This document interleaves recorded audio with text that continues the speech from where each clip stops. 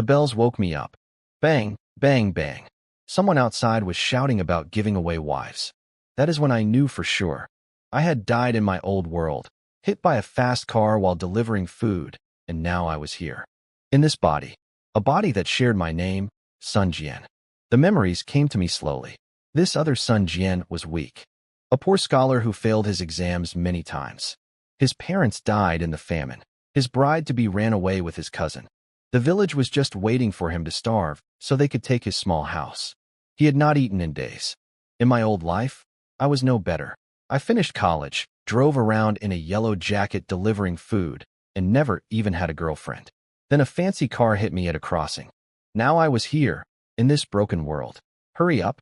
If you do not come, you get no wife, and they send you to the army. I dragged my weak body outside. My new world was at war. For kingdoms fighting. De Qian, de Zhou, de Xia, de Song. Plus famine everywhere. People were even eating their own children. At the village center, guards stood with a group of women. Some old, some very young.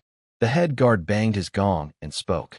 Our kingdom was losing men in the war, so every single man must take a wife from these captured women. We had to make babies for the empire. The men around me cheered like wolves. They pointed and shouted. I just stood there. After more than 20 years alone, this was strange luck. Then the guard spoke again. For each wife, you must pay 50 pounds of grain every month. The cheering stopped. 50 pounds was almost more than a man could grow. Suddenly nobody wanted a wife. Men started to leave. The guards pulled out their swords. No one leaves. Take a wife or go fight at the front. I stood frozen. This was forced buying and selling. I had just arrived in this world. I did not want to die so soon. My plan was simple. Stay low, stay alive, get strong slowly. The other men picked strong women with thick waists, women who could work the fields. I looked at the prettier ones and could not choose. Then a voice spoke in my head. Ding. Suitable host found. Favor system connecting. Zhou Wan'er favor +1. Gu Zijian favor +2. Chu Qingxing favor +1. A system. The thing every traveler dreams of. I almost shouted out loud. A guard glared at me, so I shut my mouth and looked at the screen only I could see. The system showed 3 names. Zhou Wan'er, the third princess of Dezhou. Gu Zijian, a female general of the rebels. Chu Qingxing, a fallen rich daughter. All 3 were in this group of captured women. Strange. A real princess here? I had no time to wonder. The system told me that if their favor for me went up, I would get rewards.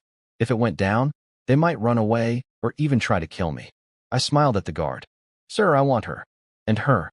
And this one too. The whole village went silent. Everyone stared. Other men were sad to take even one wife. I asked for 3. And these 3 women looked soft, not like farm workers at all. Ding. Zhou Wan'er favor -1. Red light warning. I felt a small chill. The princess gave me a sharp look. I could almost hear her thoughts. She was calling me a dirty man and promising to punish me later. Women's hearts change fast. I would need to be careful. Then my cousin's son Hao came over. His face full of old scars. He slapped my shoulder hard and laughed. 3 wives?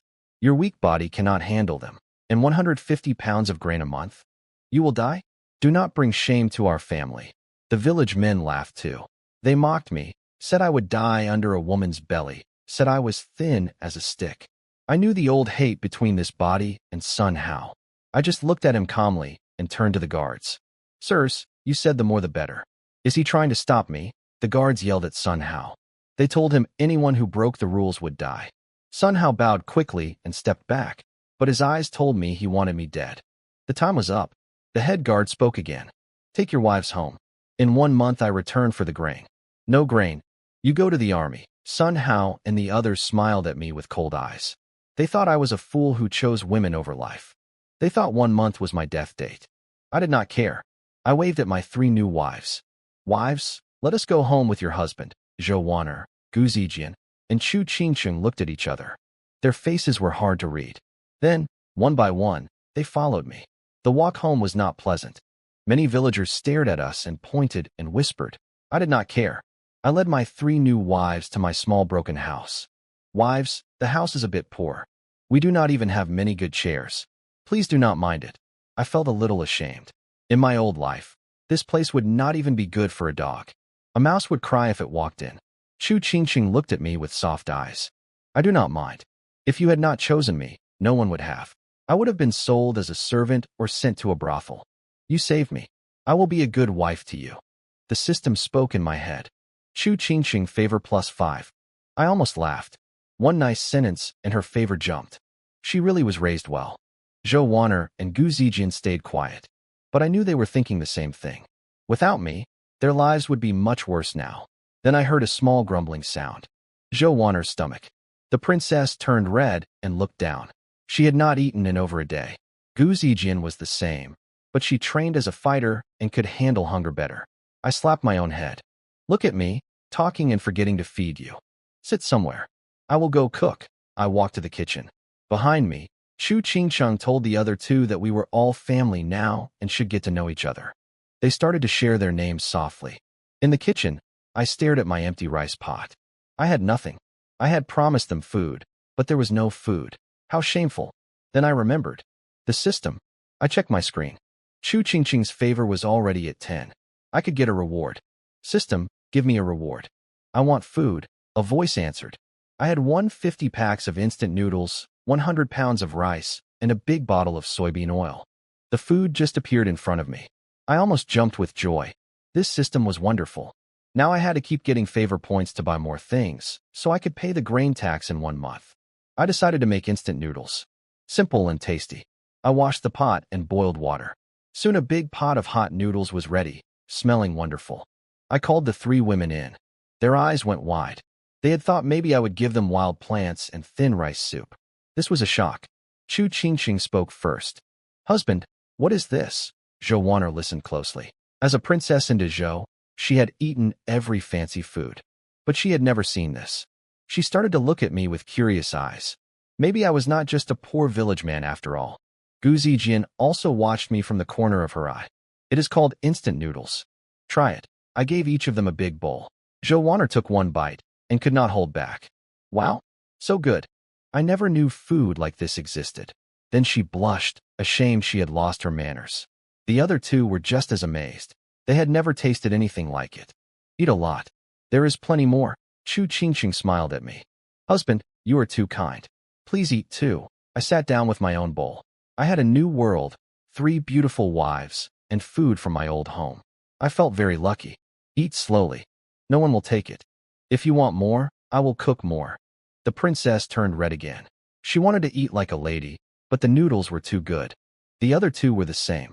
By the end of the meal, I had gained more favor points just by being kind. Zhou Wanner's favor went up by 2. Now I did not have to worry about her trying to kill me in my sleep. Then night came. Time to sleep. And I had a problem. 3 beautiful wives. 1 bed. What now? I could not just say what I wanted. Their favor would drop fast. If it went below 0, my life would be in danger. Zhou Wanner saw my face and pointed at the bed. I will sleep on the bed tonight, Gu Zijian said. I will sleep on the floor. Chu Qingcheng looked shy. Husband, I.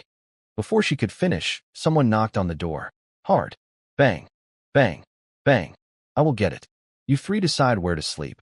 I opened the door. Sun Hao stood there with his ugly scarred face. He held a small bag. Sun Hao? What do you want? Cousin, I bet you are still hungry. Look, I brought you grain. He opened the bag. Inside was old yellow grain, going bad with mold. I knew this trick. A weasel does not visit the chicken to wish it a happy new year. I made my voice cold. Sun Hao, no one is here but us. Stop pretending. Just say what you want. The fake smile dropped from his face. Fine. I will be honest. I want to use this bag of rice to spend 1 night with that wife of yours. The one with the big chest. What do you say? The biggest chest. That meant Zhou Wanner, the 3rd princess of Dezhou. And Sun Hao thought he could trade half a bag of moldy rice for 1 night with her? He really was dreaming. I almost laughed. Sun Hao saw my smile and got the wrong idea. Huh. You smiled, so you agree. I knew you were starving. This grain will save your life. No need to thank me. Just take me to your wife. I will be gentle. He reached for my hand, his face full of greed. In his mind, I was still the weak old Sun Jian. He thought after 1 night, the other 2 would be easy. He would get my 3 wives for almost nothing, and I would die in his place from the grain tax. Lucky him. Dead me. But this was not the old Sun Jian. Get away from me. You make me sick. I pushed him back. He stood there shocked for a full minute. Then his face turned dark with anger. Sun Jian, you tricked me. So what? Get out. He grabbed a wooden stick from the side and swung it at my head. I had no time to move. But suddenly, a shape flew past me. Gu Zijian. She caught the stick like it was nothing and stared at Sun Hao with cold eyes. She had been listening behind the door, worried for me. When she heard the trade, she was disgusted but also amused. The instant noodles I made were far better than this rotten rice. In her old life, she would have killed Sun Hao already. But now she did not want to make trouble for me. Sun Hao tried to pull the stick back with all his strength. He could not. His face turned red. Sun Jian, you are a man. You hide behind a low woman? Have some shame. Tell her to let go and fight me yourself. I walked over and patted his face. Sun Hao, you are wrong. A wife protecting her husband is right and good. Men and women are equal. Who says a woman is less than a man? When I said, men and women are equal, Gu Zijian shook a little. She looked at me with strange eyes and whispered to herself that I was a strange man. The system spoke. Gu Zijian favor +2. I told my wife to let him go. He fell hard on the ground, then stood up and ran a few steps. He turned back to shout, Sun Jian, my older brother works at the county office. You are dead. I knew this. His brother Sun, who was a small leader at the county office.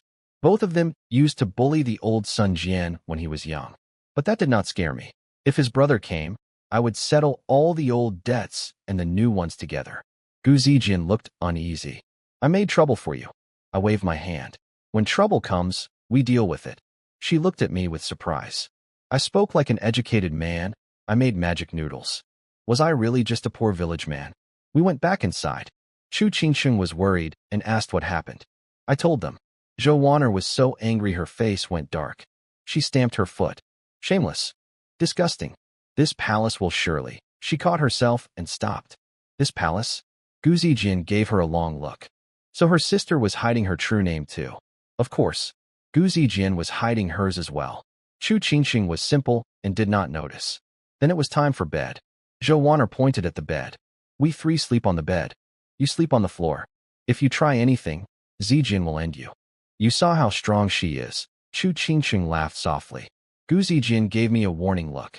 I shrugged and made my bed on the floor. 3 beautiful wives so close, but I could only look. The fight is not yet won. The worker must keep trying. I went to sleep. Some time later, I felt arms around me. I woke up fast. It was Chu Qingsheng. Her face was red. Husband, today is our wedding day. A wife should give herself to her husband. I know you are a good man. I want to do my duty as a wife. But for now, I can only stay close to you like this. Please do not be angry with me. My heart felt warm. I held her tight. Silly girl. How could I be angry? You all met me in a hard time. It is normal to feel unsure. When the time is right, I will give you all a grand wedding. That will be our true wedding night. She trembled and looked at me with wet eyes. Husband, you are so kind. Meeting you must be my luck from past lives. The system spoke again. Chu Qingsheng favor +10. New reward ready. I was happy. Wife, tell me about your past. She nodded slowly. I was born in a rich silk family in the south. My family did not want to work with the corrupt officials and hurt the farmers who grew silkworms. So a bad official made up crimes against us. Over 100 family members died in jail. A mysterious person saved only me. She started to cry. I held her tight. Wife, do not cry. I promise you. One day I will get justice for them. That dog official will pay. Yes. Husband, I believe you. Across the room, Gu Zijian turned over in bed. She whispered very softly to herself. Will you get justice for me too? The sky started to grow light. I woke up and looked at Chu Qingsheng sleeping peacefully. I got up quietly to claim my system reward. Then someone banged hard on the door. Trouble. Big trouble. Sun Jian, open the door. I opened the door. A middle-aged man in rough cloth stood there. There was blood on his clothes. Your old yellow ox got killed. It was not me. Do not blame me. Yellow ox?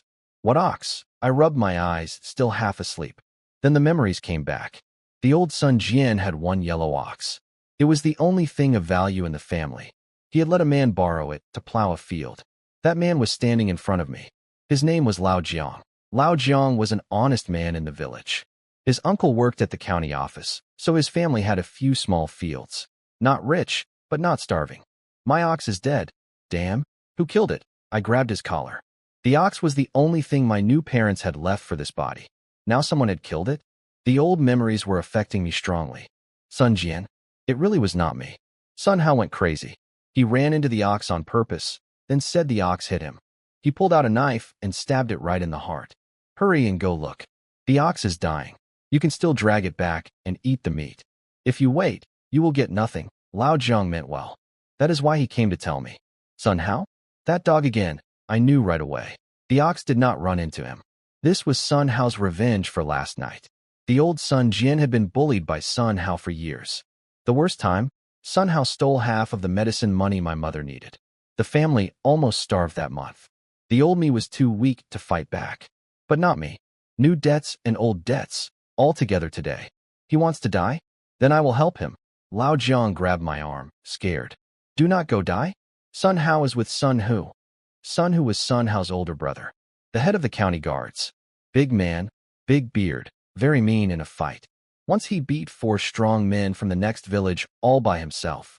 My uncle says even he is afraid of Sun Hu. Can you fight him? I gave a cold smile. Sun Hu? So what? Just take the ox back. And do not say I told you. Lao Jiang ran off fast. He did not want any trouble. I looked at my thin arms and gave a sad smile. The old Sun Jian was a weak scholar, half-starved, skinny like bones. Even fighting Sun Hao might be hard. Fighting Sun Hu would be suicide. But some things you cannot just count like that.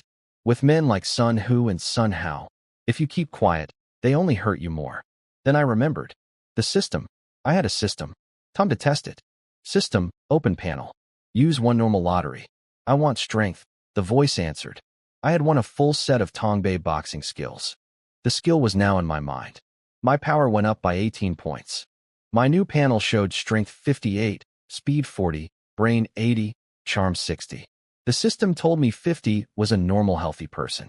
80 was the human limit. I looked at my arms. The muscles were growing, right in front of my eyes. I felt strong now, full of power. Sun Hao, wait for me. I am coming. I left the house.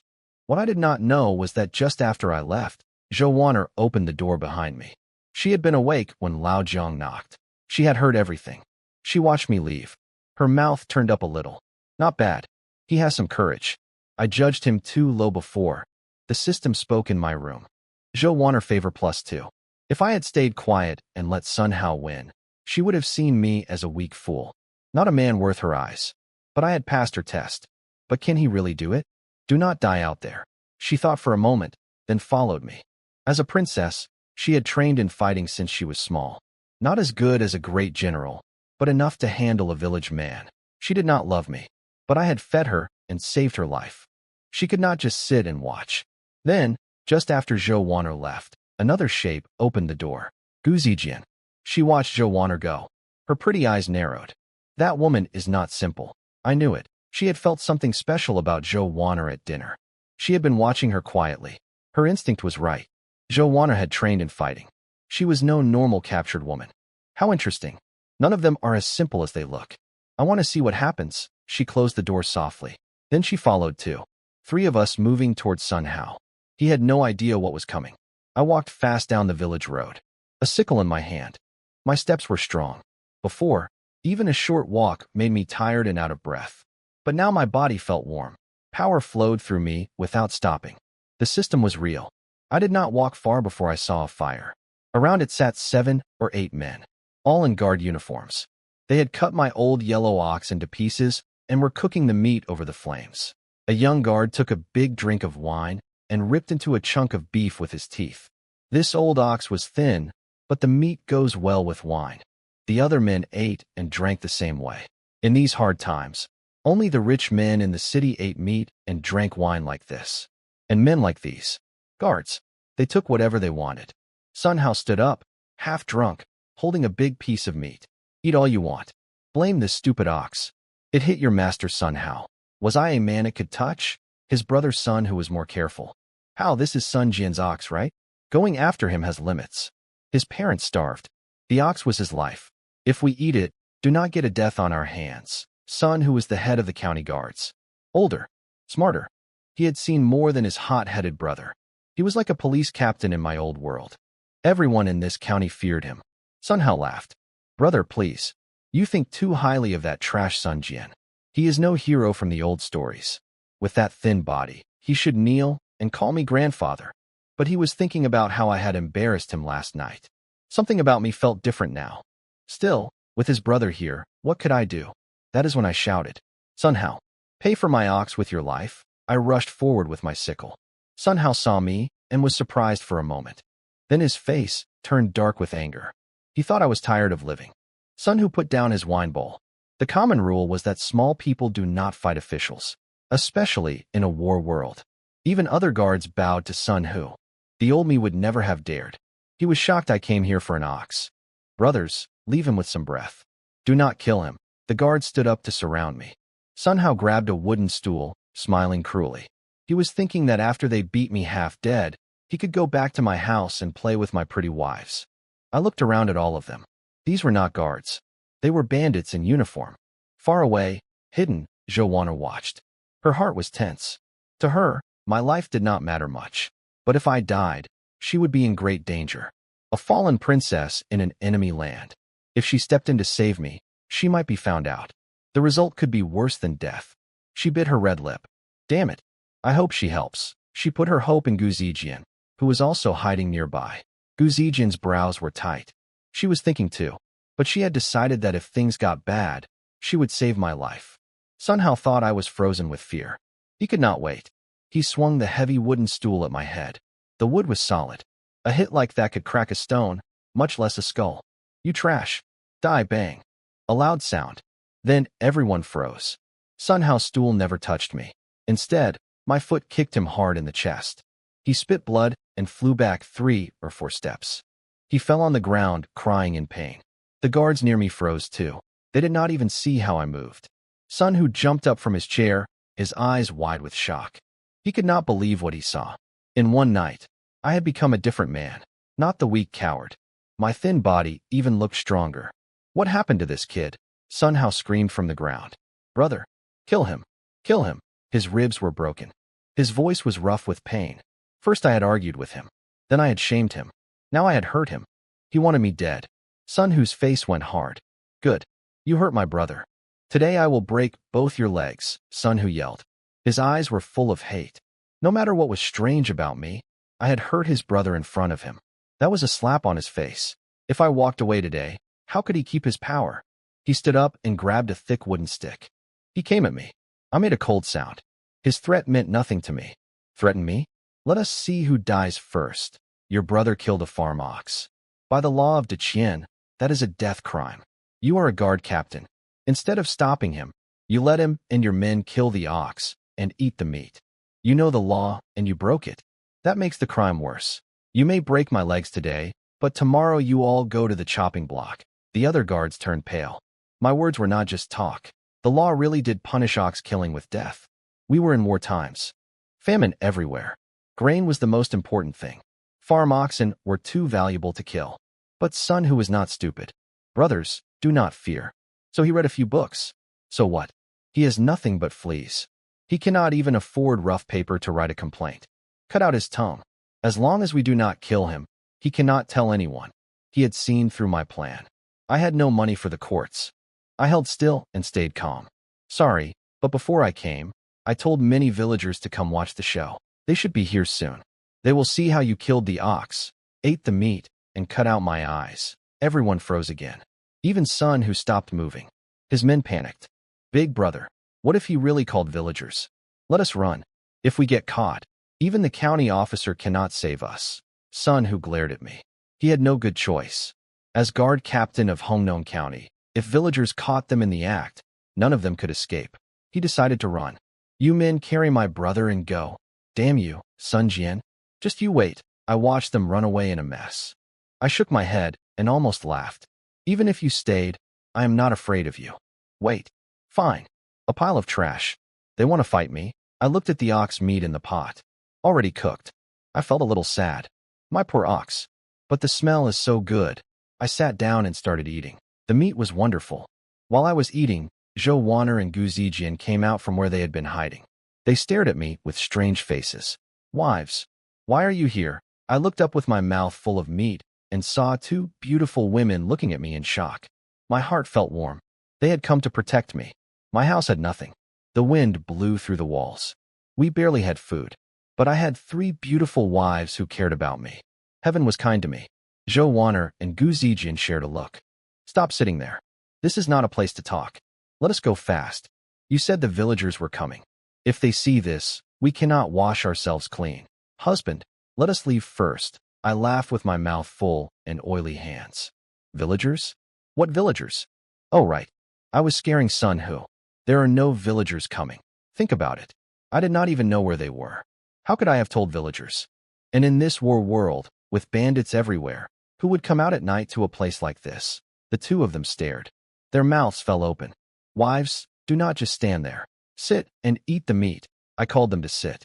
I told them to save some for Chu Qingsheng at home. In these times, just not starving was a gift. Eating meat was a dream. I handed them big pieces. Eat fast. The meat is getting cold. They smelled it. They could not hold back any longer. They ate. That moment, their tongues and stomachs felt joy they had never known. Zhou Wanner could not remember when she last ate meat. Since the army caught her and made her a war wife, this was the first time she felt safe and full. And it was all because of this strange husband she had only known a few days. Gu Zijian felt the same. She had thought being chosen by a man would mean torture and shame. She had been ready to kill herself or run away again. None of that happened. Instead, this. She looked at me with softer eyes now. There was something strange about this man. Something that made her feel safe. The brain to plan, the courage to fight. Was he really just a village man? We all ate well. On the way home, Zhou Wanner could not hold it back. Hey, who are you really? The whole walk back? Both women had stared at me like I was some strange creature. Every time I looked at them, they quickly looked away. So strange. I shrugged. What can I be? I am your husband. Just as I was wondering why they kept staring, the system spoke in my head. Ding. Zhou Wanner favor is over 20. Now 22. You get 1 normal lottery and 1 rare lottery. Ding. Gu Zijian favor is over 20. Now 24. You get 1 normal lottery and 1 rare lottery. I almost laughed out loud. When did their favor go up so fast? It was just single numbers a short time ago. Whatever. For lottery chances all at once. So good. Just by scaring Sun Hu and sharing meat, I got this much. A few more times like this, and I would break 100. This world might be full of starving people and war. So what? With my system, I was not afraid of Sun Hu's revenge. I would crush him. What are you laughing at? Zhou Wanner stared at me, confused. We were almost home, and her husband was laughing to himself. And it sounded greedy too. Nothing. I just thought of a great plan. Pa, you are not my husband. What plan? Come inside. I will tell you. When we got home, Chu Qingsheng ran and hugged me, tears in her eyes. She asked if I was hurt. I told her the whole story. She listened with her heart jumping. She was proud of me, but also scared. Common people do not fight officials. That was an old truth. Officials had 1,000 ways to kill someone. We had made enemies of Sun Hu. There was no telling what trick was coming next. Zhou Wanner and Gu Zijian had seen my courage today. They knew I was not as weak as I looked. They were less worried. Gu Zijian held Chu Qingsheng's hand. Do not worry. He has many tricks, Zhou Wanner asked. What now? If Sun Hu comes back, what is your plan? I smiled. Do not worry. I can handle it. How? I made them angry, but they cannot speak about the ox. They cannot say I beat up Sun Hu. That would be picking up a stone and dropping it on their own foot. Sun Hu is not that stupid. They will not come around for a few days. They are more scared than us. If they want trouble, they will wait for grain collection day. Grain day? Chu Qingsheng paced the room. Husband, you have 3 of us. 150 pounds of grain a month. What do we do? Do not worry. 150 pounds is nothing. I will give them 6 months at once. And I promise our family will eat meat at every meal from now on. What? 6 months at once. Meat at every meal. The 3 of them stared at me. They thought I had gone crazy. Yes, I had made them magic noodles. Yes, we had some grain stored. But there were over 20 days left. Even saving every bite, we would not have 50 pounds. We had no work, no land. Were we going to beg? In a famine year, beggars got nothing. 6 months at once meant 900 pounds. From where? Zhou Wanner kept her noble tone, but her voice was softer now. Stop hiding things. Tell us what you plan. I put a finger to my lips. Shoo. The wise man has his ways. Do not ask. Time to sleep. Same as before. I take the floor. You take the bed. Good night, wives. I lay down on the floor. The three of them stared at each other, lost. That night, the three women lay in bed but could not sleep. Each had her own thoughts. But they all agreed on one thing. The man snoring like a dead pig on the floor was no normal village man. He was something else. Something hidden. Late that night, I was woken by the system speaking again. Ding. Chu Qingxing favor is over 30. Now 31. You get one epic lottery. Ding. Total favor over 70. Reward is 10 free attribute points and a middle-level gift box. I opened my eyes. I was about to curse the system for waking me. But Chu Qingxing was kneeling next to me, gently pulling my blanket up. Her eyes soft. My heart melted. I reached out and pulled her close by the waist. She made a small surprised sound. Her body fell forward. Her chest brushed my mouth. A soft smell. Soft skin under my arm. My head felt warm. I told myself, the time is not right. I held back. But truly, my three wives were beautiful. Thin, but each of them was the kind of woman men in my old world would call goddesses. In the moonlight, I could see her cheeks were pink. Husband, you are awake. I nodded and kissed her cheek softly. Go sleep. I want to think outside for a while. It is windy at night. Take this blanket so you do not catch cold. Every time we got close, her heart raced, and she could not look at me long. Yes, go sleep now. I wrapped the blanket around me and stood in the broken yard. I muttered to the sky, System Lord, can you please turn off at night? I was having a nice dream and you ruined it. The system did not care. It just showed me the message again. 10 free attribute points? Middle-level gift box? I was not surprised that Chu Qingxing's favor went up 10 points in the night. Of the three, she was the closest to me. Plus my charm was pretty good. Winning over a few women should be easy. But 10 free attribute points was huge. The system spoke. You have unlocked middle-level system. 10 free attribute points. Use them now, use them. All into strength. The rest can wait. In a war world, the first thing you need is the power to protect yourself. A soft light flashed. My strength went from 58 to 68. Almost at the limit for a normal human.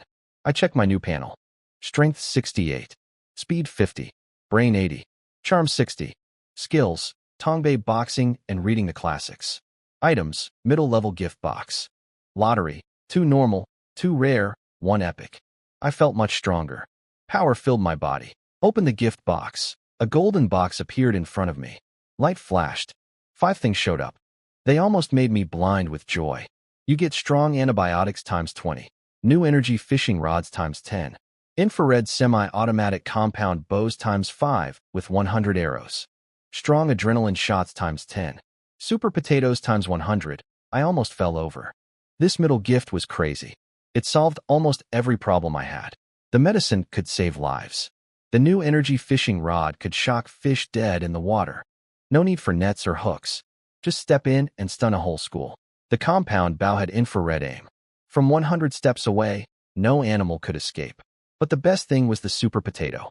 The system said it grew big, was full of food value, did not care about cold or dry weather, did not need a season, grew very fast, and was ready in 30 days. I almost shouted with joy. The system was real. The system was good. So many surprises in one night. I decided to save the lotteries for later. The next morning, I woke up to find my 3 wives arguing about how many noodles to cook. Chu Qingxing held the pack tight. No. If husband cannot get more grain, this is all we have. We need to save it for the tax. We just eat a little to not feel hungry. Joanna waved her hand. He will get the grain. Eat more. It does not matter. I trust him. Yesterday she might have saved every grain. After last night, she did not worry. Gu Zijian stood between them, not knowing whose side to take. After being hungry so long, who did not want to eat their fill? But Chu Qingxing was right too. If I could not get grain, every bite saved was important. Why are you fighting in the morning? I walked over with a tired face. I took the pack from Chu Qingxing and gave it to Gu Zijian. From today, 3 meals a day. 2 packs each. Go cook. Do not forget the seasoning. Husband, Chu Qingxing looked sad. I patted her shoulder. Trust me, our days will get better and better. She felt better and nodded. She had doubts, but did not say them. All the food came from me, after all. The other 2 looked at me with soft eyes and warm smiles now. They went to cook. After we ate, I told them my plan. Hunting and fishing. Hunting, fishing, The three were confused. In these years, villagers without farmland got food this way. But everyone in Hungnong County hunted and fished. The hills had no animals left. The rivers had little fish. Hunters left at dawn and came home empty-handed. And I was a scholar with no bow, no fishing rod, not even a piece of decent metal in the house. What would I hunt with? My grandmother's shoe pad? I knew they would react this way. In this old world, people used long bows and rough nets. Of course they did not believe me. Wait, I will show you something good. I went outside and pretended to go down to the cellar. I opened my system bag and pulled out one compound bow, one new energy fishing rod, and a rubber suit. When the three saw these things, they were stunned. Husband, what are these? Is this a bow? Gu Zijian was a general's daughter. She knew it was some kind of bow, but she had never seen one like this. The other two had wide, bright eyes too. She picked up the compound bow. What fine iron! How can such pure metal exist in this world? Husband, how much work would it take to make iron this fine? What did you call me? I looked at her with a half smile. She suddenly realized what she said. She put the bow down fast. Her face went red. She looked at the floor. Her small hands did not know where to go. The air in the room got warm. You could almost taste the feeling between us. The room felt warm and a little awkward. Zhou Wanner pouted and turned her face away. Chu Qingqing's cheeks were pink. I looked at Gu Zijian's cute face and could not help smiling. That was the first time you called me husband. She started to speak, but stopped. Her face was so red she wanted to dig a hole and hide. She could not say a word. I felt sorry for teasing her, so I changed the subject. You were right. This metal would take many lifetimes to make. I can promise you, this is the only one in the world. Try it. I handed her the bow and pointed at the wutong tree in the yard. Me? Can I really? She took it with shy excitement. Of course. Sight here. Aim there. Line up the 3 points. While teaching her, I stood close. I will not lie. She had a great body. Big chest, nice hips. She blushed harder. Her breath got faster. But she still focused. This bow does not need you to pull the string. Just lock the arrow and squeeze the trigger. She breathed in, aimed, and squeezed. Whoosh. The arrow flew like lightning. It went straight through the wutong tree and stuck deep in the dirt wall behind it. The end of the arrow buzzed. So strong, the three were stunned. They thought it was just a slightly stronger bow, but it punched through thick wood and into a wall. This was a weapon from legend. Did you make this? Zhou Wanner's eyes were sharp. She smelled something. Who else? I looked proud. Who are you really? Why do you have all these strange things? Magic foods. Legendary weapons. Before, she had only doubts. Now she was sure. I was no simple village man. Maybe a hidden craftsman family. Maybe a rich son from another country, fallen here like her. I am your husband. That was all I would say. Today, hunting is not the main goal. This is, I pointed at the new energy fishing rod. Chu Qingqing picked it up. Husband, this metal-capped stick, what does it do? She almost pressed the power button. Worse, both poles of the rod were pointing at my private parts. If she had pressed it, my 3 wives would never have children. Stop. I grabbed it back fast and put it down safely. The 3 looked confused. I told them this was even more dangerous than the bow. Press it wrong, and it could kill someone. Hearing it was stronger than the bow, they wanted to see it work. I gave in and said I would show them. In Deqian, women were not supposed to leave the house alone. But these were war times. Everyone was hungry. Old rules were forgotten. Men worked the fields or hunted. Women dug for wild plants. We left the house together and met other village women heading to the hills. Look, the scholar from the east of the village. Where are you going? The speaker was Ma Jinshi, wife of a man called Ma Dedan. She was the leader of these village women. Her husband owned a few small fields and looked down on everyone. She was famous as a foul-mouthed woman. Few dared to fight her. Fishing. I tried to walk past, but she would not let me. What? You? Fishing? Ha ha ha. She slapped her thigh laughing. The other women joined in. You will fall in the river before you see a fish. Sister Jean, look how poor he is. If he does not fish, will he go home and eat dirt? 3 wives, and you bring them too? Are they here to fish out your dead body? Wait, Sister Jean, this kid looks bigger now. Last time he was thin as a stick. I could feel Gu Zijian wanting to slap them. Even soft Chu Qingqing could not stand it. The words were really bad. Ma Jinshi was not done. 3 wives bought with his life. He cannot pay grain, so he will die. Why is he not at home making babies? Why is he out here? None of your damn business. I had stood up to Sun Hu. Why would I back down to a foul-mouthed woman? You poor scholar with 3 wives. We will see you get your head cut off in 20 days when you cannot pay grain. She stamped her feet, furious. I did not waste more time. I walked on faster with my wives.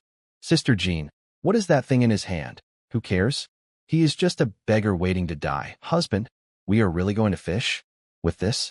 You are sure? Chu Qingqing was confused. Zhou Wan'er and Gu Zijian too.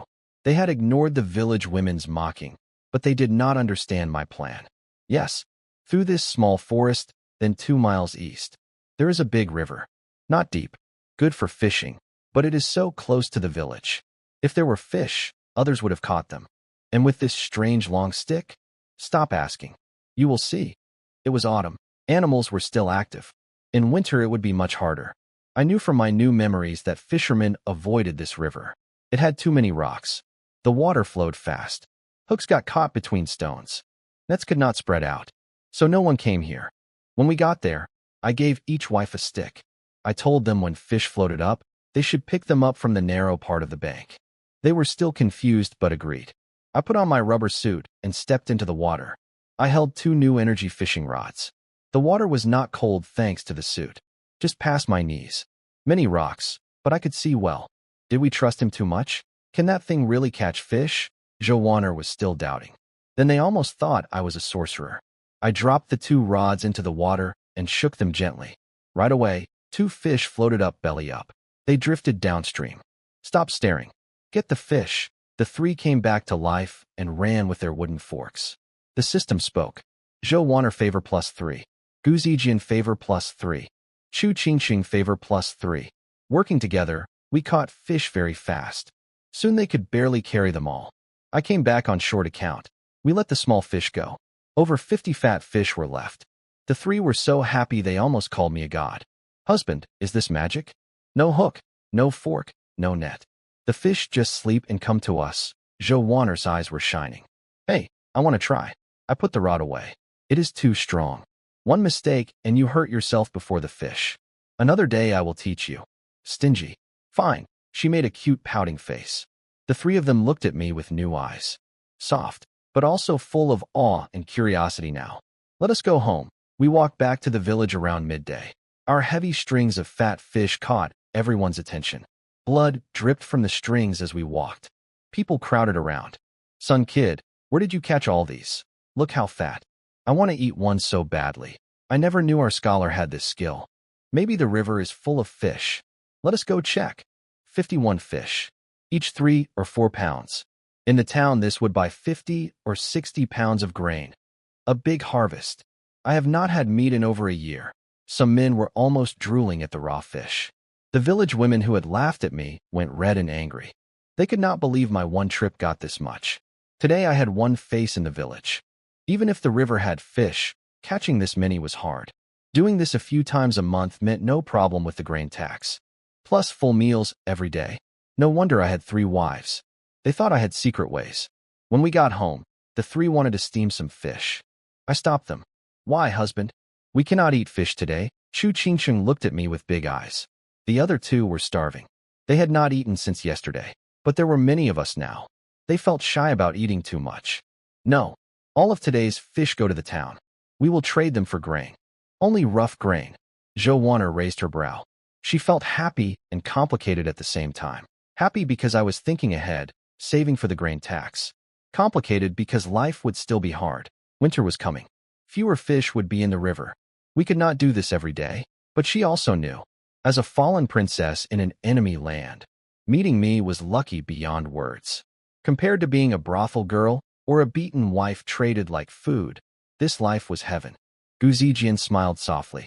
Do not worry. Our husband must have a reason. I reached over and tapped her nose. You are the smartest one. Old world women were not used to being teased like this. Her heart raced. Her cheeks went red. She felt 100 deer running inside. She turned away fast and would not meet my eyes. I did not want to tease the poor girl any longer. I explained my plan. It is not the thief stealing that scares you. It is the thief watching. The world is not safe now. With this much fish at home, we are telling everyone we have food. Hungry people will think bad things. So we must move all this fish out fast. But trading it for grain still tells people we have food, Chu Qingqing said. I smiled. Today I will give that grain to villagers without land. All of it. Until it is gone. Zhou Wanner's eyes lit up. Oh, I get it. You want to grow followers. Build fighters. So when Sun Hu comes, we have men to fight for us. Right? Wrong. I gave her a flat look. As expected from a princess. The first thing she thought of was buying loyalty with food. But hungry people are different. Even after a meal, when danger comes, they will not fight guards for you. People are selfish in any age. And even if you do build followers, this is not how you do it. My plan is to have them work our land. Open up the wild ground for us. Then we can plant grain. We feed them. They work. I already have seeds. I just need land. In times like these, give a man a meal and he works hard. 3 meals a day with rough grain and meat. And people will keep coming. Open wild ground? Eat wild meat? The 3 were lost. But it sounded like the deal between landlords and peasants. But all the good land near the village is owned. Only steep hills and dry land are left. Far from water. Even weeds barely grow. Seeds will not grow into crops. I gave another mysterious smile. Trust me, the wise man has his ways. Just do what I say. I had super potatoes. They could grow on any land. I was not worried about that. My only problem was hands. And hungry workers were the easiest thing to find. Feed them, and they would work themselves to death. Zijian, you have skill and can shoot well. Take the bow and hunt in the hills.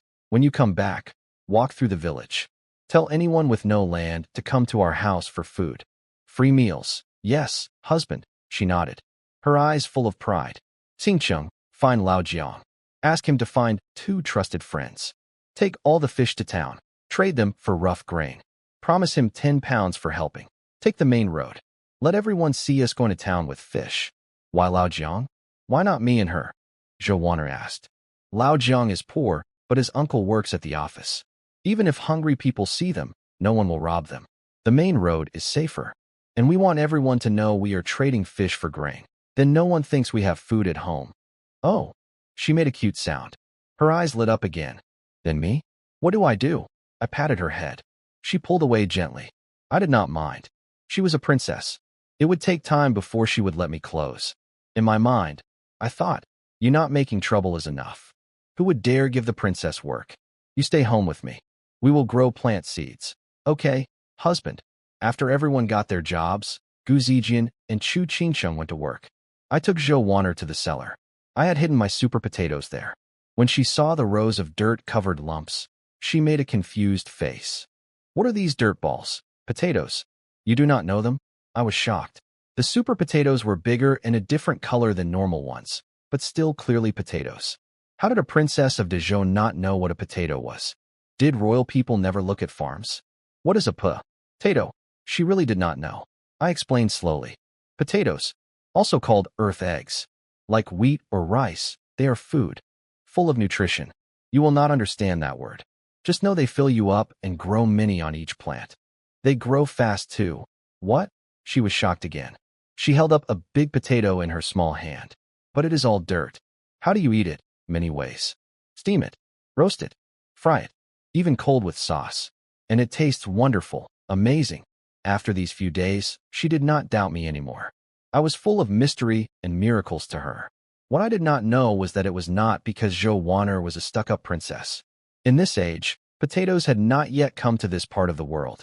Even old farmers did not know them. Potatoes only came to old China in the 16th century in my own world's history. Now, what we do is wrap them in wet mud and wait for them to sprout. After they sprout, we cut each into 4 or 5 pieces. Then we plant them. Following my plan, the 2 of us wrapped 91 potatoes in mud. I set 9 aside. Zhou Wanner would steam them so the others could try one when they came back. When the sky grew dark, Gu Zijian came back with a full load of game. 3 rabbits, 2 mountain chickens, and 1 gray lynx.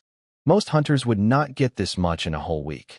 Like before, a crowd of villagers followed her home. Most were beggars and homeless people. Their clothes were rags, full of dirt and patches. They watched with hungry eyes, hoping to get food from me. Gu Zijian smelled the steamed potatoes and ran straight to the kitchen. Zijian, eat one. They are just hot. Be careful. I wanted to hug her, but she still looked too shy. I just handed her a steamed potato. It is food. Called potato. Very tasty. Joanna was eating one already, sharing what she learned today. Gu Zijin took a bite. The smell of starch filled her mouth. She almost cried with joy. Eat slowly. 3 each. Plenty more. I watched them eat with soft eyes and gave them water. Outside, beggars and landless villagers were gathering around our wall. Gu Zijin had done her job. Now I just needed Chu Qingqing to come home. Trouble. Big trouble. Move aside. A loud voice broke the peace. Lao Jiang came running through the crowd, limping, covered in dust, his face full of fear. Sun Jian? Where is Sun Jian? What happened? I felt a shock through my body. I ran out and saw Lao Jiang full of bruises. A bad feeling hit me.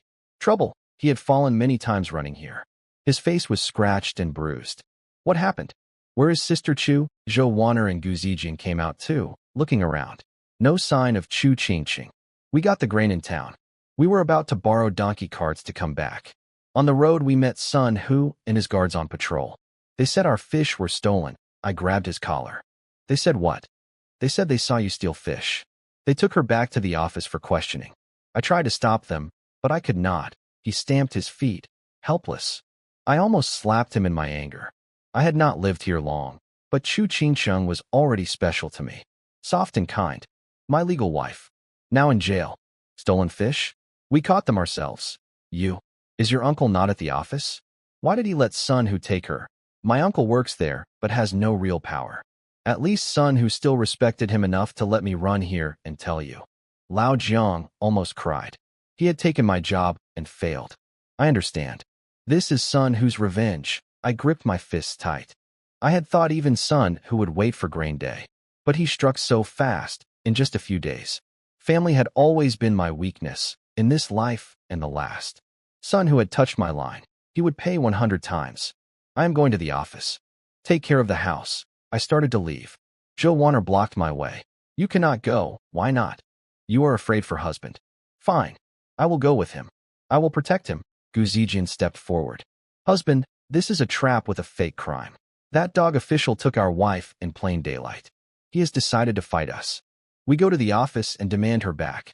The county lord will give us justice. Gu Zijin had a hero's heart. And Chu Qingqing was now her sister. Calm down first. Anger will make things worse, Zhou Wanner said. Think. If Sun Hu dared to take her so openly, he set a trap. He waits for husband to walk in. If we charge in blind, we walk into it. I slowly calmed down. I looked at Zhou Wanner again. Plain clothes, but you could not hide her body and beauty. She was lazy and liked good food, but in big moments, she was the calm one. Without her, I might have walked into Sun Hu's trap. Wait, did she just call me husband? I did not hear wrong, did I? It was so hard to get these 3 to call me husband. Now all 3 had said it. They had accepted me in their hearts. But Chu Qingqing was in jail. This was no time for sweet thoughts. I started to plan. Gu Zijin paced the room, anxious. Zhou Wanner patted her shoulder. Do not worry. Our husband is not an ordinary man. We trust he will think of a way to bring Sister Chu home. Gu Zijin sighed and nodded. I thought hard. From both my lives, I knew one thing. In this age, common people could not fight officials face to face. Even in war times, class lines were strong. Low people often had no rights at all. Getting someone out of jail was almost impossible. If Sun Hu dared to grab Chu Qingqing so openly, he had fake evidence ready. He was not afraid of any complaint. I had no money. I had no high friends. Wait, I had the system. I told Gu Zijin to send the villagers home. Take today's hunt to the village leader. Cook it and share it with all of them. The plan to open wild land for potatoes was still on. Yes, husband, she left to do it. Wanner, take Lao Jiang to the front room. Wait, I need time to think. Alone, I called the system. System, my wife is in jail. In your lottery, is there anything to save her? A way to trick officials. I had 2 options. Find a higher official to free her, or pour all my lottery into strength and break her out at night. The second was crazy. Even at strength 90, I could match top warriors, but no one. The county had hundreds of guards. Once trapped, the city had thousands of soldiers. Strength 90 meant I could beat 100 men, not 10,000. And 4 lottery chances might not even reach 90. That plan was dead. Ding. The system has no such tool. Even the shop has limits on tech items. There is no spell to control minds. That kind of magic does not exist even in your old world. My heart sank. Then I heard Zhou Wan'er and Lao Jiang talking outside. Lady Zhou, listen. Do not go to the office. Sun Hu is so bold because he has fake evidence and a strong backer. What backer? 2 weeks ago, the county lord's wife got very sick. He gave all office work to the deputy and the head clerk. That head clerk is Sun Hu's adopted father. They cover for each other. Sun Jian going there means almost certain death. What is wrong with the lord's wife? Even if she is sick, can she not be visited? Lao Jiang scratched his head. I only heard. Something bit her. The wound is full of pus, red and swollen. Many doctors said she is past saving. I jumped up. I ran out and grabbed Lao Jiang. Say that again. He was scared. I said do not go to the office. Not that. The next part. I said they cover for each other. You will die. Damn it. The lord's wife. What is wrong with her? Something bit her. She is dying. The doctors give up. They wait for her to die. I should not even know this. My uncle told me. Does she have high fever? Is she unconscious? Weak pulse. Yes. How did you know? Only Zhou Wan'er understood. Her husband had a plan. She stayed quiet and waited. That is bacteria infecting the wound. That makes the fever. Good. So good. Chu Qingqing can be saved. I almost shouted with joy. What bacteria? What fire? Lao Jiang was lost. Lao Jiang, do me one more favor. The 10 pounds of grain are still yours. This is my fault. I did not protect Lady Chu. I am poor, but I have face. Not one favor, 10 favors. But I cannot take the grain. Then come with me to the city now. Take me to your uncle. Tell him to take us to the county lord. I think I can save his wife. If I fail, I give my own head. What? He was stunned. So was Zhou Wan'er. Did her husband know medicine too? Stop staring. I would not say it if I was not sure. Hurry. I am going too, Zhou Wan'er said. Husband, take me too. It is dark. There are bandits on the night roads. We protect each other. Gu Zijin shook her sword. I worried about danger. But I also worried about leaving them alone. I agreed. Fine. All of us. Lao Jiang did not argue. He borrowed a donkey cart from the village leader. We rode to the city. The night was dark, but we got there safely. Lao Jiang's uncle was Wang Yuren. He worked at the post office. Not a powerful job. He carried mail and met visiting officials. But he could introduce us to the county lord. Without him, we would be beaten away at the gate. But when Wang heard our plan, his face went red with anger. Madness. I had my strong antibiotics from the system gift. The lord's wife had infection. This was a chance. Save her, and the lord would owe me. Then I could ask for Chu Qingqing's freedom. But first I had to get past this man and into the lord's house. Easier said than done. He can heal? Do not think this old man does not know him. Wang Yuren snorted. This boy is Sun Jian. He passed the scholar test 7 years ago, but he is lazy and useless. If he knows medicine, then pigs can climb trees. He wants to see the county lord? Get out of my post house. Uncle. Lao Jiang tried to defend me, but I cut in. Mr. Wang, you are talking nonsense. Pigs climbing trees aside, you are not me. How can you know what I can do? You are an educated man.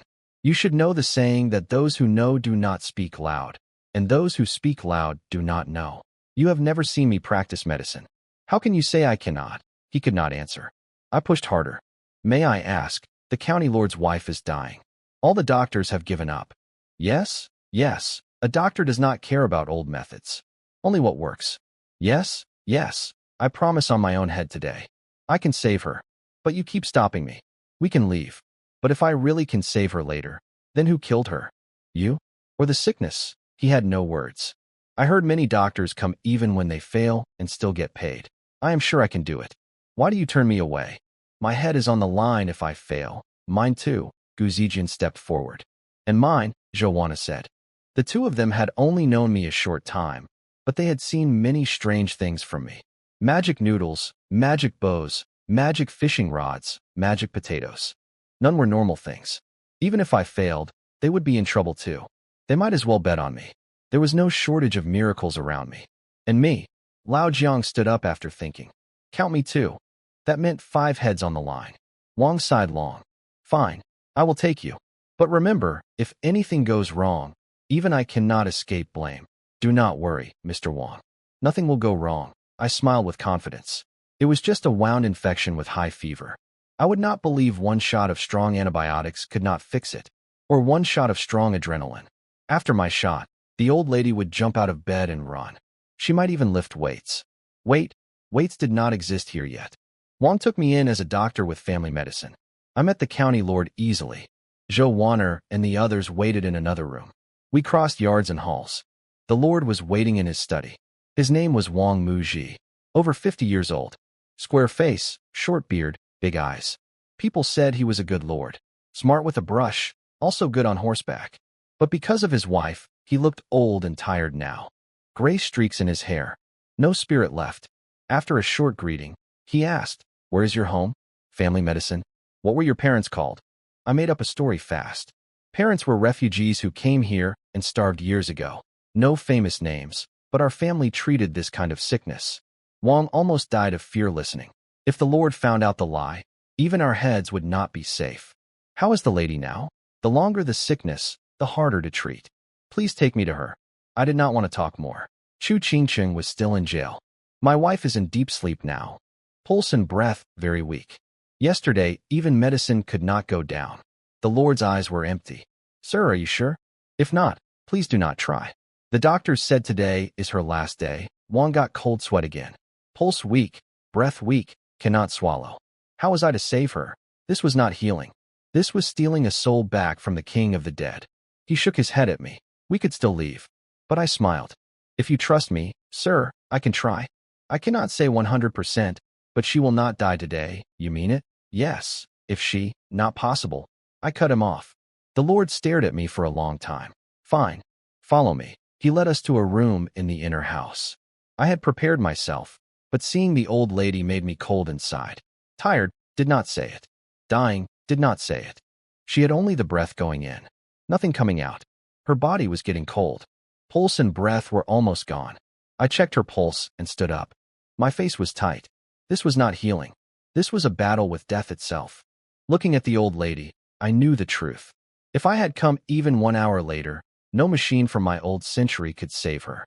I had thought one shot of strong antibiotics would do it. Now I would also need a strong adrenaline shot. "How is she?" The Lord saw my face and his voice trembled. He knew her state. 2 doctors that morning had told him she would not live past noon. Even a goddess could not save her. He should prepare for her death. But he still wanted a miracle, even if hope was tiny. I sighed and put on a wise, mysterious face. Not for show. I needed to give her a shot. I could not just tell the Lord to pull off his wife's pants for an injection. In this age, men and women could not even touch through cloth. Saving lives needed silk veils between them. I made strange motions with my fingers and mumbled words. The Lord and Wang were lost. I did not look like a doctor. I looked like a fortune teller. Were they watching a magic ritual? They held their breath, scared to disturb me. Finally, I sighed deeply. There is one chance left. I can try. The Lord's eyes lit up. His body shook. If this young man could save his almost dead wife, he would give him anything, even his own life. But I held back to set the hook deeper. But what? Anything. Any cost. I sighed again. It is complicated. To save your lady, I must give up 10 years of my own life. I almost said her soul had been taken, and I had to walk to the underworld to bring her back. But that was too much, even for this old world. So I went with this story instead. I wanted the Lord to feel he owed me. It worked. He cupped his hands and bowed to me. "Great healer, please save my wife. Anything you want, if I can do it, I will." Even with my own life, I helped him stand up. "Sir, no need for that. Saving a life is the highest good. You are a good, honest official. 10 years, 20 years, I would still do it." I almost believed my own lies. This sickness is unusual. I will use needles. If anything seems wrong, please be patient. Whatever it takes. I stood by the bed. From inside my robe, I pulled out many syringes. I had used one normal lottery on the road for medical supplies. The system gave me these. The Lord and Wang stared. They had never seen a syringe. Clear tubes with marks and unknown liquid inside. They were stunned. "These are family soul return needles. Do not disturb me. I need quiet." I had the Lord lift the lady's clothes. To avoid touching skin, he placed thin silk over her where I would inject. Each needle had safe nutrients the system said were harmless either way. I stuck them in her arms and legs. I did not know any pressure points. I just thought, if I do not stab her dead, it is fine. These were just to set up the main shots. Then I quietly took out the strong adrenaline and strong antibiotics from my bag and gave them to her in the side of her thigh. Done. I pulled out all the needles and put them away. I sat down. That is it. The Lord could not believe it. He had never seen healing like this. His wife was half through death's gate. A few sticks and it was done. Wong's forehead never stopped sweating. He was terrified of bringing me here. I trusted my system medicine. I sipped tea calmly. In less time than burning a stick of incense, your wife will wake. What? The Lord was shocked again. Was this kid playing him? I shrugged. Do not believe me? Are there other doctors here? Yes, 3 are waiting in the back. Then bring them in after 1 stick of incense burns. They can check her pulse. The Lord was quiet for a long moment, then called the 3 doctors. Time passed. The 3 came one by one to check her pulse. After they checked, their faces all changed in the same way. From sneering at me, a young fool, to wide eyes and cold sweat. They all knew her sickness. They all knew her oil lamp was running out. But now, that morning the lady had shown the last flicker before death. But now in the evening, her pulse was getting strong. Her breath even. The last flicker did not happen twice. Who was this young man? How did he know how to bring people back from the dead? The Lord was no fool. He saw their faces. He ran to feel his wife's pulse himself. It really worked? Wong understood now. I had not been bragging. He had judged me with a small mind. The Lord checked again with the doctors. His wife was getting better. She would wake soon. I spoke calmly. I told you no problem. Do you believe me now? Then he fixed his clothes and dropped to one knee. He cupped his hands at me. Please, Savior, accept my bow. That scared me. I rushed to lift him up. Sir, what are you doing? You are a county lord. I am only a poor man. This is not right. No. Right now there is no class between us. Only my Savior and me. Without you, my wife would have died today. My wife is my life. Saving her is saving me. Please accept my bow. He bowed again. So much old-fashioned ceremony. I had no idea how to handle it. I lifted him up again. Wong shook off his shock and added praise. Who knew my nephew's village had such a great healer? May I ask who your teacher was? I gave him a flat look. The old man was rubbing his name in. He wanted the Lord to remember he had brought me. My teacher travels the mountains. He hides his name. He told me not to share it. A wonder. A true wonder. Please, sir, wait. I will have dinner prepared. The Lord and Wong flattered me to the sky. If I had not been worried about Chu Qingcheng, they could have praised me until midnight. When the moment was right, I made my request. Sir, I have a thing to ask. What is it? I told him everything. Chu Qingcheng going to the city to trade fish for grain. Sun Hu and the guards killing my ox and eating it. The Lord was a good official. He had been in Hongnon County only a few years. He had heard rumors about Sun Hu but never had proof. After hearing me, his beard shook with anger. He did not even call Lao Jiang to confirm. He would get justice for me right now. So we 3 went together. The Lord called several house guards, and we marched straight to the jail. Inside the jail, Chu Qingcheng was curled up against the wall, her face full of fear, her body shaking. She watched a man come closer. Stop. Do not come near me. What do you want? What do you think I want? Sun Hu had a dirty smile, his eyes full of want. What soft skin. I do not know how that useless man got lucky enough to marry you. Maybe a starving man wants 2 weeks of joy with a beauty before he dies. With a body like yours, a face like yours, who would not? He crouched down to touch her. She kicked him hard and ran to the bars. Help. Someone help. Spirited. I like that. More fun this way. He stood up and brushed off his clothes. All the guards are out drinking with my brother. This is the jail. Scream all you want. No one will come. Big chest. Big hips. So white. The best of the best. Chu Qingcheng kept moving away. But the room was small. There was nowhere to go. Husband, husband, stop calling that useless man. What can he do? Come save you here? With his starving body, he could barely walk this far. Wait. Grain day comes soon. After his head rolls, I will take your 2 sister wives too. He got more excited and jumped on her. He pinned her down and started to pull at her clothes. Just give in. I will treat you well. Good food and wine. She fought, but she was weak. She could not push him off. To keep her honor and her husband's, she got ready to bite her own tongue. My husband will not let you go. Him?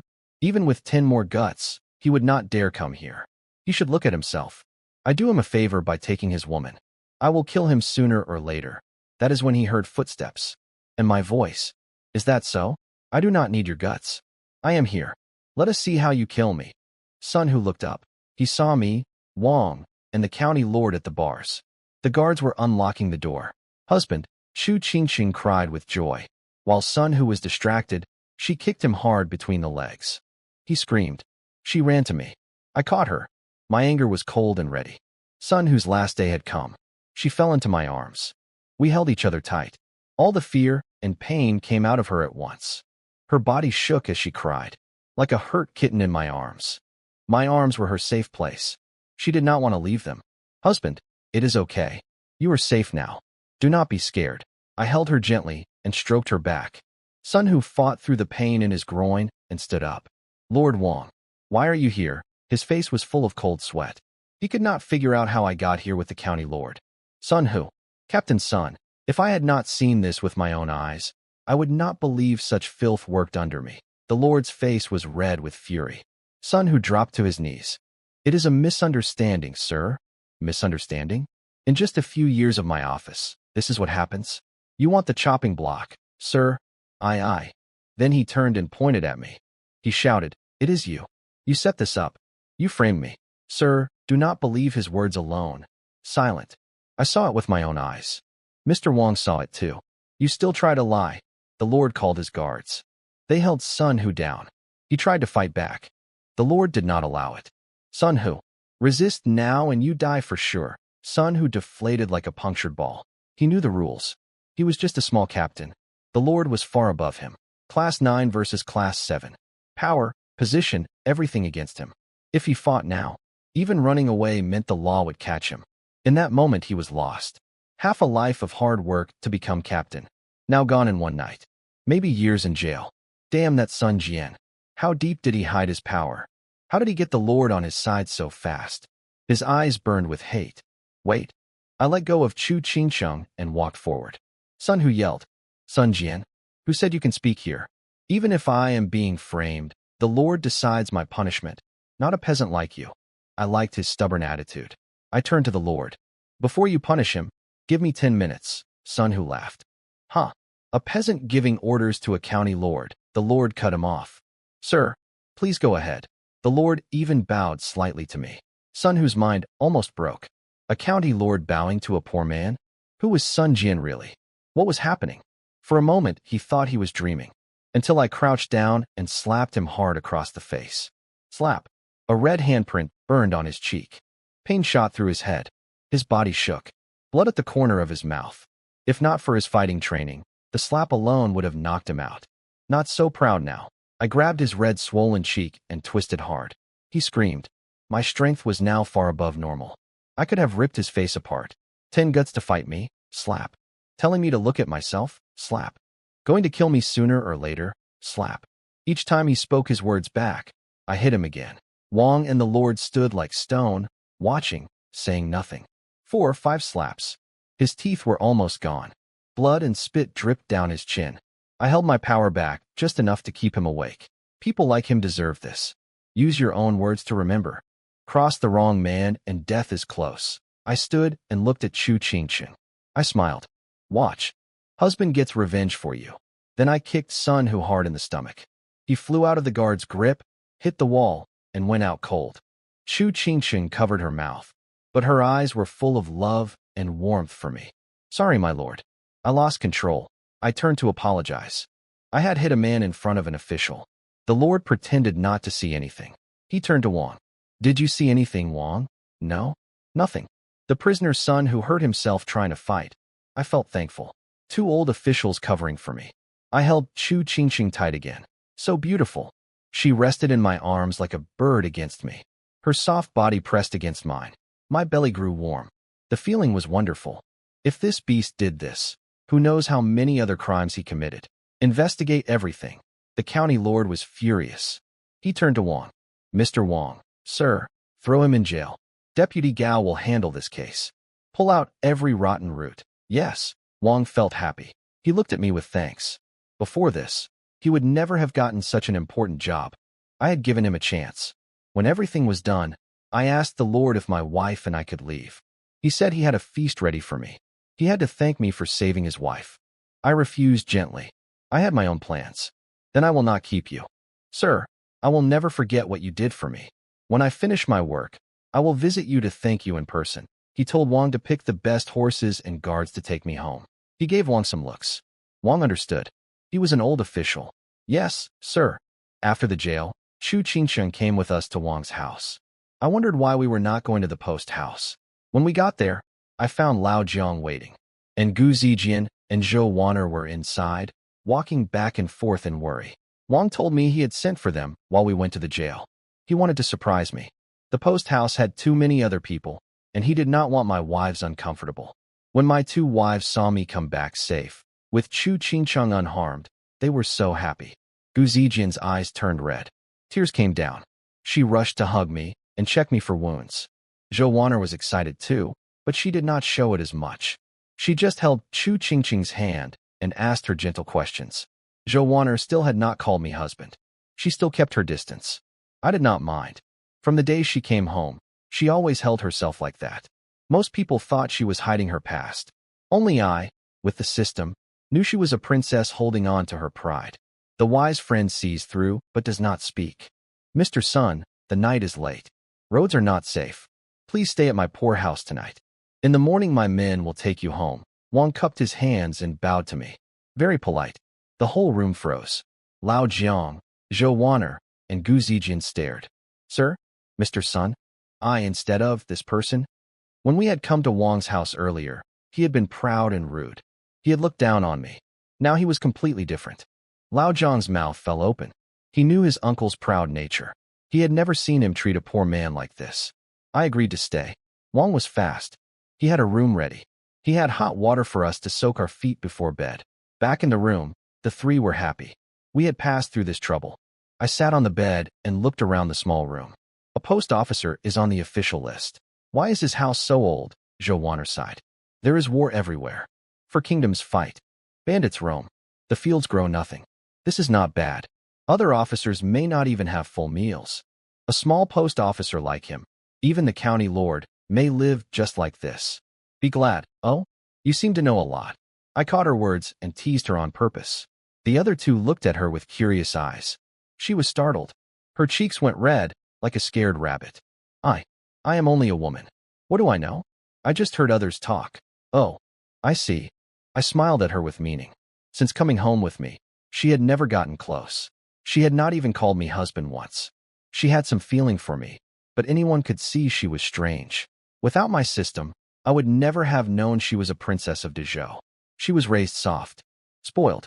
The kind people in my old world would call princess sickness. Hard to win over, but she was already my wife in name. If she wanted to play it cool and hide, fine. The wise friend sees through, but does not speak. Husband, did you really save the county lord's wife? Gu Zijian was more curious about how I got Chu Qingcheng out unharmed. Yes. Why else would Wang treat you like this? Zhou Waner joined in. They could think of no other reason. Chu Qingcheng was sharp. She put it together. Not just Wang. The county lord himself called husband Mr. Sunday. He treated him as a high guest. Wow. Gu Zijian's eyes sparkled with awe. To be treated like this, the lord's wife must have been very sick. All doctors gave up. Husband saved her, then asked for me as the price. Chu Qingcheng worked it out quickly. Husband, you are amazing. You know so many things. Even medicine. Husband, are you really just a normal villager? She held my hand and looked at me with stars in her eyes. Her sudden warmth made me a bit shy. Cough. As long as you are safe, I am just a normal villager. Born and raised. As if anyone believes that, Zhou Waner muttered. Enough talk. Wives, time for bed. I took off my shoes and got on the bed. I started taking off my clothes. I went bare on top. Chu Qingcheng and Gu Zijian went red and looked away. Zhou Waner covered her eyes. What? What are you doing? Why are you naked? Why not? I did not care. I even took off my underwear. This bed is big enough for 4. We are husband and wives. The office has it on paper. I pay 150 pounds of grain a month for this. So why can I not take off my clothes? Is it against the law? I am tired. I am not sleeping on the floor. None of you are either. All of you on the bed. No. We will sleep on the floor. Zhou Waner grabbed Gu Zijian's arm with a proud face. Gu Zijian was actually shy too. She was not against sleeping with me. But as a woman, She could not just say she wanted to. That was too embarrassing. If I had pulled her up myself, she might have agreed. I shook my head. 3 wives in one night was hard. Maybe one at a time was better. I asked, then how do you sleep? Gu's sister and I sleep here. I will get bedding for the floor. You take Chu's sister. She stuck out her tongue at me and went to get blankets from the next room. Chu Qingsheng was as red as a tomato all the way to her neck. She did not move. Maybe I should drop it. Let all 3 sleep on the bed. I would take the floor again. Even my thick face felt awkward making her share with me when the other 2 could see. Forget it. You 3 take the bed. I will take the floor. I started putting my clothes back on. The 3 froze. Chu Qingcheng said softly, Husband, sleep on the bed. You are tired today. If you do not want me, I can sleep on the floor with the sisters. What? When did I not want you? I sat up and pulled her close. I held her hand. If you do not mind me, why will you not sleep with me? Tears came down her face. Hey, why are you crying? Do not cry. I panicked. I tried to explain. If I did not want you, would I have put my own head on the line to save the Lord's wife? I know husband is good to me. I know you are not normal. Marrying you is the biggest blessing of my life. Silly girl. So sweetly silly. I wiped her tears and pulled her into my arms. Marrying you is my blessing too. That simple line touched her deeply. Her eyes filled with love. The other 2 watched. Gu Zijian felt sour, but said nothing. Zhou Wan'er turned away to hide her own complicated feelings about me. A beautiful woman in my arms. Soft and warm. The fire in me was lit. I picked her up and carried her to the bed. She buried her face in my chest. I pulled the blanket over us, touching her body. Her soft skin like snow. Her perfect shape. Her breathing close to mine. Even in my old world, she would be a goddess. Gu Zijian heard the soft sounds and saw the clothes coming off through the blanket. Her hands curled tight. Her eyes red. Zhou Wan'er felt sour too, but she handled it better. She patted Gu Zijian's shoulder gently. The lamp went out. I was with Chu Qingqing now, fully open to each other. The bed shook softly with happy sounds. Zhou Wan'er and Gu Zijian could not sleep all night. So many feelings inside them. This man was strange and full of magic. Without knowing it, they had fallen in deep too. Zhou Wan'er knew one thing for sure. If she wanted to go back home to Dezhou, 600 miles away, only this man could help her. Gu Zijian thought differently. She was not stuck on who I was. She wondered if she should fully give herself to me. Let me help her get revenge. Or clear her family's name from the rebel list. We were married in name. But if she did not accept it, I could not force her. Yet day by day, she felt more for me. He felt like her destined man. She made a quiet promise to herself. If he could clear my family's name, I will serve him forever, even as a servant. The night passed. I woke up late. The sky was bright. The 3 women had been up early, but let me sleep in. Husband, you are awake. Gu Zijian came in and saw me dressing. Her face went red. She came to help me with my clothes. Her sudden warmth confused me. Maybe last night had been loud and stirred them up. Maybe they wanted their share of the rain too. Where are the other 2? They went to help with breakfast early. Food is ready. We all ate. We were waiting for you. Gu Zijian helped me dress and took me to the next room. Chu Qingqing and Zhou Wan'er were there. When they saw me, both turned red and waved me over to eat. When we left Wang's house, I noticed Lao Jiang was gone. He had not been around since last night. But this was his uncle's house, so I did not ask.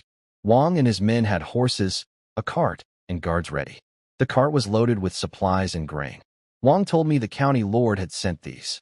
He could not give me gold or silver yet, but this should help my life.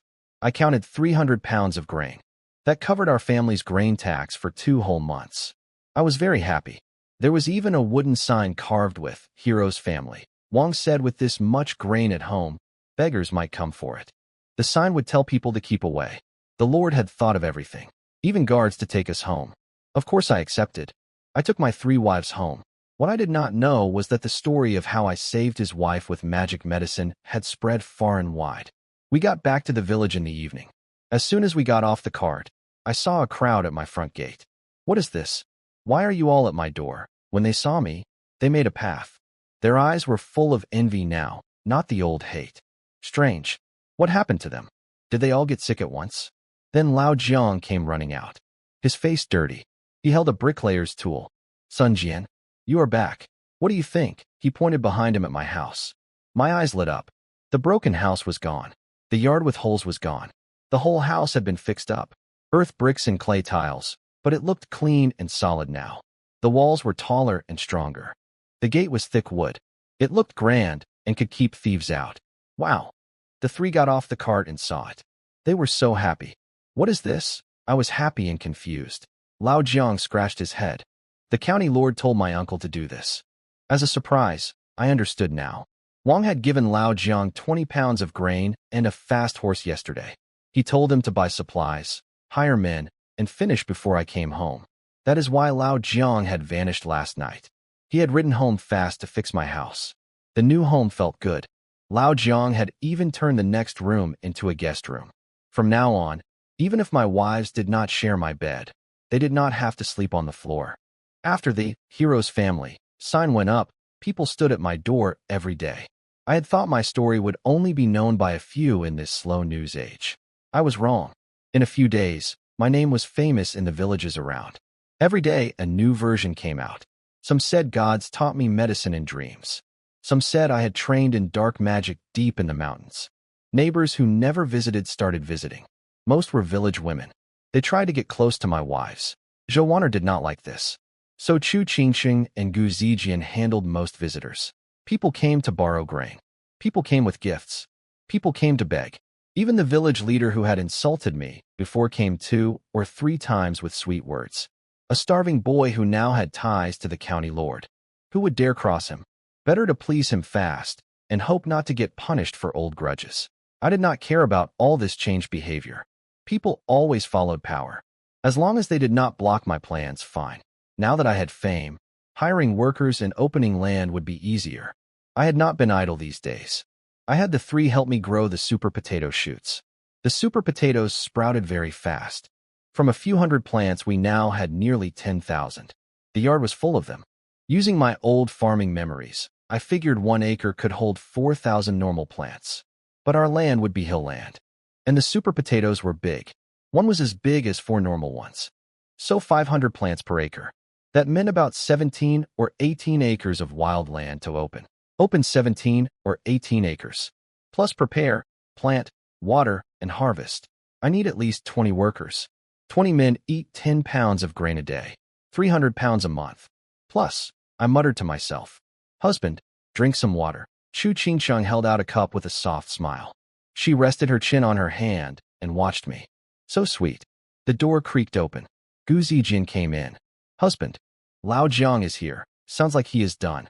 Let him in. Lao Jiang came in. How is it going? All set up. 20 workers. Young and willing to work hard. They are at the gate now. All hungry. Each one thinner than me. That is fine. Feed them today. Full bellies make good workers. I had already told my wives to cook a meat porridge and steam grain buns for them. I was not a cruel boss. Good work, Lao Jiang. I gave you the job 2 days ago, and it is done already. I patted his shoulder. Do not praise me. There is famine. Landless people are everywhere. Just feed them and they will do anything. He gave his report. He had earned the 10 pounds of grain. But what? He sighed. Many people came. But most are women and children. Their husbands could not pay grain, so the army took them. I felt bad for them. But this is heavy work. Women and children just eat for nothing. I looked at him with new eyes. He had a kind heart. But I did not. I just wanted my own family fed. When I was almost starving, no one helped me. So I would not save the world. Did you bring tools? Yes. Some wooden shovels and wooden picks. He held them up. My God, these are useless. They would break trying to scoop dog poop. Even normal land was too hard for these. Hill land with stones was worse. This is what we have. Anyone with iron tools sold them long ago for grain. I shook my head. Forget the wooden ones. And you do not have enough. Do not worry about tools. I will have iron tools ready before we open the land. I had 3 lottery chances left. This was nothing. Lao Jiang made a doubting face again. 20 iron farm tools. Real iron. Iron was very valuable. You could not hide that many. Did I bring them from the city? But I had not seen any. He could not figure it out, so he stopped trying. Miracles followed me. If I said I had them, I had them. Fine. But Sun Jian, that thing you said, can it really be ready in 1 month? What? You doubt me again. It just sounds crazy. I worry you feed all these people, waste all this grain, and harvest nothing. Even with the Lord on your side, grain tax day comes. The army needs grain. If you cannot pay, even the Lord cannot save you. I patted his shoulder. Stop worrying. Get them fed and get to work. You will get your share. Ching Chung, Zijian. Go eat with Wanner. I want to be alone to think. Yes, husband. Alone, I opened the system. The numbers shocked me. Zhou Wanner favor was now 32. Up by 7. Gu Zijian favor was now 37. Up by 10. Chu Qingxing favor was now 49. Up by 15. Why so much without telling me? Ding. The system told you before. Notices and rewards only come at 10, 20, and 50 point marks. Right. I forgot. 50 is the system limit. After 50, the person becomes loyal to you forever. Their feelings will not change. Then the system will bind to a new target. Oh, good. I nodded. Then a cold sweat hit me. Wait. Do not bind me to Lao Jiang or Sun Hao. I would rather die than win their love. The system almost gave up on me. No. The system only picks people connected to you. When the system grows higher, you will get 5 favor targets at once. I felt better. So all 3 already loved me. Just at different deepness. Good news. I checked my stats. Strength 68. Speed 50. Brain 80. Charm 70. Items, 19 strong antibiotics, 9 fishing rods, for bows with 90 arrows, 9 adrenaline shots. Lottery, 2 rare and 1 epic. 2 days, 12 hours, 58 minutes left, or they vanish. Charm went up 10. Maybe from fame. Use 1 rare lottery. Category, farm tools. Ding. Rare lottery open. Choose quantity or quality. Quantity. Fancy quality is no good to me. I had used both normal lottery chances on the Lord's wife. So I had to spend a rare one on tools. A waste, but no other way. You get 100 sets of fine iron farm tools. Now in your bag, use the other rare lottery. Category, grain seeds and vegetable seeds. Quantity again, ding. You get 100 large bags of fine grain seeds and organic vegetable seeds. Now in your bag. System lottery items can be stored long-term. I closed the system. The seeds could wait. After 2 harvests of super potatoes, food would not be a problem. Then I could plant the seeds.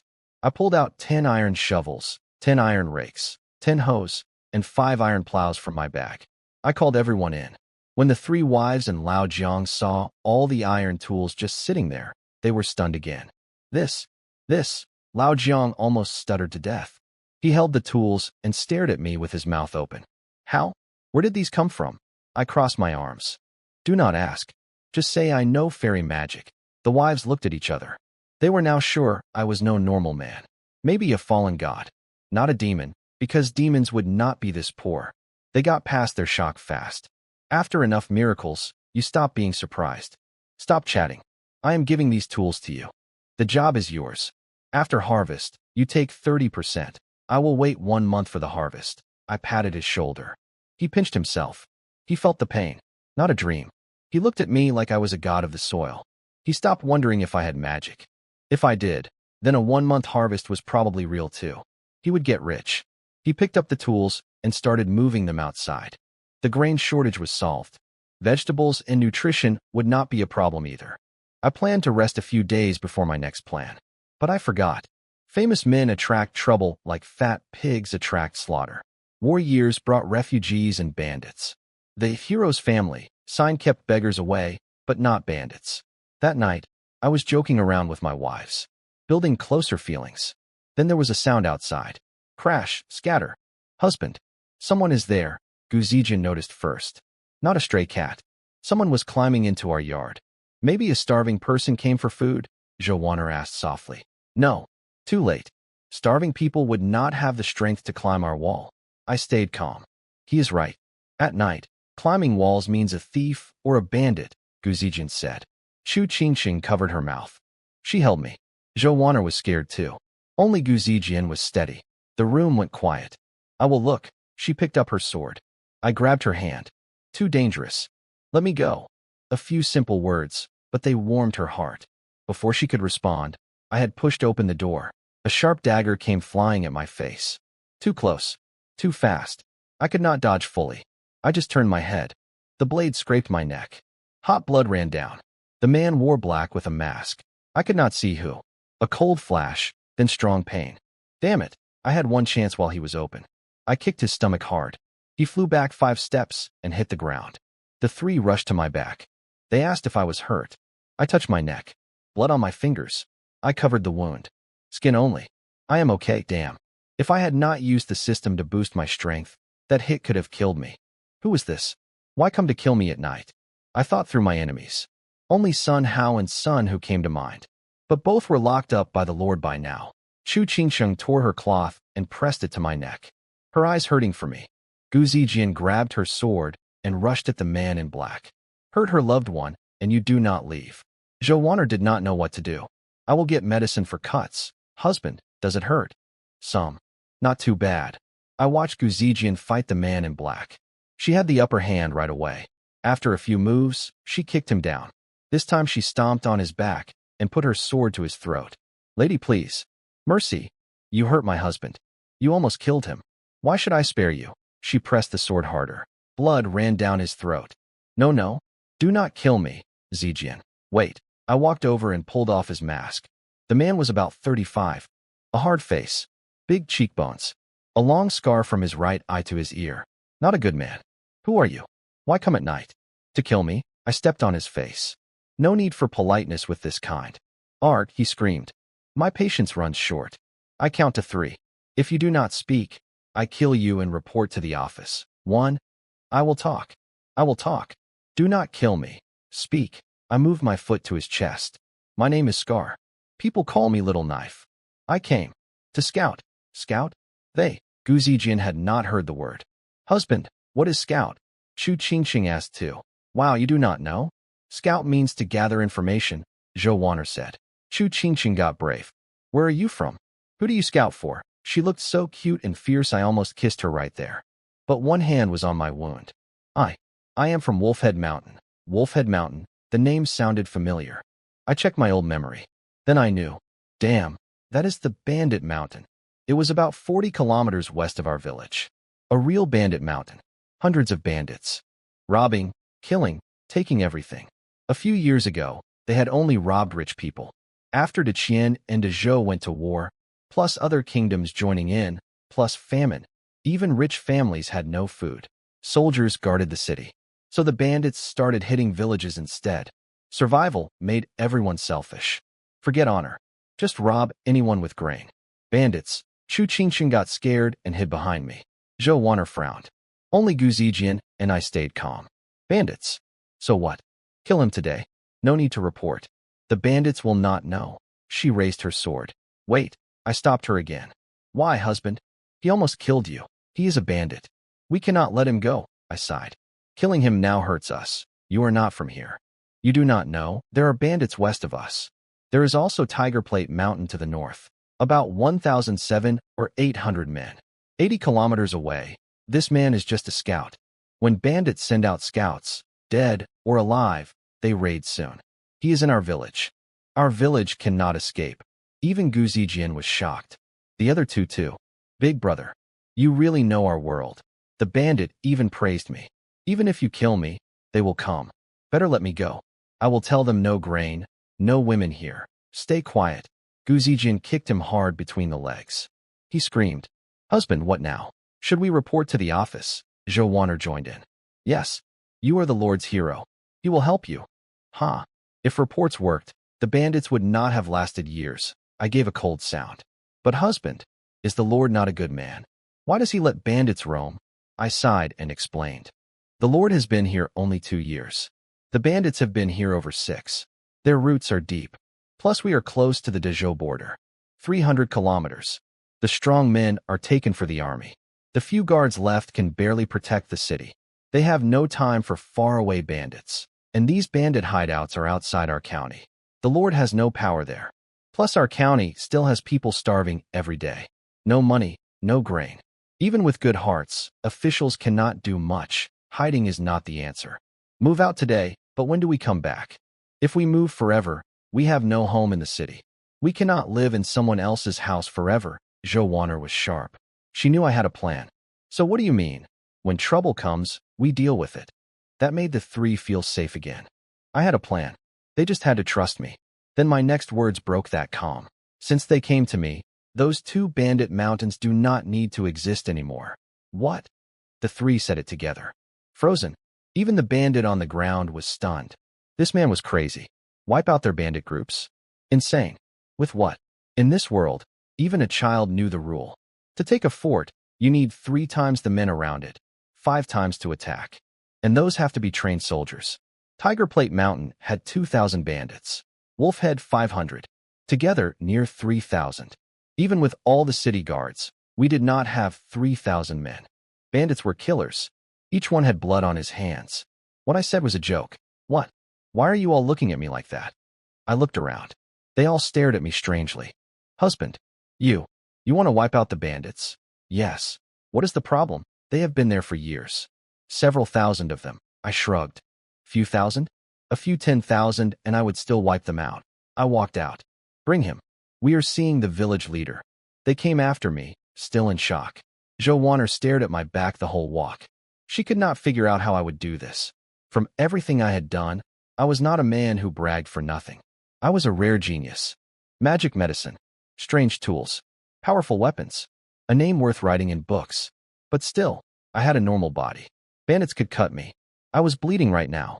How could I beat thousands of cruel killers? Gu Zijian and Chu Qingsheng were less worried about my plan and more worried about my wound. Do not worry. Husband fights well. Sister Zhou and I have seen it. Gu Zijian comforted Chu Qingsheng. We came to the village leader's son, Liang Ji's house. He and his wife rushed out to meet us. Leader, no need to bring tea. I do not like long talk. I will say it straight. This man is a Wolfhead Mountain bandit. He came to scout our village. I caught him. They will raid us within 5 days. What do you think? What? Bandits? Wolfhead Mountain. The leader was scared. He looked at the man with terror. I kicked the bandit. Show the leader your proof. Big brother, I am a bandit. Shut up. Just answer. One extra word and I cut your tongue. The bandit shut up fast. He had thought he might escape from village people. But this man was different. Not a normal villager. He was scary. He pulled up his sleeve. A wolf head tattoo on his arm. The leader stumbled back and sat hard on a stone mill. He could not speak. He had lived here almost 50 years. He knew that mark. Done. We are marked. I leaned in. The leader and his wife were sweating. Heavens. So scared? Really, how? How can we not be scared? Our village is marked. Stop panicking. I came to talk about this. I have a way to handle the bandits. But I need your help. Run, Sun Jian. Tell the village to hide in the back hills. Bring food. Hey, old man. Did you hear what I said? I gave up. Was he so scared he had gone crazy? What did you say? I repeated. I have a way. I need your help. You handle bandits. The leader checked my forehead for fever. Then his own. Boy, in the past the village looked down on you. Some bullied you. That was because you were lazy. But I apologized. You learn medicine and save the Lord's wife. Do not now go crazy because bandits are coming. I gave up. Fine. You are too scared. Tell the village to run. I handle this myself. Leader, my husband has a plan. Why must we run? If bandits burn the village, where do we come back to? Chu Qingxing spoke for me. He fights hundreds of bandits. Sun Jian, do not blame me for not trusting. How sure are you? Lives are not jokes. I gave a tired smile. If you trust me and help, 10 parts out of 10. Without you, only 7. You. The leader stared at me, trying to read my eyes. He could not. He sighed. Fine. Tell me your plan first. I will judge. I went straight. Simple. Tear down some villager houses. Take all their grain. Dig up their cellars. Take all their ropes. What? He jumped up, his face red. He pointed at me, shaking with anger. He could not even speak. The 3 wives froze too. Tear down houses, take grain, dig cellars, take ropes. That was what bandits did. I was talking like a bandit, not someone fighting them. Husband, you. Chu Qingsheng was lost.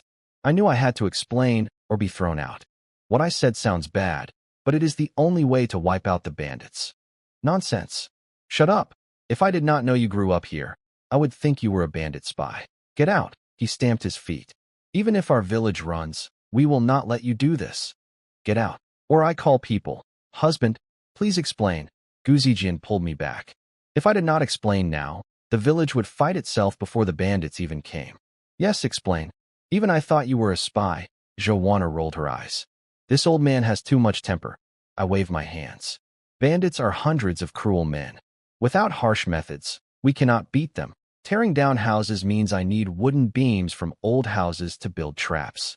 Bandits get hit or crushed and they die. I do not mean houses people live in. Oh, Joanna clapped. What about taking grain? You call me husband and I will tell you. She turned red. No way. Fine.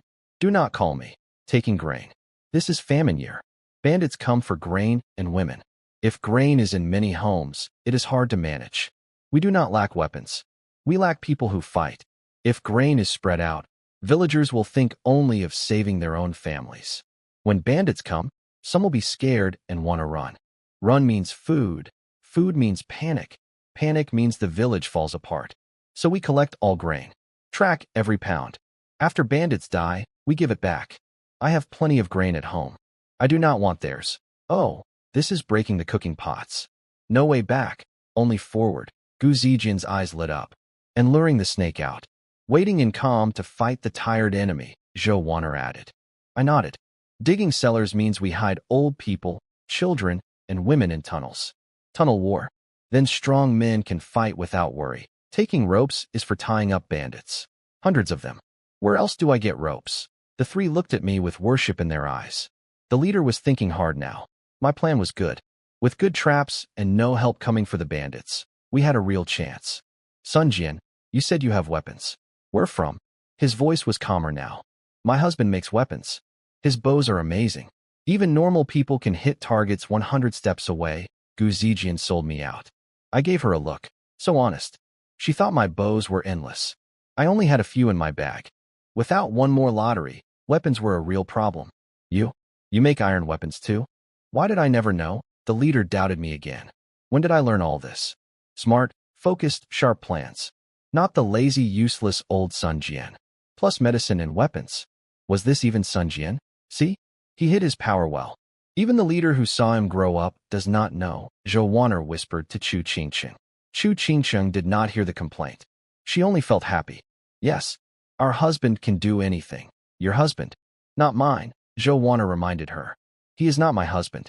My husband must be high-born. Only the emperor above him. That last line, Zhou Wanner said softly to herself. Her royal life had shaped her like that. She did not even know she was hiding her own feelings for me. She would not look inside her own heart. I did not hear them whispering.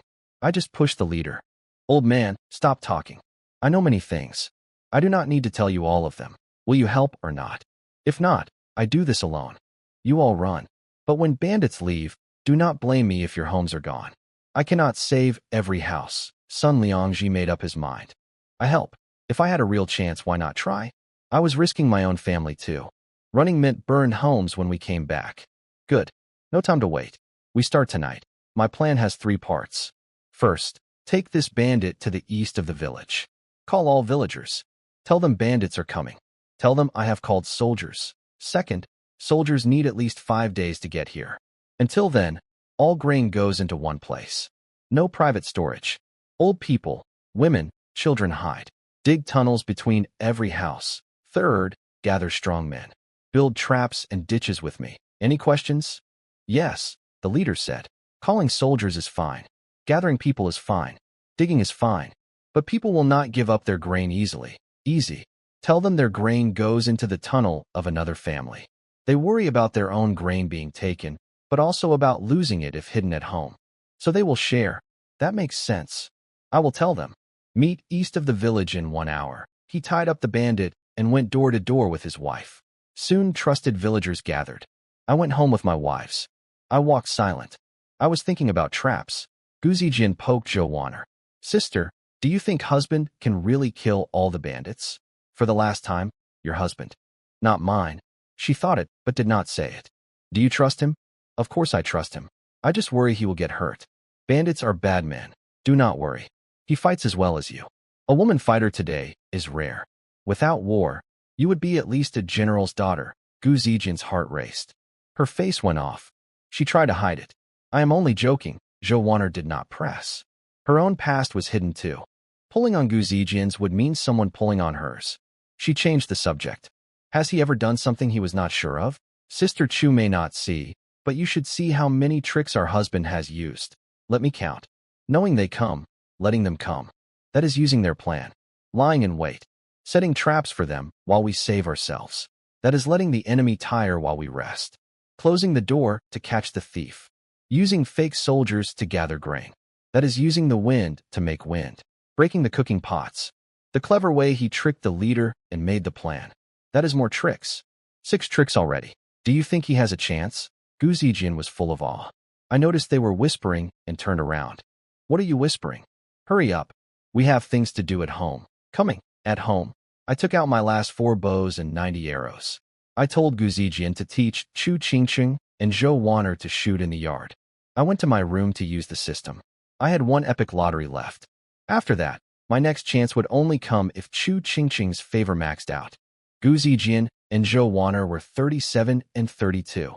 Far from 50. And they had not gained recently. I needed new methods. System. Lottery. Weapons and traps. Ding. Choose only 1 category. Damn. Then give me modern weapons. 2 or 3 tanks would be fine. Or some AK rifles. I rubbed my forehead. I almost asked for a rocket launcher. I could group the bandits and wipe them out at once. Ding. Modern weapons can only come through random weapon lottery. No promise. What if I got bows again instead of guns?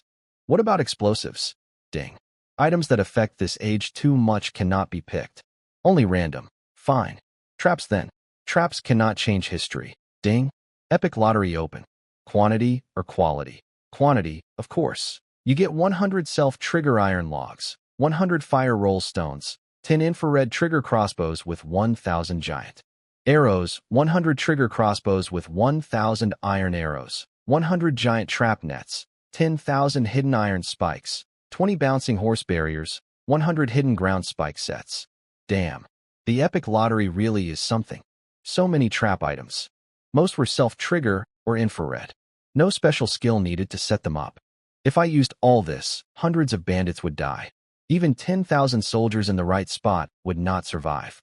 For first epic lottery, you also get 5 anti-soldier mines and 1 high-level gift box. What? Mines? I was stunned.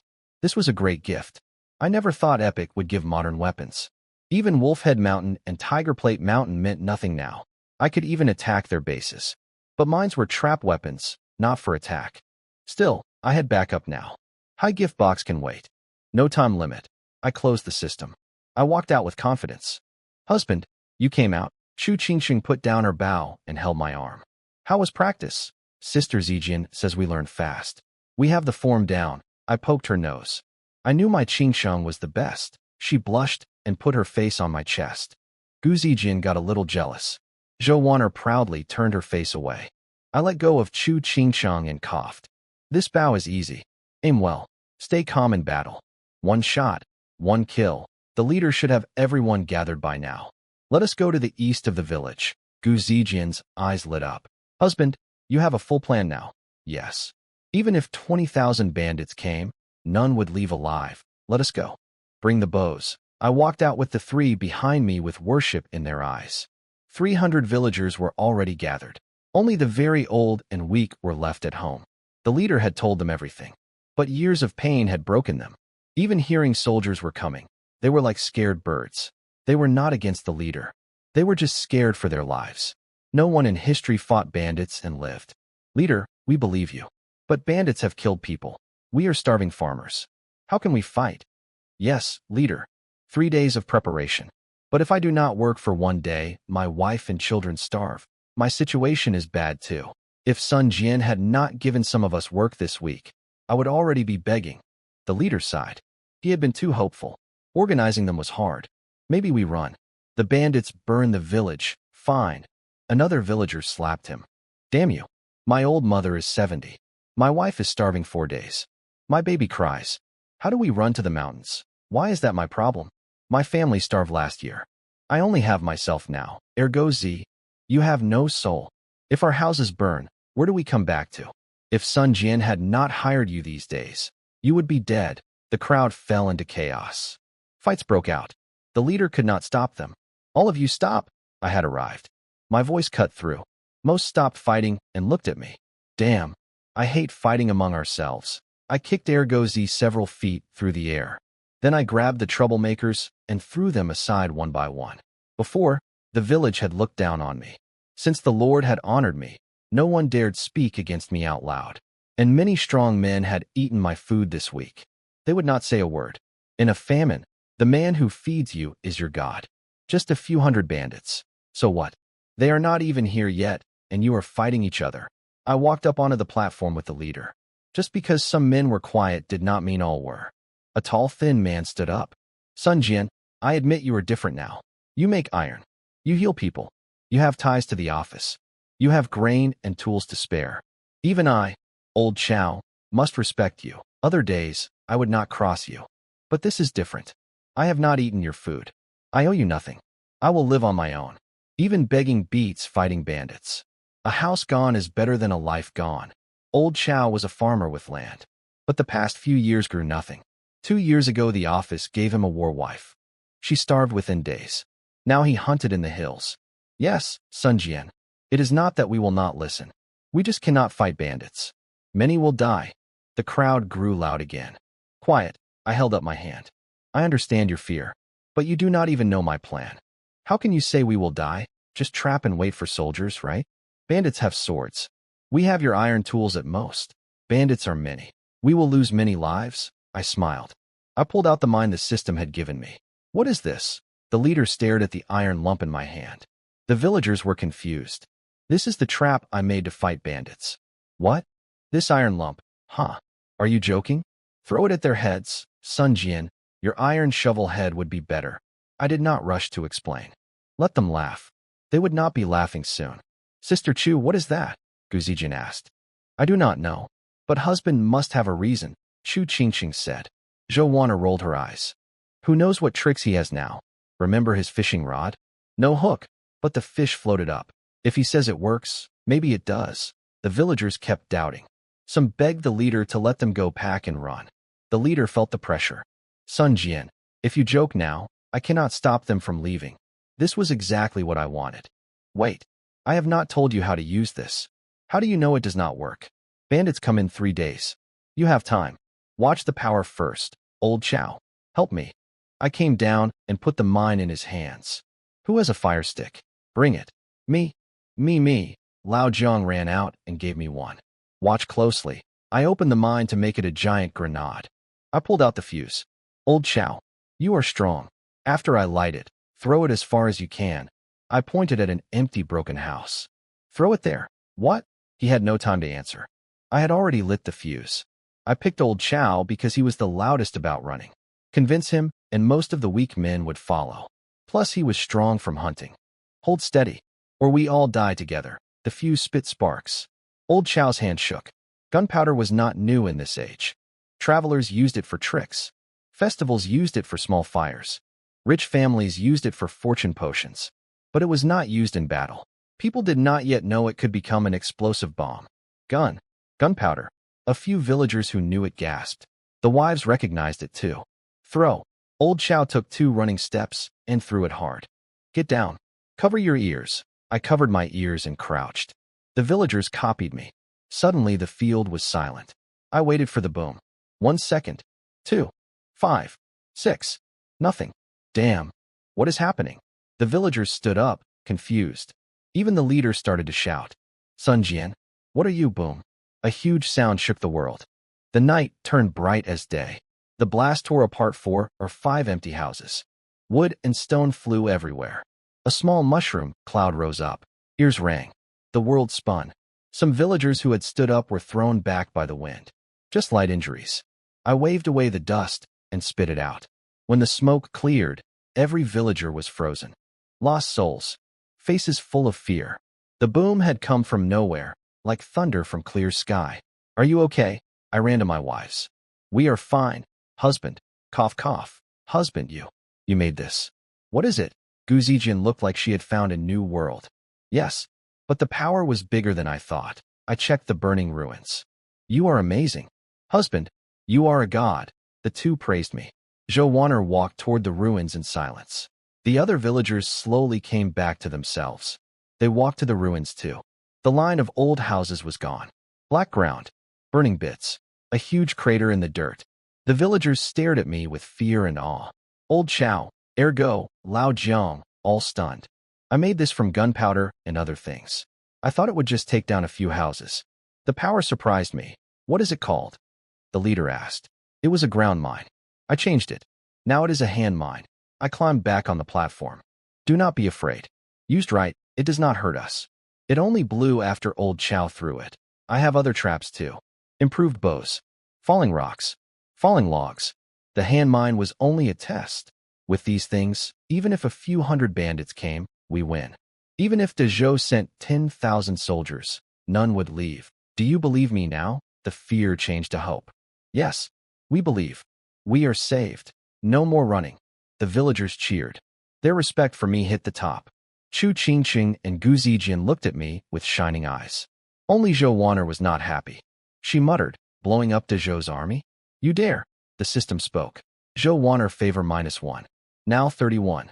Gu Zijian favor +3. Now 40. Chu Qingqing favor +1. Now 50. Top. I saw the numbers and frowned. Of course. Zhou Wanner was the Dezhou princess. My words about killing Dezhou's army scared her. I would have to remember that. Ding. Chu Qingqing favor at 50 maximum. She is yours forever. You get 1 legendary lottery, valid 30 days. 20 free attribute points. New person to bind soon. I closed the system and started planning the bandit trap. After the explosion, no one questioned me. People started saying I was the thunder god in human form. I was good to my word. I split my grain into food rations and shared with the villagers. Not from kindness. I needed them to work. After this, I did not worry about food. The super potatoes would be ready soon. After that, food would never run out. I sent the bandit Scar to the office under guard. Then I had the villagers set traps. They worked hard, fighting to do their part. Old Chow took charge. In one day, the village changed completely. 5 paths into the village. We blocked 3. 1 way in, 1 way out. The way in had few traps. We needed bandits to come all the way through. I told the men hidden at the entrance to let them all in. Do not scare them. Wait for the inside traps to spring. When they ran back, drop the giant iron logs to seal the door. Trap the dogs in the yard. Inside, we put traps everywhere. In every house. At every alley. At every crossing. Iron logs. Firestones. All kinds of traps. To stop them from running another way, we put horse barriers, ground spikes, and iron caltrops outside the gaps in the village wall. When most bandits were dead and they tried to flee, the only way out led to villagers with giant nets. None would escape. Every trap fed into the next. Perfect. The villagers praised me to the sky. I was a healing god, then a war god, then thunder god. I could only smile. Listen, even though we are ready, bandits could attack early. So those guarding the entrance and exit, stay there. Do not leave. The leader will send food. Your families will be cared for. No one argued this time. Sun Jian, I am curious, the leader said. Speak. If bandits come at night, why not move the old, women, and children into the tunnels now? No need. Bandits have only 1 way in. 2 lookouts on the West Hill. When they see them coming, they ring the gong. Bandits are far. Will not hear it. I see. I turned to Old Chow and Lao Jiang. Lookout duty is yours. Do not worry, Sun Jian. We will not slip. Good. The rest of you go home and rest. I left the platform. With the leader and a few elders, I said good night. Then I took my wives home. At home, the 3 asked me again how I had made the hand mine. I tried to explain. The technical words got more and more, and they understood less. Husband, just tell us. Are you a god come down? A scholar god? A war god? A war saint? Yes. And those traps? I never saw such things. Since triggered crossbows. Smart giant nets? You never made these in front of us. They just appeared, same with the bow. And the potatoes? They just appeared from nowhere. I rubbed my forehead. The more I explained, the more questions came. They were like curious cats. In the end, I gave one answer to stop everything.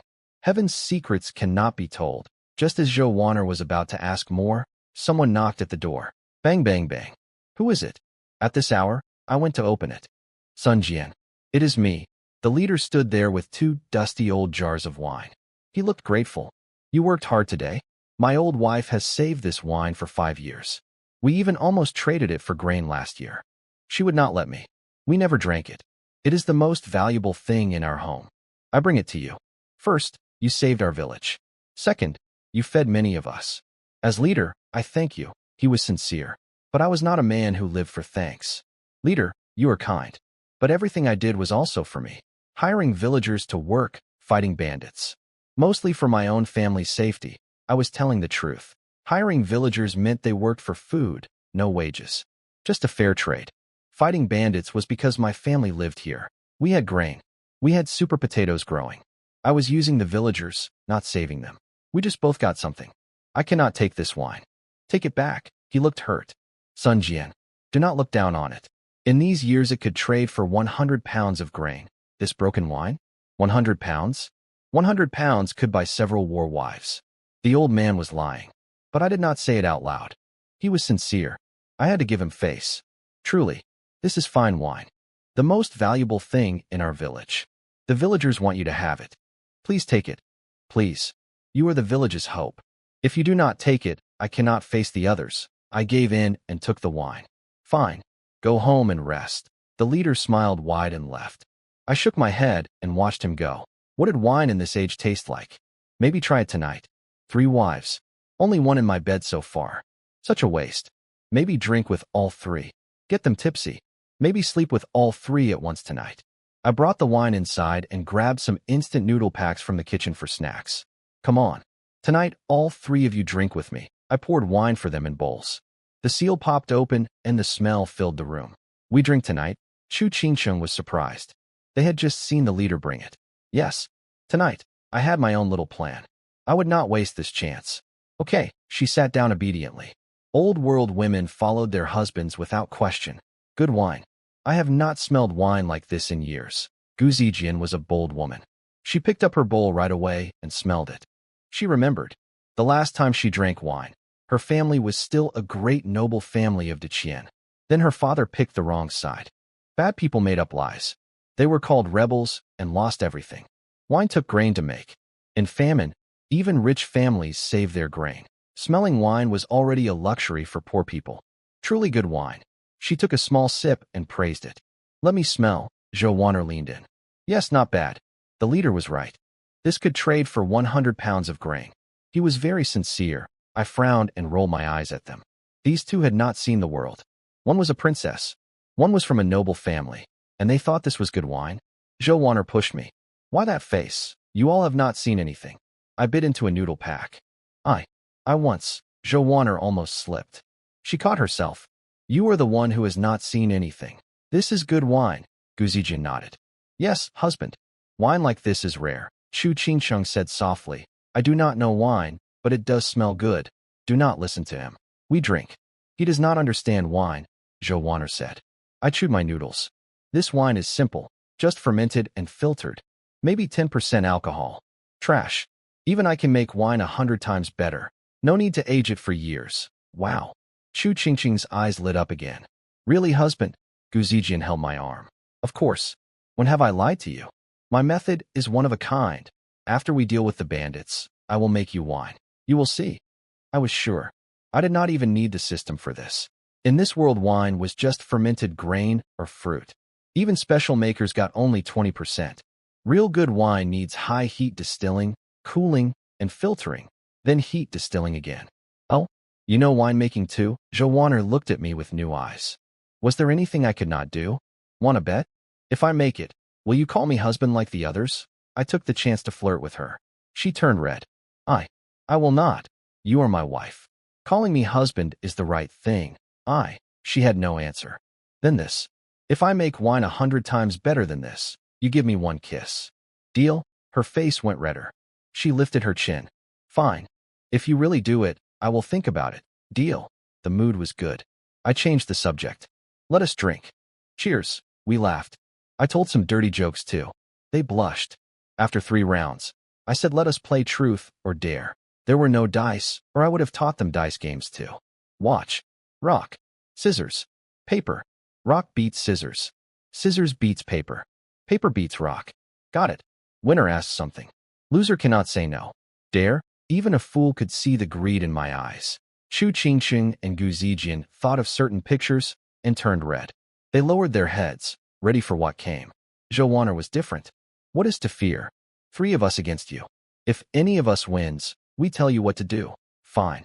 Then no take-backs. Ching ching first. Rock, paper, scissors. Heaven was on my side. 3 rounds. I won every one. All 3 of you lost. Now I make my request. No way. Does not count. Again, Zhou Wanner sensed danger. You are cheating openly. Either we play again, or I will not do what you ask. You will ask that. I am not ready. She turned away, blushing. I almost argued. But maybe the time was not right. If I forced it, she might agree, but I wanted her to want to. There was time. Let her win this one. Fine. Last time. After this, no more cheating. You 2 will not cheat too? The other 2 were red and quiet. My heart raced. I said my request fast. My wishes. The losers tonight sleep in my bed. No saying no. No fighting. I blew out the candles. Left hand to Chu Qingqing. Right hand to Gu Zijian. We sat on the bed. Hey, Zhou Wanner jumped up like a scared rabbit. Chu Qingqing and Gu Zijian gasped and tried to pull free, but I held tight. We agreed. Win and lose. No backing out. But, husband promises. Just sleep. Nothing more. Chu Qingqing was fine. She had been with me before. But Gu Zijian made it strange. Husband. She was shy. With my soft words and tricks, she finally agreed. Zhou Wanner stamped her foot, muttered, shameless, and went to the side room. My plan worked. So what if I was shameless? I had to be. If not, no woman would ever come to me. They were my wives. Even gods could not stop me from sharing my own bed with my own wives. A small trick to reach a goal was fine. In bed, I took off all my clothes. The 2 were so embarrassed. Husband, you said only sleep. Yes. I am only sleeping. I just like to sleep without clothes. I sweet-talked them out of their outer clothes too. I lay between them. My hands moved on their bodies. Both were perfect. Software soft, firmware firm. In the moonlight, Chu Qingqing was as white as cream. Gu Zijian was less white, but smooth and strong. Soft sounds came from both of them. I rolled over and pinned Gu Zijian under me. I was about to start. Then a sound came from the village. Bang, bang, bang. A gong. Far off, but clear. Husband, Gu Zijian was lost in the moment. She did not care anymore. But I had to stop. Wait. Listen. Bang. Bang. Bang. Closer now. I knew that sound. Old Chow and Lao Jiang were warning of bandits. Damn it. Bandits. They came early. I jumped up. I dressed fast and lit a candle. The 2 women came back to themselves and dressed too. Zhou Wanner had not slept. She was in the next room listening. She came in to wait for orders. Damn bandits. They come right now of all times, Zijian. Take them to the cellar. Take care of them. I am going out. I pulled on my robe and ran out. Bandits were fast. I had thought 3 days. It was only 1.5. If I had not built the traps already. If I had not posted lookouts. Outside, most of the strong men were already at my gate, waiting for orders. The leader and elders came too, supported by young men. Old Chow and Lao Jiang stopped beating the gong, gasping for air. Bandits. Bandits coming. Looks like several hundred. On horses. With torches. Sun Jian. Same plan? Yes. I looked at the moon. About half a stick of incense before they get here. Old Chow. Go to the entrance. Tell our men to stay calm. Let them all in. Then block the road. Lao Jiang. Go to the exit. Tell them when to drop the giant net. If any escape, shoot them. None get away. Leader. Ergo. Take men and beat the gong. Tell every house to hide in the cellars. Do not get caught in our own traps. They all moved fast. The hunt began. The bandits rode in. Saw no one. They were happy. Brothers. Take the grain. Take the women. Kill anyone who fights. Hooves pounded. Torches and curved swords. They kicked open every door. But every house was empty. Even the chickens were gone. Big boss. Something is wrong. This village is strange. A small bandit was reporting when an arrow flew. It went straight through his chest. Blood sprayed. He fell dead. Damn villagers. They set traps. Find them. Cut their heads off, the big boss roared. The bandits ran into yards looking for hidden men. But there were no men. The arrows came from infrared trigger crossbows. Hunting empty rooms only got more bandits killed. Whoosh, whoosh, whoosh. Arrows everywhere. Bandits fell. Big brother. There are ghosts in this village. Damn you. We are bandits. We do not fear ghosts. Brothers. Get off the horses. Find the villagers. Off the horses they were easy meat. More arrows came. Giant logs and stones fell from above. Many died. The villagers worked like one person. Every step right. Bandits panicked. They tried to run, but the road in was blocked. The boss and a few close men reached the exit. Horse barriers. Spikes. Caltrops. No way through. Heaven blocked. Earth blocked. No way out. 500 bandits. Gone in less than 2 hours. Only a few dozen left. Lao Jiang dropped the giant net on the last group. Less than 2 hours. Total victory. 0 villager wounded. 46 bandits caught. Rest dead. The villagers cheered. Old, women, children came out of the cellars. Everyone gathered to see me. In their eyes, I was a god now. When I came with my 3 wives, they crowded around. Sun Jian, you are our god. All 500 bandits killed or caught. Not one of us hurt. This is beyond human. He has magic medicine, magic bombs like thunder gods, and now this plan. A man like this comes once in 1,000 years. I felt good. Even widows in the village gave me looks now. Sun Jian, I am rough. I crossed you before. Today I see clearly. You are no small fish. You will rise like a dragon. To follow you is my honor. My life is yours. East or west, I follow you. I patted old Chao's shoulder. Sun Jian, what do we do with these bandits? The leader bowed. These men had killed and burned. Each had blood on his hands. I would not waste words on them. Clean up the bodies. Lao Jiang, take the live bandits to the office. Do we hide in cellars again tonight? From the numbers, almost all of Wolfhead Mountain came. We are safe for now. Tiger Plate Mountain is far. Just send a few men to watch the hill each day. When they hear about Wolfhead, they will be careful too. To be safe, leader, have old Chao take men to remove untriggered traps. Then build new traps outside the village. Just keep them away from where people walk. The village will be safe forever. The villagers cheered and got to work. The night was almost over. The sky was getting light. I wanted to take my wives home and finish what we started in bed. But just as I lay down, someone knocked again. Bang, bang, bang. Who is it? Damn it. Cannot a man sleep with his wives in peace? I almost cursed loud. 3 times now. Sun Jian, it is me, Lao Jiang. I know you have not slept. But the Lord is here. The Lord? I dropped my anger and got up to open the door fast. The Lord here so early. After we sent the bandit Scar to the office last night, the Lord must have heard about the raid and rushed here through the night. Normally a county lord did not handle bandits. The deputy did. But this old man was over 50 and had ridden through the night to help. I was moved. Sir, please come in. Yes? Inside. I welcomed him in and asked Chu Qingcheng to make tea. The Lord stared at me with bright eyes. Excited, proud, full of awe. Good, good, good, he said it 3 times. My old eyes did not see wrong. A young hero. Our Hongnong County has such a wonder. Ha ha ha. I rubbed my nose, embarrassed. Just lucky. When I heard bandits were coming to your village, I was sick with worry. I gathered guards and rode through the night without rest. We came to the village gate and ran right into your villagers taking the captured bandits to my office. They told me you had seen through the bandits and trapped them. Killed over 400. Caught the boss. 0 villagers hurt. He looked so proud, like he had done it himself. Sir, you praise too much. I just had time to prepare. You are too modest. I am not deaf or blind. A man who knows magic medicine, makes thunder bombs, makes magic bows, sets perfect traps, and plans like this. This cannot be just luck. His face turned serious. You hide many talents. I know it.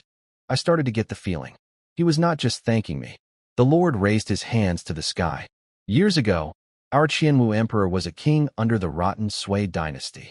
He fought to build this the Qian Empire. We are new. There is so much to do. With your talent, why not serve to Qian? Why not serve our emperor? There it was. He was trying to pull me into the imperial court. I had healed his wife. He had ridden all night for me. To most men, this was a great gift. A path to office. A way out of poor life. But not for me. I did not want chains.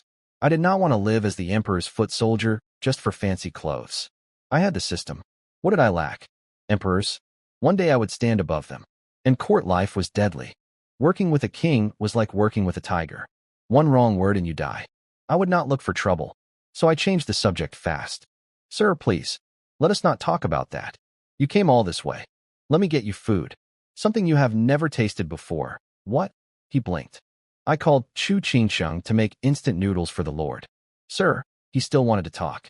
I clapped my hands. Sir, sit. I will go dig up a treasure for you to taste. I left the room. Husband, where are you going? To dig a few potatoes. Guzijian and Zhou Wanner did not want to be alone with the Lord. They followed me. Husband, wait for us. On the way, Guzijian said proudly to Zhou Wanner, Sister, it sounds like the Lord wants husband to be an official. With his skill, he could be a top minister in years. Even a duke easy. Officials.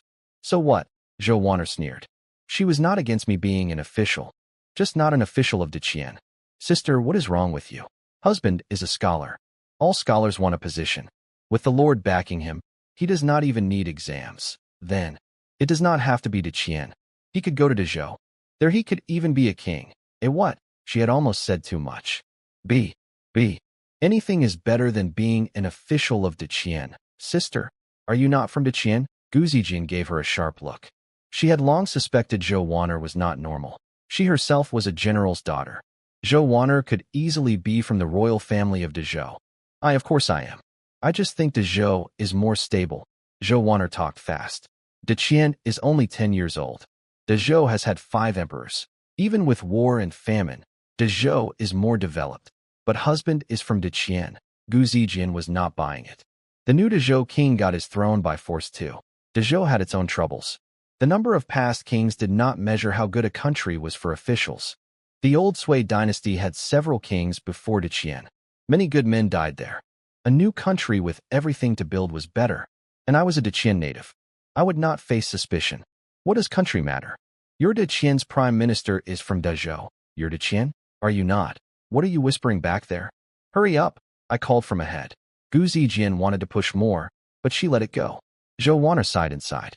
A man like me serving Deqian would mean Dezhou, Desong, and Desia would never have peace. With me as their helper, Deqian could destroy them all. If she ever became a princess again, she would tie me up and drag me to Dezhou. She would pay any price to get me on her side. The closest hill where I had planted potatoes was not far. But when I got there, I was stunned. Dead vines everywhere. The growing potato shoots were thrown all over. 2 acres of new plants ruined. Like dogs had been here. My heart bled. What happened? Was the soil bad? Zhou Wanner and Guzijian came up and were shocked too. It does not look like a soil problem. It looks like something ate them, right? People did this. Not soil. I sighed. These were super potatoes. They could grow even in water. Soil was no problem. People? Did someone in the village hurt husband on purpose? Guzijian frowned. Who in the village would dare? It must have been wild dogs or wild animals. I looked at the broken vines. From the bites, it was people. They only ate the soft leaves and tops, not the bitter vines. The 2 crouched and looked at the vines. Wow, you can see the teeth marks. Heavens. Who would eat this? Yes. Can people even eat this? I gave them a flat look. One was a rebel general's daughter. One was a princess. They had never been hungry. Since marrying me, I had fed them well. They had never seen real starving people. When humans get hungry enough, they eat anything. Tree bark, leaves, even dirt. If hungry enough, weak people even eat each other. This was happening in many places now. Sun family village was lucky. I sighed but did not tell them all this. Has anyone seen any beggars passing through? Not that I know of, Guzijian said. Do not ask me. The other 2 talked to villagers, not me, Zhou Wanner said. Forget it. Lucky we planted potatoes. If it had been wheat or vegetables, all gone. Husband, go home now. Not yet. Help me dig up some potatoes. I started digging with my hands. The 2 had eaten potatoes but did not know how they grew. They thought potatoes grew on the vine like melons. When I dug one up, their mouths fell open. Potatoes grow under the dirt. I shrugged. Did I ever say they grew on top? I picked up a potato as big as my palm. Super potatoes really are strong. Not even at full time and already this big. Those people who ate the leaves did not know the food was right under their feet. If they had dug, they would have eaten real food, not bitter leaves. Lucky for us, stop standing there. Help. The 3 of us dug up a few dozen potatoes. We had nothing to carry more in, so I covered the rest of the holes. We headed home with potatoes in our arms. At home, a crowd was at my door again. The leader and elders had heard the Lord was here and came to see him. I saw Lao Jiang and Old Chow in the crowd. I told them to send some farm workers to watch over the rest of the potato fields. No more beggars eating my crops. I had worked hard for that food. The 2 were now my men. They went to gather workers right away. Zijian, steam these potatoes. Then bring them to the Lord. Yes, husband. I walked into the room. The leader and elders stood to greet me. Sir, you went to the fields? The Lord saw the dirt on me. Yes, I told you I would get you something good. Half an hour and you can eat. It is famine year. What is it? The Lord wondered. As county lord, he had seen all kinds of grain, even if he had not eaten them. Wait and see. I kept it a secret on purpose. The village elders also had not seen potatoes. They had only heard. Today they could all see and taste them. Sharing was not bad. They would help me grow more later. The Lord moved to another topic. I sent a letter to my teacher, Governor Yao, to recommend you. Governor Yao? Recommend? I had a bad feeling. Who was Governor Yao? It sounded like a big position. Was the Lord still trying to push me into office? Damn this old man. He would not let go. A village elder gasped. Governor Yao? Of Yongzhou? Yao Tianzhong. Yes, heavens. The biggest official in Yongzhou. He runs all military and people's matters. He is the Lord's teacher? A great teacher makes great students. I rolled my eyes inside. They had not seen the world. A governor was like a state head and military head together. But Yongzhou was just a small to medium state. Just middle Shaanxi and part of Gansu in old maps. Why so excited? The leader added, Governor Yao is a founding hero of Deqian, the emperor's right hand, the top medicine master in our country. Meeting him is the dream of a lifetime. The Lord smiled sadly. He took only me as his last student. He always said I carried his line. But I almost lost my own wife to sickness. If not for Mr. Sun, she would be dead. Now I understood. The Lord was a doctor too. That was why he had bowed to me right after checking his wife. He knew I had truly cured her, not used a fake soul return needle trick. In my letter I praised your medicine and your brave actions. The governor wrote back. He praised you too. He said on the 15th of the 8th month, he will come to Hongnong County to meet you. Oh, not for an office post. Good, I felt better. Sir, do you really hate the idea of office that much? Yes. Why be an official? I do not want chains. I do not want party fights. Scheming with courtmen is no fun. Huh. Whether you take office may not be your choice. He smiled and stroked his small beard. What do you mean? Because of my medicine and the bandit fight. More than that. You are young and gifted. Your medicine, your tools, your bombs, your weapons, your plans. The choice is not mine. I cut in. Sir, I said it again. I do not want office. No one will force me. Will they? I almost said what I really thought. With my system, I would only settle for being the highest of all rulers. Why be some small officer? You are the Lord here. If you do not report it, who will pull me to office? You are wrong, sir. Even if I do not report, the news of 0 losses against 500 bandits and your weapons will spread. Deqian spies are everywhere. My heart sank. Rumors fly. One person tells 10, 10 tell 100. Soon the emperor would hear. He was no soft prince. He was a founder. He had means. I could not avoid this. I had to grow stronger before that day. Wait, the 15th of the 8th month? That is tomorrow? Yes. The governor arrives in the morning. I counted the days. Tomorrow will not work. I promised my wives I would watch the moon with them. The Lord did not know how to react. I had a scholar title, but I was still just a peasant. The military and political head of all Yongzhou was coming to a small town to meet me, and I had refused. People would not believe it. The leader almost cried. Sun Jian, the 15th day moon is round on the 16th. People watch the moon at night. What moon do you watch in the morning? Watch the moon. In a year like this, just not being hungry was a holiday. A meeting with the governor was a great chance. The Sun family village had not had luck like this in decades. Maybe the court would notice them. And I had refused without even thinking. The elders begged me. Sun Jian, meet him in the morning. Watch the moon at night. No conflict. I gave them looks. Why not you go yourselves? But I did not say it. The Lord saw the tension. How about this? I know you have great skills and do not want to come out into the world. But Governor Yao is a top official. He is also my teacher. He has traveled far. Could you meet him just once? I will get you back to the village by night, in time to watch the moon with your wives. The Lord had said it nicely.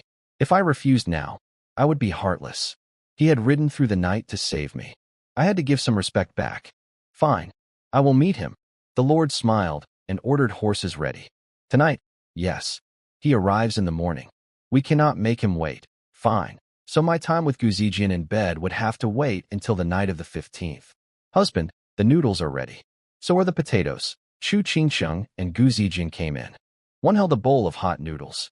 One held a bowl of steamed potatoes. The smell filled the room. So good, the leader and elders had never tasted these. Their mouths watered.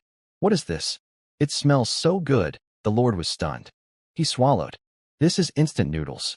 This is potato. This is the good thing you mentioned? Yes. I gave a hot potato to each of them.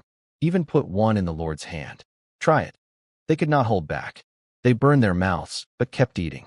In moments their potatoes were gone. They stared at the bowl with hungry eyes. I almost laughed. Were they trying to eat all my food in one visit? No way. One taste was enough face given. The rest are for old Chow, Lao Jiang, and ergo. They forced their eyes away. I turned to ask the Lord. He had finished a whole bowl of noodles and potatoes already. Faster than the elders. So good. These are amazing. I was speechless. The leader too. Sorry. I am not hungry. The food is just so good. Sweet, smooth, full of flavor. I smiled. You speak well, sir. The potato is a new grain food I made. As good as wheat or rice. And it fills you up. What? You developed a new food. The Lord stood up fast. He stuttered. This was huge news. For thousands of years, humans had only eaten wheat and rice and a few small grains. No one in any age had ever made a new grain. Smart people had only brought new ones from far away. If I had truly made a new food, this alone put me above every man in history. He swallowed again. Not from hunger this time. From shock. That look? You do not believe me. Not that. This news is too big. If not me, who? Have you ever seen this before? I shrugged. With my system, what could I not do? I had used a rare lottery for 100 bags of fine seeds. Almost every useful crop from my old world. Potatoes shocked them this much. What about corn? Corn did not come to old China until the Ming Dynasty in 1531. This world had not seen it yet. They might faint. How could I not believe? How much does this potato yield? What kind of soil does it need? He was a county lord. His questions hit the key points. A normal potato gives 3,000 to 5,000 pounds per acre. But mine is a super potato. 8,000 to 10,000 per acre. How much? 10,000 per acre? Heavens! His hand shook. Soil. It grows underground like peanuts. Just dirt. Cold or hot. No fertilizer. No watering. Still grows. Heavens! Such a wonder. Wait. What is a peanut? I rubbed my forehead. How to explain? Peanuts are also a new crop I made. Not planted yet. I just remembered peanuts also came in the Ming Dynasty in old history. This world likely had none. Deqian was about like the late Tang in old China. But it was strange. Sometimes things that did not exist in Tang did exist here. The Lord did not care about peanuts. What is the growing time? When to plant? I thought 1 month. But after only 10 days, they were ready. 20 days is enough. Plant any season. Cold or hot. No problem. Heavens, he said it again. The third time. The elders jumped up too. Heavens, this is a holy thing. I rubbed my forehead. It is just a crop. I can make many kinds. Nothing special. Stop making such a fuss. Even my soft words could not change their shock. My 3 wives laughed quietly. Their husband had stranger powers than this. They believed I could do anything now. Why? Because I was a god come down to earth. The Lord's breath was fast, but he held it. Sir, may I see the potato again? Sure. I gave him one. He held it like a baby. He was shaking. He walked out to the yard and dropped to his knees. He held the potato up to the sky. Heaven has mercy. Mr. Sun, you are a man sent from heaven. With food like this, our people will not starve. Our Deqian will rise. I leaned in the doorway, mouth open. He really is a good Lord. Then the village elders went out and knelt too. Heaven blesses us. A wonder man in our village. No more starving. I felt dizzy. I made the potato. I am right here. Why are you all kneeling to the sky? When the Lord stood up, he came to me with shining eyes. Sir, since the start of time, food is heaven for the people. With 4 kingdoms at war, with disasters, our people starve. Heaven could not bear it. So heaven sent you, and this miracle. This must be fate. Sir, please stop. My head will burst from all this praise. He smiled and changed direction. Sir, when I return, I will send soldiers to guard your village. So you can grow your first big batch of potatoes. Please agree. I hesitated. Soldiers? That was almost like being watched. The Lord might not mean it that way. But more people knowing meant more trouble. I had no money or army. I could not show too much yet. But the potatoes were already in the ground. Even without the Lord today, grain day was coming. The secret would come out anyway. I had thought about this before. Without me, they could not grow this crop. As long as I held the seedling secret, no one could threaten me. Fine. But please remember, we are very close to the Dezhou border. Do not let news spread further. Sir, I know what is at stake. Trust me. Good. I walked out and called Old Chow and Lao Jiang. Since I might leave with the Lord soon and not return until the next night, I gave my orders. Grain day was coming. So Old Chow should dig up the first batch of potatoes. Save some for my wives to make seedlings.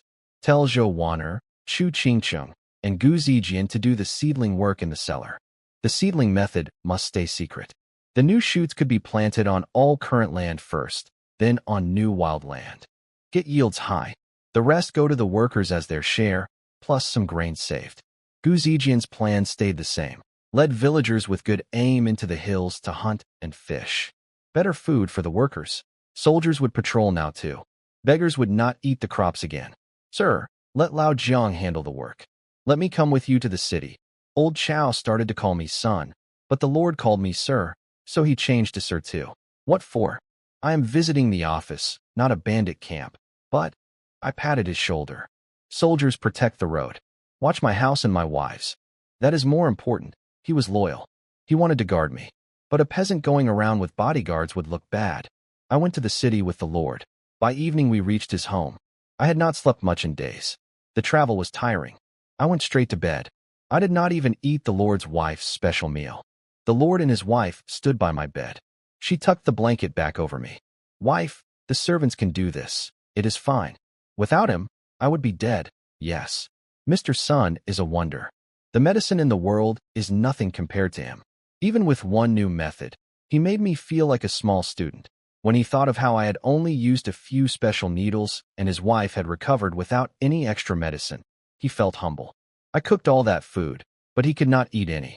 I have not even thanked him in person. There is time. Let him rest. I have papers to write. They closed the door softly.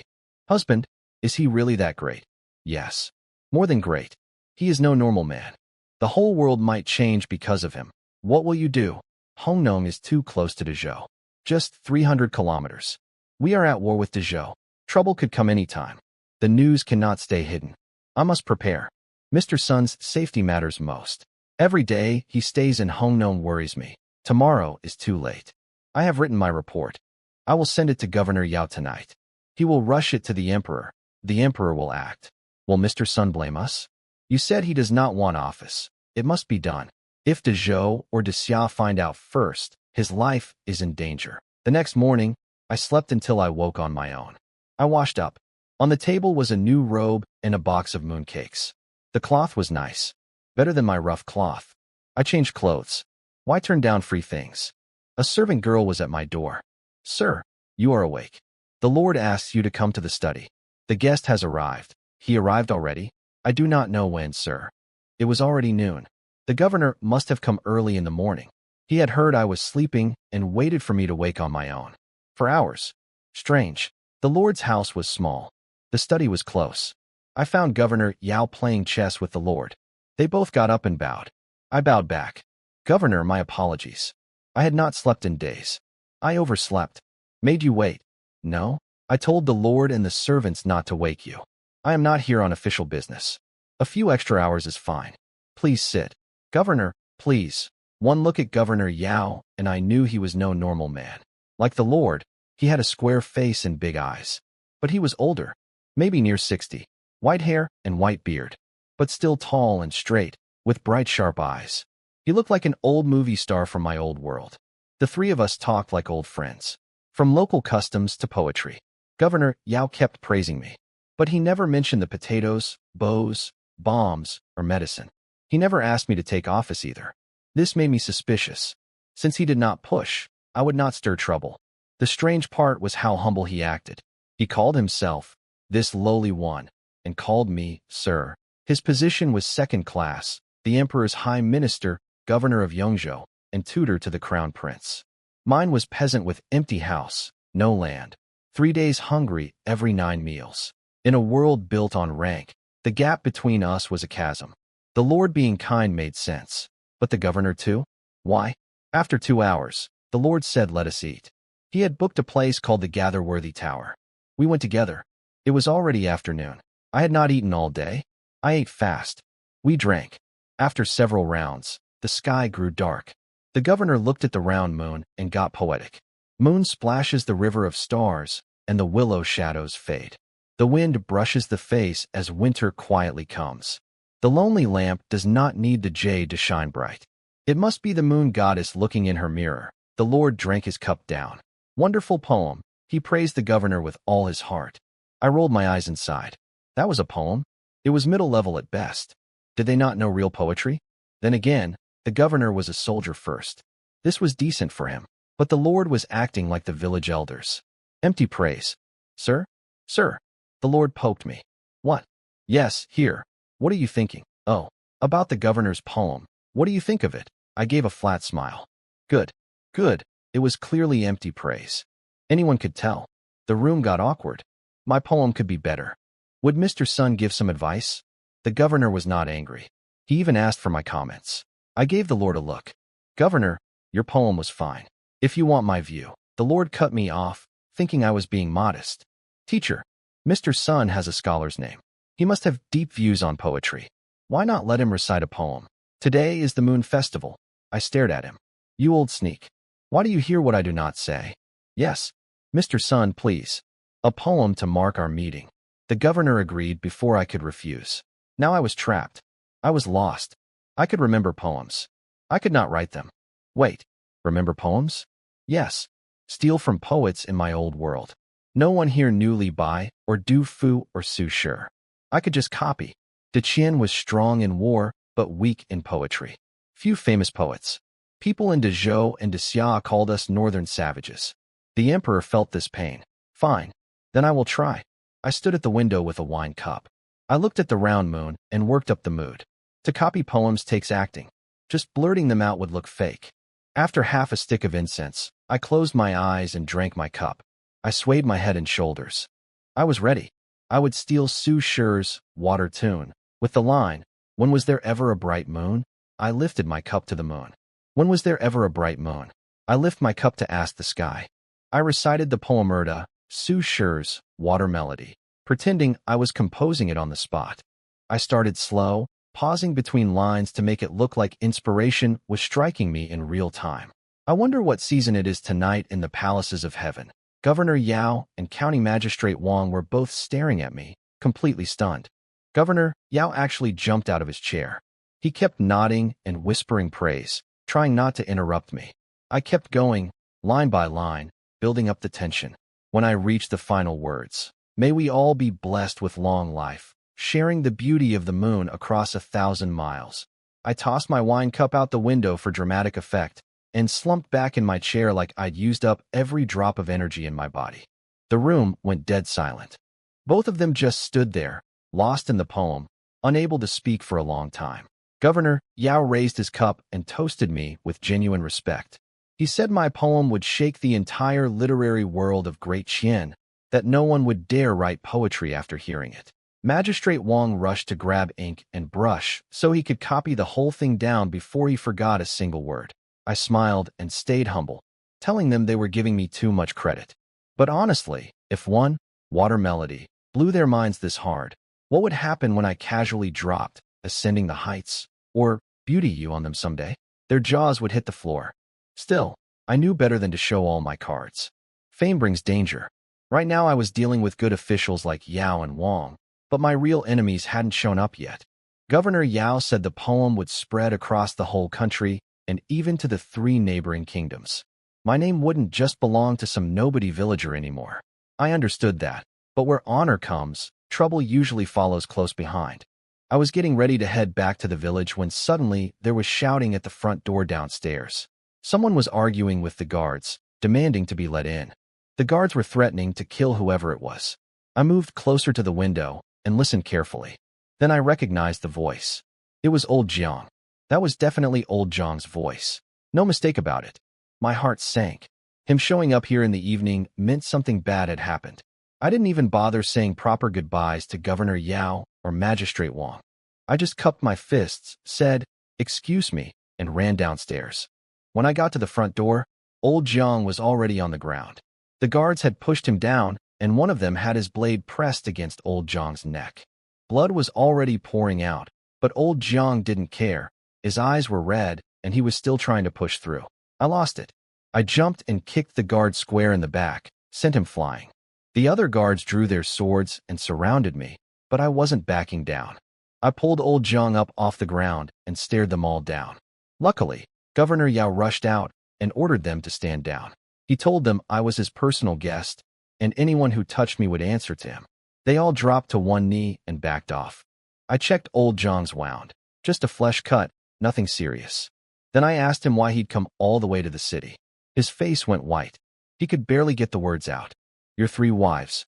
They've been taken by the officials." My whole body went cold. Old Chow and her Guzi too. They were arrested. I grabbed his collar. "Who took them?" "Why?" He told me everything.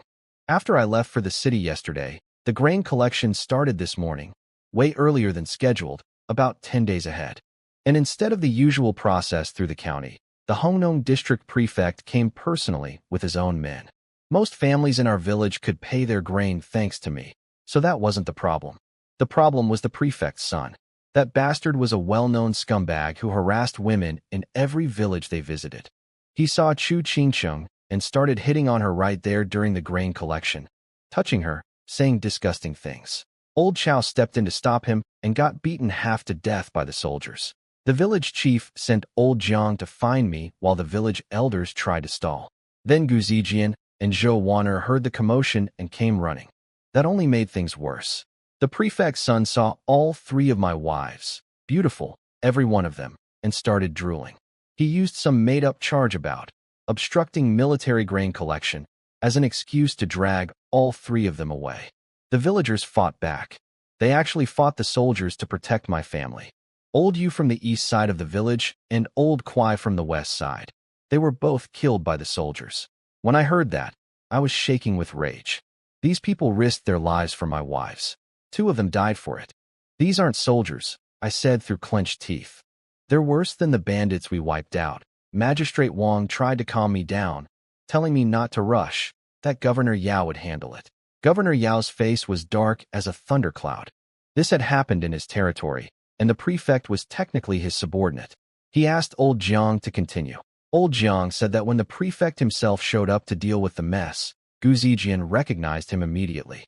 She completely lost control, screaming, "Corrupt dog," and drew her sword to attack him. When old Jiang said Gu Zijian had tried to assassinate the prefect, my mind went blank. Governor Yao and Magistrate Wang were just as shocked. The whole situation had flipped.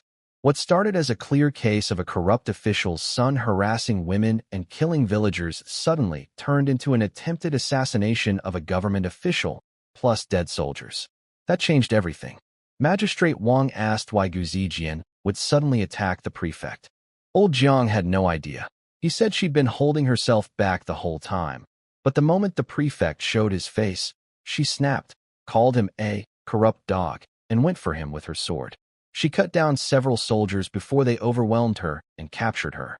After that, they loaded all 3 of my wives onto a cart and took them away. But I understood immediately. The system had told me before. Gu Zijian was the orphan daughter of a disgraced general whose entire family had been executed because of some traitor's scheme. This prefect must have been connected to her family's destruction. Maybe he was the one who got them killed. Magistrate Wang was worried. Even though the prefect had clearly broken the law first, his people could twist the story, claim the villagers rioted and attacked a court official, that soldiers died. Those charges weren't light. Governor Yao sent a subordinate with his official seal to demand they release my wives. But even his own man hesitated. Everyone knew that just flashing a seal wouldn't be enough. Not when soldiers had been killed and a prefect had nearly been assassinated. Governor Yao turned to me and said his order was just a stalling move, not a real solution. He asked what I planned to do. "I'm going to rescue them myself," I said. Both he and Magistrate Wang tried to stop me. They said breaking people out of jail would only make things worse, that we needed to handle this carefully through proper channels. I looked at them and smiled coldly. I do things differently from other people. Where my heart points, I go, no questions asked. That prefect and his son dared to take my wives and touch what's mine. I'm going to make sure they have nowhere left to hide. I didn't wait for a response. I helped old Jiang onto the donkey cart and rode straight toward Hongnong City through the night. Behind me, Governor Yao and Magistrate Wang stood frozen, staring after me. I heard later that Governor Yao had already sent an urgent letter to the emperor recommending me, and now he planned to ride to the capital himself to seek an audience. He also sent a few of his men to follow me secretly and keep me safe. Old Jiang and I rode all night. By dawn, we reached Hongnong City. Old Jiang was worried sick. This wasn't some small county jail. This was a district-level prison, and we were dangerously close to the capital. The place was crawling with high-ranking officials. One wrong step, and not only would I fail to save my wives, I'd get myself thrown in there too. I told old Jiang my plan. I needed him to go gather information, find out where my wives were being held, whether in the prison or the prefect's mansion. I figured they'd be in the prison since the situation had gotten too big with all those dead soldiers. Even the prefect's son wouldn't dare bring them to his bedroom before covering things up first. I pointed at a fancy-looking building called 100 Flowers Tower and told old Jiang we'd meet there tomorrow at noon, whether he had news or not. I gave him some copper coins I still had from trading animal skins and sent him off. He kept hesitating and saying, "But," before he left. I couldn't figure out why. Then I walked through the front door of 100 Flowers Tower and instantly understood what all his buts were about. It wasn't a restaurant. It was a brothel, the biggest one in the entire district. The few coins I had left wouldn't even buy a cup of tea in this place. The smell of perfume and wine hit me immediately, along with women's laughter coming from every direction. Before I could turn around and leave, the madam, heavy makeup, a black mole by her lip, waving a fan, came swaying over to me. She circled me like a hawk, complimenting my looks and build while actually checking if my clothes were expensive enough. Thanks to the outfit Magistrate Wang had given me, I passed her inspection. She grabbed my arm and dragged me inside. I tried to resist, but she told me that every brothel in the city charges a tea fee just for walking in. If I left now, I'd have to pay, and I couldn't afford it. Damn you, old Jiang.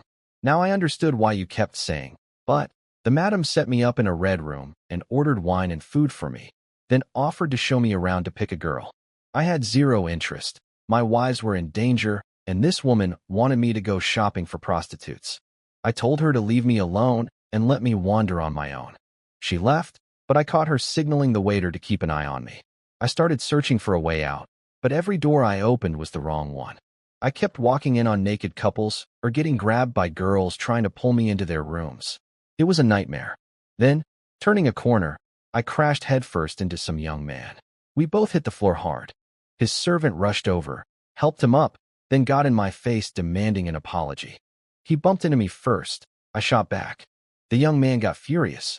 "Do you know who I am?" I laughed. "I've never met someone who actually begs to be insulted. You want me to say it again? Fine. Have you got no shame?" He was so angry he started stuttering. "I don't care who you are," I told him. "Get out of my way before I beat you." His feminine-looking servant started scolding me, but the young man stopped him.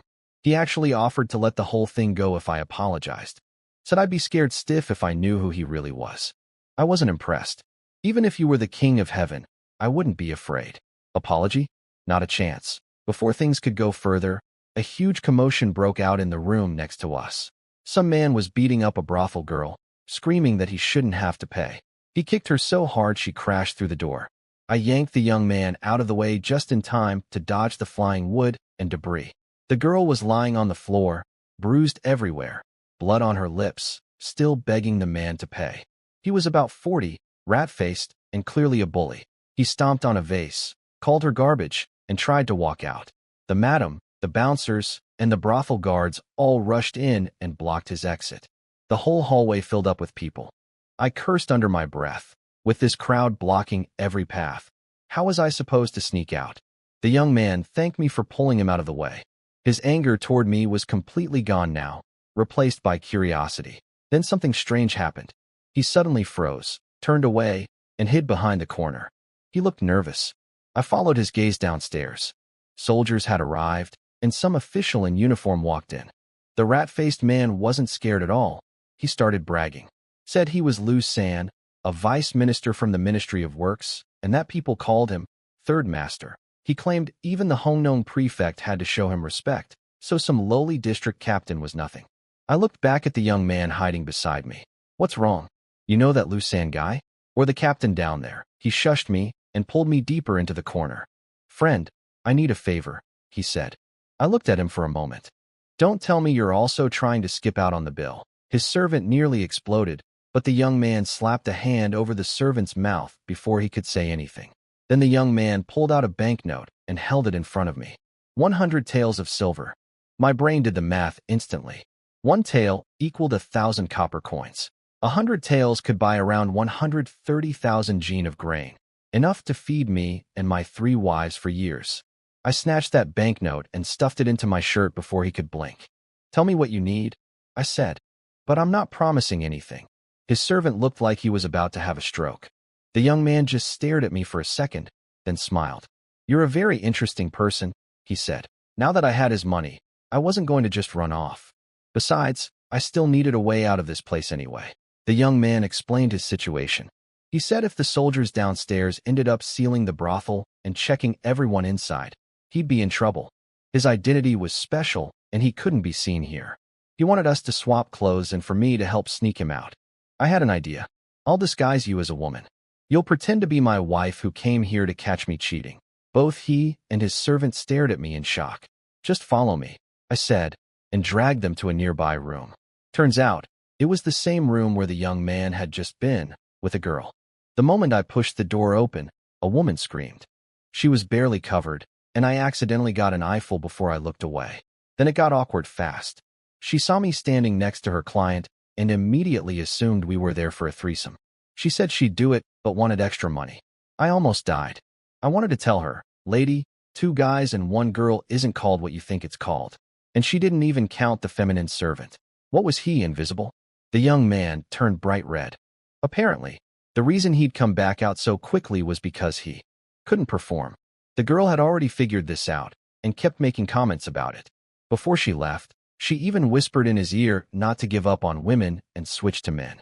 I barely held in my laughter. Once she was gone, I got to work.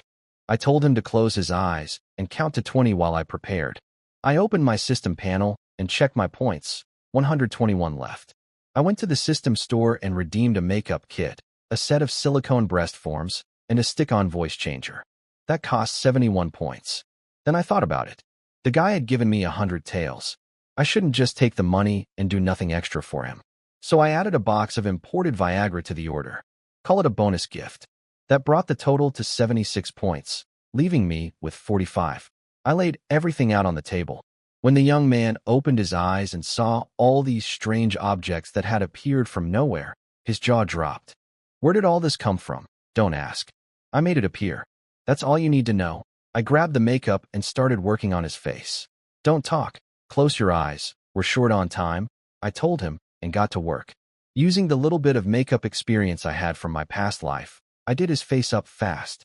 Then I grabbed a woman's dress from the wardrobe and had him put it on. With the silicone chest pieces and the voice changer stuck to his throat, the transformation was complete. I stood back and admired my work. He looked stunning. If I didn't know he was a man, I'd honestly be tempted to spend that 100 taels just to be with her. When his servant came back into the room, the poor guy completely lost it. He couldn't find his master anywhere. He checked under the bed, looked out the window. He was about to have a panic attack. Meanwhile, the young man used the voice changer to speak in a woman's voice, telling the servant he'd never seen any young master in this room. The servant nearly fell over from shock. They finally let him in on the joke, and the servant's fear turned to amazement. The servant reported that downstairs was still a mess. The soldiers and the brothel were in a standoff, and that shameless Lu San was now demanding the brothel pay him money, threatening to report that the district captain secretly owned the place. I couldn't believe it. The guy stiffs a prostitute, beats her up, and then tries to extort the whole brothel. What a world. The young man's eyes flashed cold for a second. We'll deal with Lu San later, he said quietly. We put my plan into action. I played the cheating husband. The young man played my furious wife who'd come to drag me home, and the servant just tagged along. We made a huge scene going down the stairs. yelling, crying, the whole show. The soldiers barely gave us a second look. We walked right out the front door. I even saved on the tea fee. Once we were safe in a quiet alley, we couldn't stop laughing. "What's your name, friend?" he asked. "Sun Jian." "And you?" He paused for just a second. "My surname is Long Chung. And this is my servant, Xiao Jinzi." I noticed the slight hesitation when he said his name, but I didn't push it. Whatever his real identity was, it wasn't my business. "Long brother, thanks for the 100 taels," I said. "You look like you come from money." He smiled and dodged the question. "Compared to making a friend like you, 100 taels is nothing." Before we parted ways, I pulled out the bottle of Viagra from the system and tossed it to him. He opened it and stared at the little black pills inside. "What is this? The name is so strange. You know your little problem downstairs? Take one of these before you do the deed, and I guarantee you'll stand tall like a pillar holding up the sky." His face went red, but his eyes lit up. "Is it really that powerful?" "I've never heard of anything like this." I slapped him on the shoulder. "That's because you never met me before. Now you have," he laughed. "Son brother, you truly are the most extraordinary person I've ever met. Don't take more than one pill at a time," I warned him. "Bad things will happen." He grinned. "What kind of things? You even know about bedroom techniques? Dude, it's broad daylight and you're already talking dirty." We both laughed. He wanted to go drink and eat together, but I turned him down. My 3 wives were still out there in danger. I had no mood for partying. Long Chung could tell something was wrong. He kept pushing, saying we were friends now, that friends should help each other. I told him my problem was too big. Even Governor Yao couldn't solve it. That caught his attention. "You mean Yao Tianjin? You know him? Know him?" "We've shared meals, drinks, and deep conversations," I said. Something shifted behind Long Cheng's eyes. I could tell he was surprised. He clearly knew that getting a personal audience with Governor Yao wasn't something just anyone could do. "Do you know him too?" I asked. "We've met," he said casually. This guy was getting more and more mysterious. 100 taels like it was pocket change, connections to top officials. Who the hell was he? He pressed me again, so I finally gave in and told him the whole story about the prefect's son taking my wives, the dead soldiers, and the assassination attempt. I left out my own secrets. He was furious. That dog official, letting his son harass women and kill innocent people, and right under the emperor's nose. I was surprised he believed me so easily. "We just met today. Aren't you worried I'm making this up to slander a government official?" He looked me dead in the eye. "I'm not a child. I can tell truth from lies." Then he told me something interesting. The Hongnong prefect was already known for corruption, but someone powerful had been covering for him and destroying evidence for years. He asked how I wanted to handle it. I admitted I didn't have a good plan yet. My worst-case backup was to dump all my system points into raw power, bust my wives out by force, and flee the country. But that was a last resort. Long Cheng thought for a moment, then said he had an idea. "First, we create a legal pretext to have the prisoners transferred into our control. Then we file an appeal directly to the emperor, explain everything, and get them released properly." I considered that approach, but it required someone with real authority to pull the strings, and fast. "That person won't be easy to find," I sighed. Long Chung smiled and patted my shoulder, copying the way I'd patted his earlier. "Maybe I can help with that?"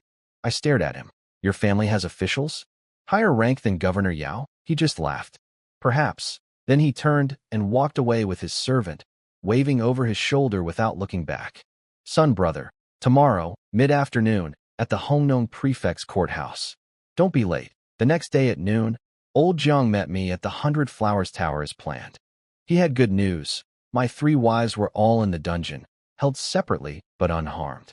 No torture, no abuse. I finally let out a breath. Turns out, old Jiang had run into one of Governor Yao's men while gathering information.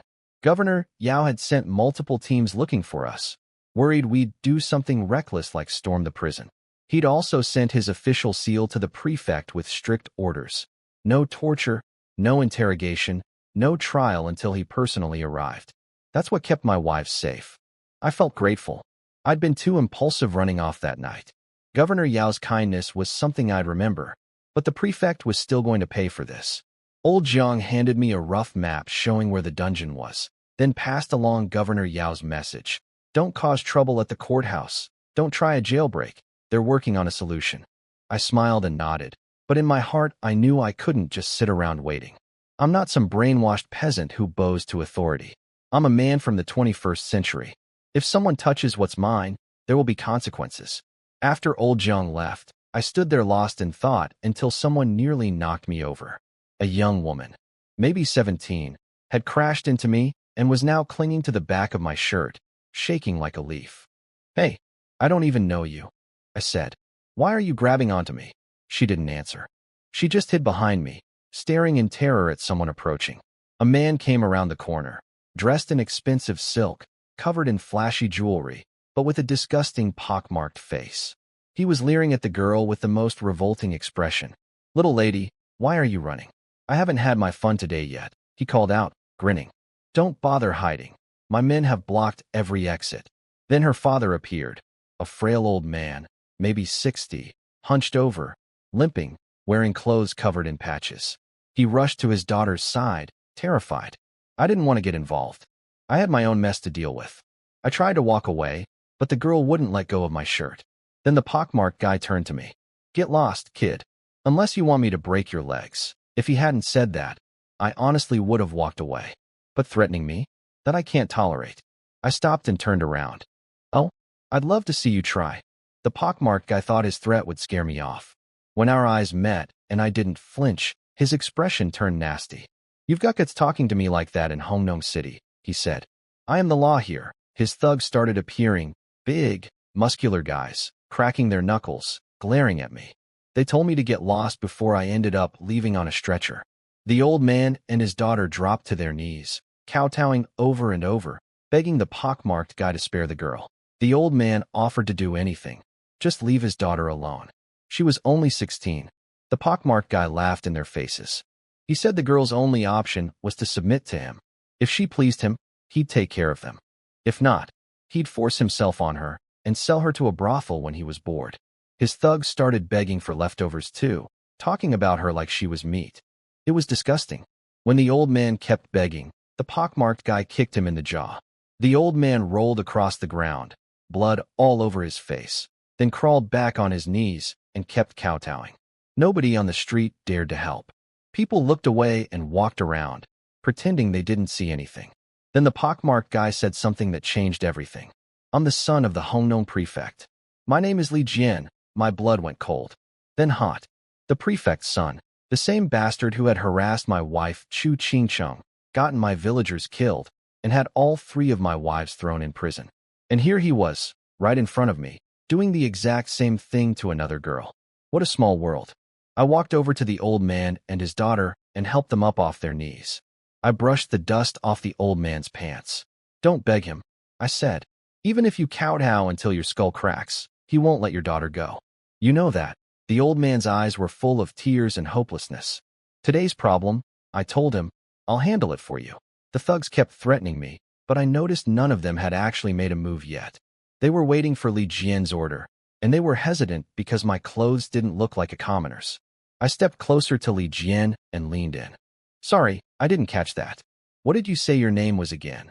Li Jian's thugs were about to jump me, but he waved them off. He squinted at me with venom in his eyes and gave me 2 choices. Either help him pin the girl down in the alley or crawl between his legs and kowtow 3 times. I didn't answer. I just stepped closer and asked him one more time, "What did you say your name was? Are you deaf?"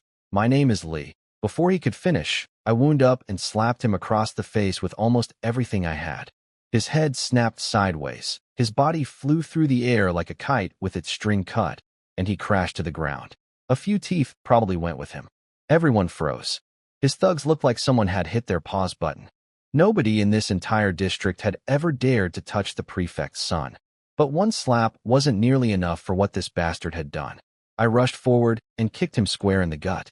He skidded 6 or 7 meters across the ground, choking and gasping, blood pouring from his mouth. His 5 thugs finally snapped out of it and charged at me. They were big, but they couldn't fight. Using the Tongbei boxing technique from my system, I dropped all 5 of them in seconds. I made sure to kick most of them right between the legs. At least 4 of them would never function as men again. I dragged Li Jian over to the old man and his daughter and threw him at their feet like a sack of garbage. Then I stepped on his face. You gave me 2 choices earlier, I said. Now I'll give you 2. Either crawl between my legs and kowtow 3 times, or get on your knees and apologize to these people. He glared up at me, blood dripping from his mouth. You dare hit me? I'll make your whole family pay. I kicked him in the groin. He convulsed, every muscle in his body seizing up.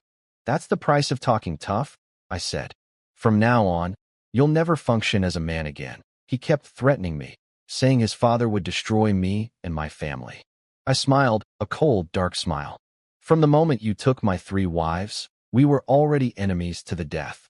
You and your dog of a father. It's only a matter of time. I grabbed his throat, squeezed just enough to make him gasp, then slapped him again. Listen carefully. The grudge between us is set. You and your father dying. That's not a question of if. It's a question of when. I told the father and daughter to go home. This wasn't about them anymore. It was between me and Li Jian.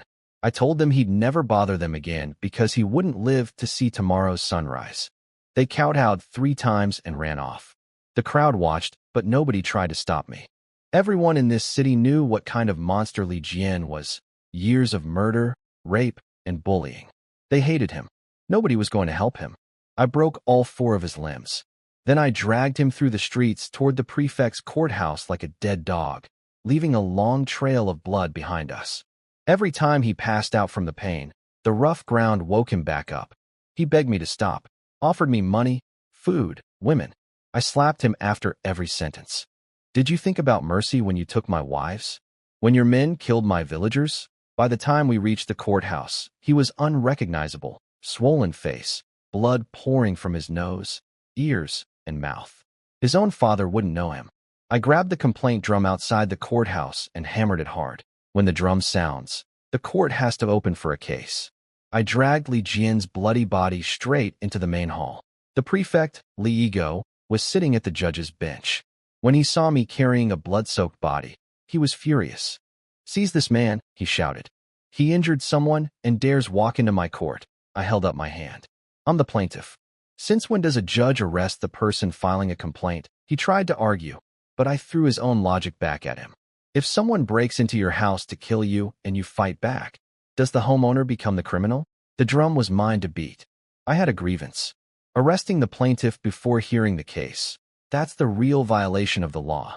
He couldn't respond. Even his own advisor was stroking his beard and nodding at my reasoning. Red-faced and furious, the prefect tried another angle.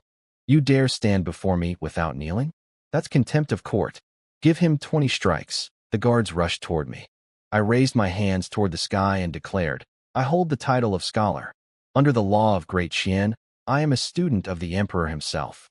A scholar may stand before officials without kneeling, and no physical punishment may be applied to my body. Who dares touch me? The guards froze and looked back at the prefect. He demanded proof. I gave him my name, my village, and the year I earned my title. He sent someone to check the records. After 1 incense stick's worth of time, the advisor confirmed it. I was indeed a registered scholar.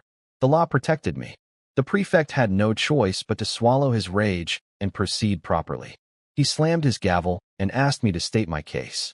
I stood tall and laid out 5 criminal charges against the bloody mess on the floor, who was, of course, his own son, though he still hadn't recognized him. I cited rape and kidnapping across years of victims, murder of innocent civilians, inciting disorder, immorality, and crimes against the natural order. Every charge was backed by specific articles from the legal code. I delivered them smoothly, one after another, like I'd rehearsed them 1,000 times. By the time I finished, even the guards lining the walls were grinding their teeth in anger, looking at the bloodied Li Jian like they wanted to tear him apart themselves. My 5 charges were laid out clearly, even without physical evidence on hand. Everyone in that courtroom knew I wasn't making things up. Someone who could cite every article of the legal code that precisely wasn't bluffing. And under the iron rule of Great Qian, every formal complaint must be investigated. The advisor whispered to the prefect that this had to be handled properly, or they'd both lose their positions. The prefect's face went dark. He knew the situation was bad. If the charges were proven true, the whole district would be shamed. His political enemies would pounce. He'd just aligned himself with the second prince for protection, and now this mess threatened everything. He tried to brush me off, said the case needed time to investigate. Told me to go home and wait for a public notice. Classic stalling. I shook my head and smiled. This old fox was slippery, I had to give him that. But he was guarding against the wrong enemy. I wasn't some political rival's pawn. I was the man who was going to drag him straight into hell. I suggest you read the complaint before making a decision, I said. He waved me off again. Didn't even look at it. So I pointed at the bloody heap on the floor. That man deserves death by 1,000 cuts under the law. A creature with no respect for ruler or father. The prefect slammed his gavel and was about to throw me out when his advisor grabbed his arm, shaking, face white as paper. He'd read the complaint. The prefect snatched it and looked at the defendant's name, Li Jian. His pupils shrank. His breathing went ragged. He leaped off his bench and ran to the bloody body on the floor. He flipped it over. My son. The entire courtroom went silent, then erupted. Everyone suddenly understood. The prefect had been sitting there the whole time, arguing procedure, while his own beaten, broken son lay bleeding at his feet without him even recognizing him. I crossed my arms and grinned. That's right, Prefect Li. The man who deserves death by 1,000 cuts is your son, Li Jian, and your name, Li Yigo. I thought it was Li Yidog. Fitting, really. Father and son. One's a beast, the other's trash. He completely lost it. Screamed at his guards to seize me, throw me in prison, torture me, kill me if I resisted. But the guards hesitated. They weren't stupid. This was an open court with witnesses. Everything had been said on the record. If this went wrong and word got out, heads would roll, including theirs. And I was standing there calm as could be, with a scholar's legal protection and possibly powerful people behind me. What are you waiting for? The prefect screamed. Grab him, I just smiled. You call me an animal? What does that make your son? Worse than an animal. You let him run wild for years, raping women, killing innocents, terrorizing the whole city. And now you have the nerve to play the victim? I turned to the guards and spoke loud enough for everyone to hear. Listen carefully. I'm here on orders to file this complaint. If any of you help this man cover up his crimes, I guarantee you'll all be dragged down with him. Every single one of you will lose your heads. That stopped them cold. They all stepped back. The prefect clutched his son's bloody body and screamed that it was all lies, that his boy was innocent. I knew he'd never admit the truth. Li Jian was his only son, for generations of single heirs. Admitting guilt meant sending his boy to the executioner's block. The prefect played his last card. He reminded everyone that he had powerful backers in the imperial court. That shifted the mood. The guards started getting brave again. Two of his most loyal men, Zhang Long and Wang Xiong, drew their blades. The rest followed like dominoes. Just as they were about to rush me, a voice thundered through the hall. I dare anyone to touch him. Long Cheng walked in, calm as anything, with little Jeanzy behind him. I grinned. Long brother, you finally showed up. Another half-minute and they'd have had me. He smiled back. Sorry, I've actually been here a while. I was watching from the shadows. Quite the show you put on. I punched his shoulder lightly. I started to whisper a warning. This was the prefect's court. He should be careful not to make too big an enemy over my problems. Relax, he said. I know what I'm doing. He walked straight into the center of the hall. The moment he did, his expression changed from friendly to ice cold. And then something unbelievable happened. The prefect looked at Long Cheng and froze. Completely froze. Like he'd been struck by lightning. The color drained from his face. His hands started shaking. Sweat poured down his forehead. The advisor and guards didn't recognize Long Cheng. One of them shouted, "Who dares cause trouble in this court?" The prefect kicked his own advisor in the back so hard the man went flying. Then, without a word about his dying son on the floor, Li Yigo's legs buckled and he dropped to his knees. Why? Why are you here? He stammered, his voice cracking like he was about to cry. Everyone in the room turned to stone, including me. I had no idea what was happening. Long Cheng hadn't even said a word yet, and this powerful prefect, who'd been screaming orders to kill me moments ago, had abandoned his own son and was now kneeling on the ground, trembling. Long Cheng sat down in the prefect's own chair at the judge's bench. He looked down at the kneeling man with freezing contempt. Not bad for a district prefect, he said coolly. All these years in politics weren't completely wasted on you. I don't dare. I don't dare. The prefect whimpered, pressing his forehead to the floor. I realized then that the prefect had figured out Long Cheng's true identity, and it terrified him so badly He couldn't even say the real name or title out loud. He just called him Master Long and begged forgiveness for not welcoming him properly. What? What brings Master Long here? The prefect asked, his voice barely a whisper. I stood there staring, my mind racing. Who exactly had I been joking around with in that brothel yesterday? The prefect was still on his knees, shaking so hard he could barely speak. Long Chung slammed the desk and tore into him. Li Ego, you have incredible nerve. I've been here the whole time. I saw everything. You let your son run wild for years, harassment, murder, terrorizing the people. Then when someone comes to file a legitimate complaint, you try to cover it all up the moment you realize the criminal is your own boy. How is that any different from what your son did? Are you spitting on the law of Great Qian? On the emperor's own face? Do you admit your guilt? The prefect collapsed like a deflated balloon. I admit it. I admit it. He crawled over and started kowtowing to me, slapping his own face over and over, each hit loud and hard. I was blind. I didn't recognize greatness. Please, I'm dog crap under your shoe. Just let me go. His son Li Jian had woken up too, whimpering on the ground. The prefect dragged himself over, propped up his broken son, and they both knelt before me together, begging. I crouched down and grabbed both their chins, forcing them to look at me. Did you show mercy to the people of Sun Village? Did you show mercy to my 3 wives? Their faces went white. They finally understood who I was. I stood up and turned to Long Chung. Brother Long, let the law decide their fate. No mercy. Done, he said, then turned to little Jeanzi. Is everything arranged? Yes, Master Long. The district officials have been gathered and are already compiling a full list of the father and son's crimes over the years. They're waiting for your order. And the 3 wives have already been released from prison. They should be at the post station by now. My heart nearly burst. They're already out. Long Chung walked down from the bench and smiled at me. What did you think I was doing during the time I was late? We looked at each other and burst out laughing. Brother Long, thank you. Truly, he waved it off. Don't thank me. Corrupt officials like these are a poison in our empire. Even without your case, they deserve to be punished. If anything, I should thank you for helping uncover all this. Without you, how many victims would never have gotten justice? I admired his way with words. He'd done me an enormous favor, yet somehow made it sound like I'd done him one. A man with this kind of skill and grace, no matter what era he lived in, he was no ordinary person. I was more curious than ever about who he really was. But he didn't want to tell me, and I wasn't going to push. Brother Long, I won't forget what you've done, he grinned. Enough with the heavy talk. I hear the post station has good food and wine, and I'm starving. Shall we? I laughed. Lead the way. We walked out of the courthouse side by side, heading toward the station where my wives were waiting. Chingcheng, Zijian, Wanner, hold on. I'm coming. When I walked into the room at the post station and saw all 3 of my wives safe and unharmed, I couldn't hold back my emotions. Chingcheng, Zijian, Wanner. The moment they heard my voice, they turned around.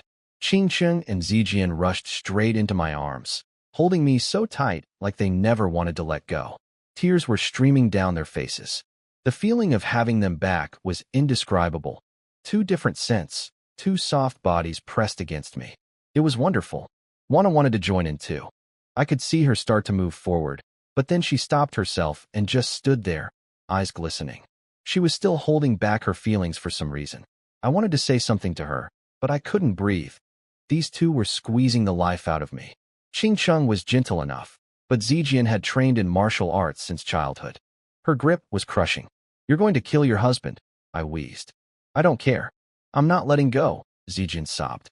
She kept whispering, I'm sorry, over and over. She blamed herself for attacking those soldiers and almost getting me killed trying to rescue her. I patted her back gently and told her everything was fine. Then things got awkward.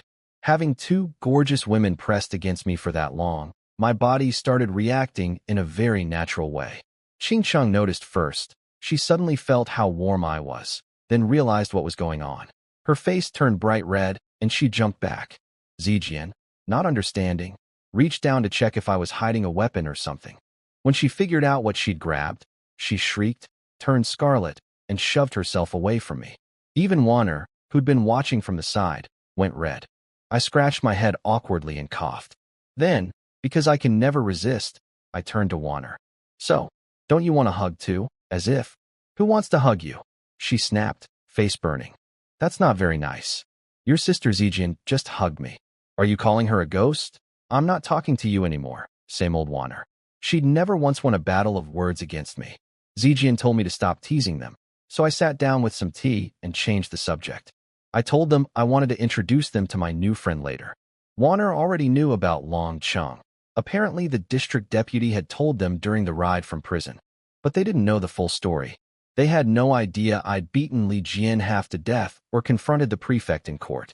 All they knew was that Long Chung had ordered their release before even showing up at the courthouse, and that I was on my way to face the prefect. Qingqing asked who Long Chung really was and how he had so much power. She wanted to know if the prefect had hurt me. I smiled. That was a question I was still trying to figure out myself. I sat down with my 3 wives and told them the whole story, how I'd dragged Li Jian's broken body into the courthouse, how I'd argued with the prefect using the law, and how Long Chung had shown up at the last second to save me. Qingqing and Wanner listened like they were hearing the most exciting story of their lives. But Zijian's reaction was the strongest. When she heard that the prefect and his son had been thrown in prison and were waiting to be executed, she broke down crying and threw herself into my arms again. I knew why. The system had told me this prefect was one of the people responsible for getting her entire family killed. 38 members of the Gu household, all executed because of his false accusations and political scheming. But since I'd learned that through the system, I pretended not to know and just asked what was wrong. She didn't explain. She just held on tight. Then Long Cheng's voice came from the doorway. Am I interrupting? Zijian jumped away from me, embarrassed. Long Chung had come to tell us dinner was ready upstairs. He smiled awkwardly and left us alone. The women wouldn't come eat with us. In this era, wives weren't supposed to dine at the same table as their husbands' friends in public. So I went up alone and drank with Long Chung. By now I'd pretty much figured out who he was. Only someone from the imperial family would dare use Long, the dragon character, as a fake surname. He was probably a prince. But since he didn't want to reveal himself, I played along. Honestly, not knowing made things easier between us. He kept pestering me about the Viagra, the voice changer, and all the other mysterious items. I made up some nonsense about meeting an old immortal on a mountain as a kid who taught me 36 divine arts. He didn't believe a word of it, but he let it go. When it was time to part, he told me he had to return to the capital that night. We toasted one last drink and said goodbye. I figured I'd probably never see him again, but I was wrong. We'd meet again in just a few days, under very different circumstances. Back in my room, Wanner had already moved her bedding to the side room, leaving the big bed for Qingqing and Zijian. Both of them were blushing hard, one sitting on the bed staring at the floor, the other fiddling nervously with her skirt. I didn't hesitate. Stripped down, climbed into bed, and called them over. Zijian suggested she sleep in the side room with Wanner instead. I told her that little bed couldn't fit 2 people, and that I was exhausted and promised I wouldn't do anything. The classic sequence. First promise nothing will happen, then promise to keep still, then promise just a little contact, and nothing more. Works every time. Well, okay then, Zijian said quietly. Qingqing, what are you standing there for? Blow out the lamp and come to bed. Women always need a reasonable excuse. Give them one, and everything falls into place naturally. Despite all my promises to behave, I didn't keep a single one. Qingqing was gentle like water. Zijian was fierce like fire. It was the best night of my life. Poor Wanner in the side room. She couldn't see anything, but she heard everything. She didn't fall asleep until almost dawn. Afterward, Zijian lay on my chest and asked me something that had been bothering her. Why haven't you asked me why I attacked the prefect? I told her the truth. Well, partly. You're not the type to kill without reason. If you drew your sword, you had your reasons. If you want to tell me, I'll listen. If you don't, I won't push. You're my wife. Protecting you is my duty, no questions needed. She teared up and held me tighter. Meeting you is the greatest blessing of my life. I will never betray you, even in death. Then she told me everything. Her father, Gu Yongchong, had been the left guard general of the capital, in charge of the army protecting the city from the outside. It was a position only the emperor's most trusted people could hold. But the Gu family got caught up in political warfare. The minister of war, Wei Xian, framed them for treason. And the prefect Li Yigo was Wei Xian's pawn. The one who filed the false charges that got her entire family executed. 38 people. She was the only one who escaped by hiding her identity, before eventually being sent to the border as a prisoner. I already knew all this from the system, but hearing her say it out loud, feeling her tears on my chest, it hit different. Minister of War, Wasteland, I whispered to myself after she fell asleep. That name was going on my list. I tucked both women in and was about to drift off when the system started pinging like crazy. Warner's affection went up by 5, now at 36. Zhejian's jumped by 10, hitting the maximum of 50. Qingcheng was already at 50, so her extra 5 points converted into bonus credits. Then came the big one. Because Zhejian had reached peak loyalty, the system rewarded me with another legendary draw, 20 free attribute points, and unlocked a slot for binding a new character. Any future affection points from maxed-out wives would convert to store credits. I opened my status panel. I now had 40 free attribute points. My combat power was already 68, roughly a second-tier general. If I dumped all 40 points into combat, I'd hit 108. The human limit was supposedly 100. Even the legendary Li Yuanba from the old stories couldn't reach 108. At 108, I'd basically be invincible. Superhuman. Beyond anything this world had ever seen. I was so excited I almost laughed out loud in bed. I was about to get excited about dumping all 40 attribute points into combat power when the system threw cold water on me. Your body can only handle a maximum of 80 combat points right now. If you force 40 points in, you'll literally explode and die. Same with agility. Anything tied to physical ability was limited by what my body could handle. I was furious. So these 40 points are useless? Not exactly. Intelligence and charisma have no physical limits. You could max charisma to 100. What good is looking like the most handsome man in history? So people can stab me while I'm posing? This is a war zone, not a beauty pageant. The system then mentioned hidden attributes I hadn't considered: medicine, military command, governance, astronomy, mechanical engineering. Those had no physical restrictions and could all be boosted. That was more like it. I closed the system and fell asleep. What I didn't know was that while I slept, Governor Yao's urgent letter had already reached the emperor in the capital. In the Taiji Hall, Emperor Li Shilong, the founding emperor of Great Qian, sat on his dragon throne reading Yao's report. He asked Governor Yao 4 times whether I really had all those abilities. Yao was sweating bullets, but kept confirming it was true. The emperor went from suspicious to intrigued. He asked Yao what position I should be given. Yao wisely refused to overstep, saying only the emperor could decide such things. That answer seemed to please the old man. After dismissing Yao, the emperor muttered, "Interesting," to himself, then summoned his gold guard general. Back at the post station, I didn't wake up until noon the next day. My 3 wives had been up for hours, waiting with food and warm towels.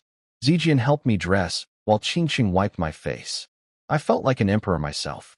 "Warner, look at your sisters. Learn from them," I teased. "Lazy bum. Can't you do anything yourself?" she snapped, turning away. After eating, I planned our return to Sun Village, but first I needed to buy supplies in the city. Things I couldn't get back in our small county: ingredients for distilling liquor, white sugar, fine salt, and other materials for future projects. I had 100 taels of silver to burn, so I wrote up a shopping list and split into 2 teams, Zhejian and Warner in one group, me and Qingcheng in the other. We bought so much stuff we could barely carry it all. I should have hired carts first. Checking my list, I still needed 4 jars of wine. Then I remembered, there was a wine shop right across from the 100 Flowers Tower. The words slipped out before I could stop them. "I know. There's a wine shop across from the 100 Flowers Tower. Let's go there." Silence. 100 Flowers Tower? Warner asked. "What's that?" "That name. Sounds like a brothel," Qingqing said slowly. Zhejian's eyes narrowed.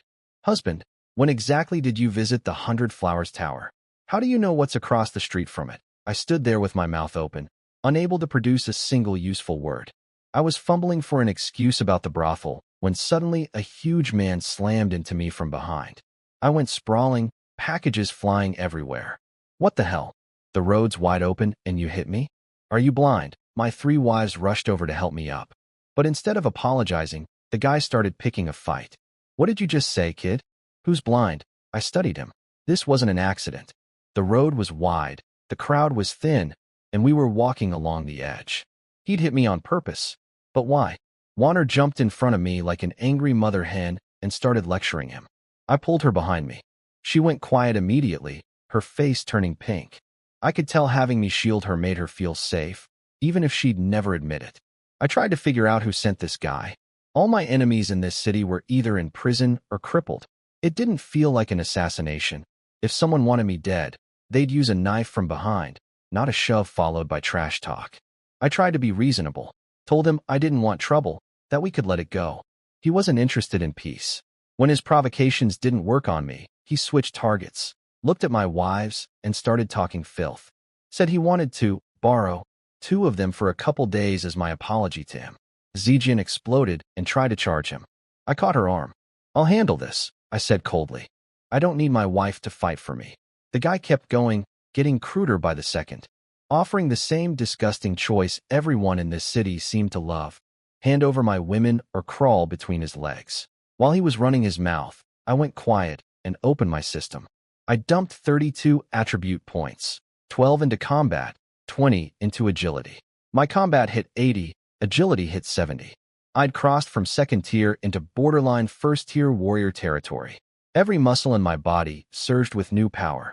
Then the system triggered a bonus. My basic Tongbei boxing was replaced with an advanced martial art, refined 8 trigrams fist. The techniques flooded into my brain instantly. The big man mistook my silence for fear. He grinned at my wives and said something about how I was clearly thinking about handing them over, and that they shouldn't worry because he'd make sure they had a good time. I said nothing. I just cracked my knuckles. The big man kept running his filthy mouth about my wives. That was it. I launched at him without another word.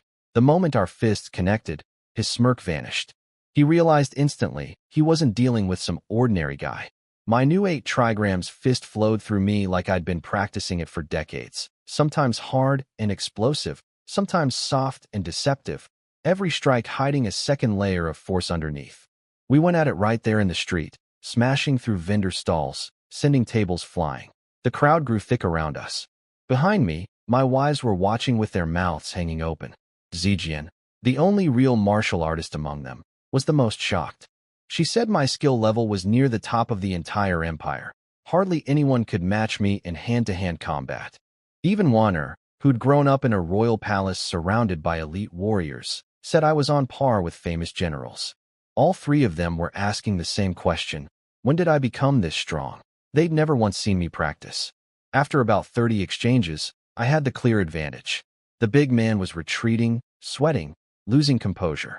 But I could tell, this wasn't some street thug. His technique was refined, built over years of serious training. Someone like this wouldn't randomly pick fights with strangers. There had to be a reason. I needed to end it fast. I deliberately left an opening, baiting him. He took it, rushing in for what he thought was a killing blow. The moment he committed, I pivoted, stepped inside his guard, planted my shoulder against his chest, and unleashed everything I had in one explosive push. He flew backward and crashed through a candy vendor's table. Wood splintered everywhere. He won, Zijian cheered, jumping up and down. The crowd burst into applause. I walked over and put my foot on his chest. He was clutching his ribs, face twisted in pain. I told you, I'm no soft target. Who gave you the courage to talk like that? Your mother? He couldn't respond, just gasped from the pain. I can tell you've trained seriously your whole life, I said, pressing harder. You're no street thug. So who are you really? And why did you come looking for trouble?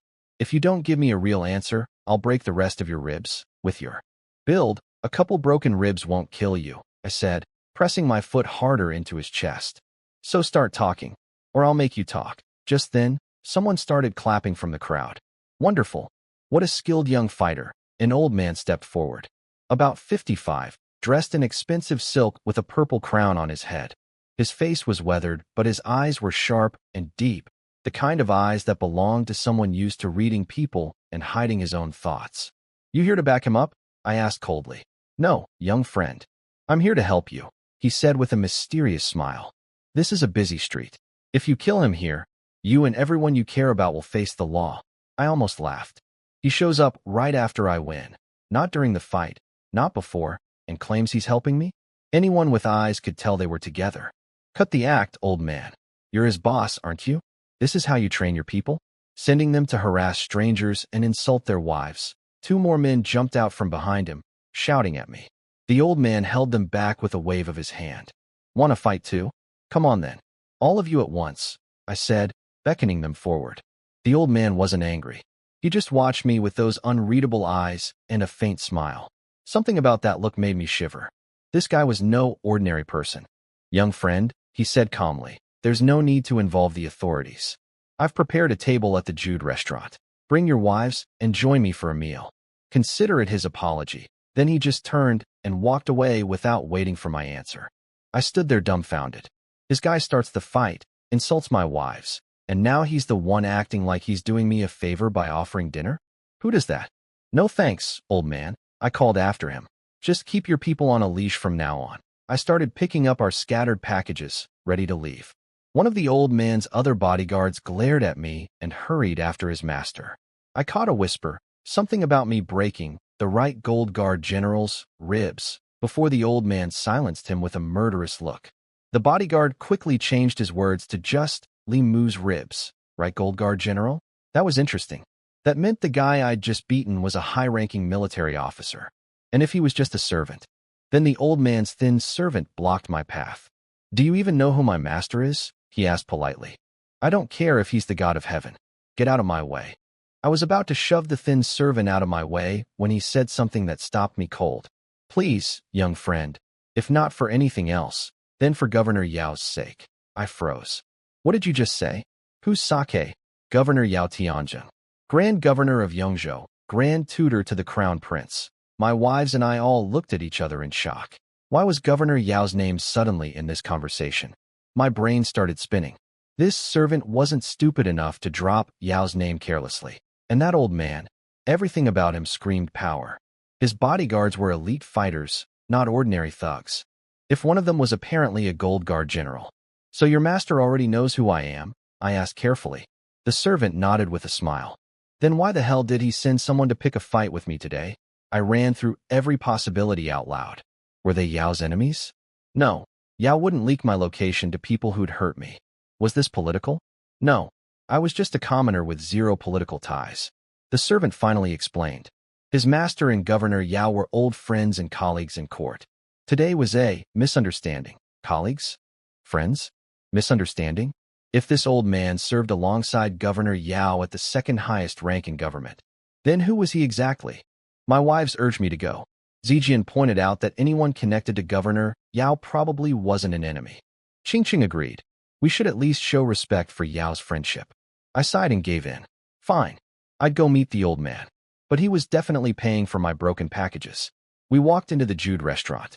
The entire building had been rented out, empty except for guards standing along the walls. Upstairs in a private room, a table was already loaded with food. The old man sat in the center, smiling. What caught my attention was how his servants behaved. When the old man told Wang De and the other bodyguard to sit and eat with him, they nearly had a panic attack. Wang De's forehead broke out in sweat. We couldn't possibly sit at the same table as you, sir. It goes against all protocol. The old man glared at him once, and they scrambled into their seats, terrified. I watched this little performance with narrowed eyes. The level of fear these grown, battle-hardened men showed toward this one old man was extraordinary. This wasn't just some wealthy noble or high-ranking official.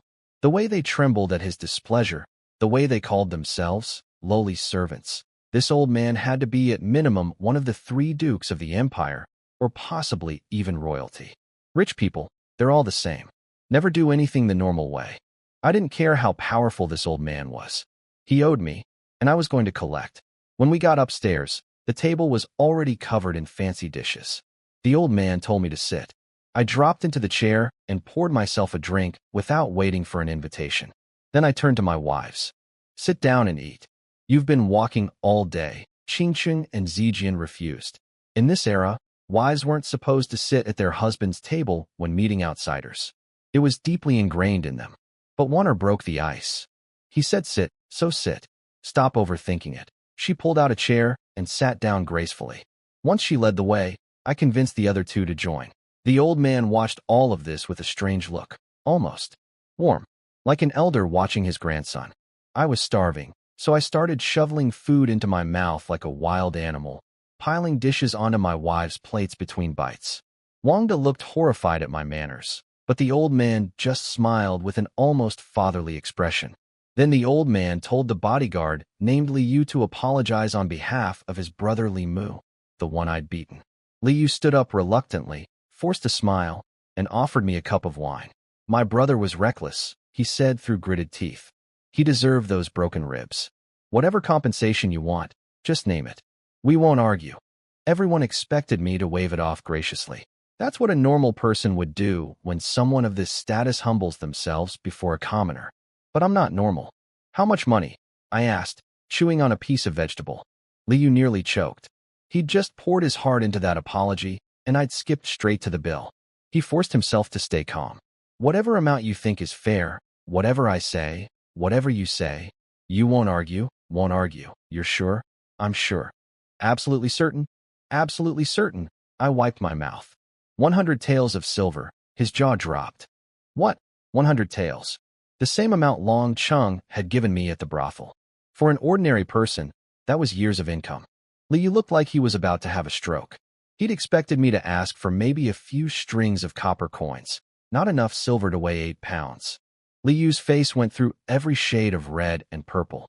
100 taels was 2 full years of his salary. He'd already confirmed multiple times he wouldn't argue, so now he was trapped. He counted out the banknotes with the expression of a man watching his family die. 10, 20, 40, 60, 100. Each note peeled from the stack like it was tearing off his skin. He was left with just 20 taels from what had been his personal savings for this entire trip. I snatched the money and stuffed it in my shirt without a shred of guilt. My 3 wives covered their mouths, trying not to laugh. The old man shook his head with a tired smile and declared the matter settled. I gave him a look. Easy for him to play peacemaker now.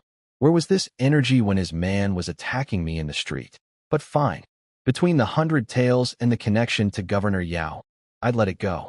That made 200 taels I'd collected since arriving in this world, practically without trying. Over the meal, I started asking questions. The old man confirmed he knew Governor Yao well, not just as acquaintances, but as close friends. He was also a court official, ranked higher than the governor. Higher than a second-rank governor? So you're one of the 3 dukes? I asked. No, not one of the 3 dukes, he said, smiling mysteriously. Higher than second rank, but not one of the 3 dukes. That narrowed things down to some very interesting possibilities. He admitted he'd heard about me from Governor Yao and had deliberately sought me out. I assumed he needed medical help. That's usually why powerful people track me down. But he shook his head. Then what's the point of all this? I asked. Wangda stepped in smoothly. My master oversees the Ministry of Revenue and the Ministry of Rights. He heard Governor Yao tried to recruit you for government service and that you refused. He's curious. Why won't you serve as an official? I waved my hand. No way. Officials never end well. Yao couldn't convince me, and neither will you. But if you have problems I can help solve, I'm happy to do that, for Yao's sake. The old man nodded, his expression completely unreadable. My answer clearly didn't surprise him. He'd come here with a purpose, and apparently I hadn't figured out what it was yet. The old man asked what I thought about the current state of Great Qian. I hesitated. Talking about national politics could get your head chopped off. But he insisted it was just a friendly chat, no consequences. I laid out the basics first. Emperor Qianwu's policies were solid. The equal field land system gave peasants farmland and boosted tax revenue. He reformed currency and measurements to grow the economy. He continued the imperial examination system so scholars could enter government. He revised the legal code to remove cruel punishments, and he built the militia system to combine farming and military service.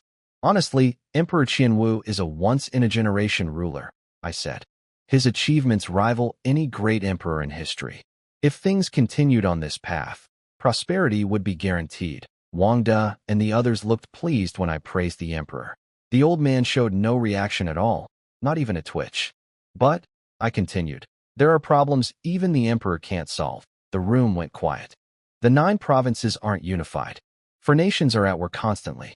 The borders are littered with starving corpses. People live like they're in hell.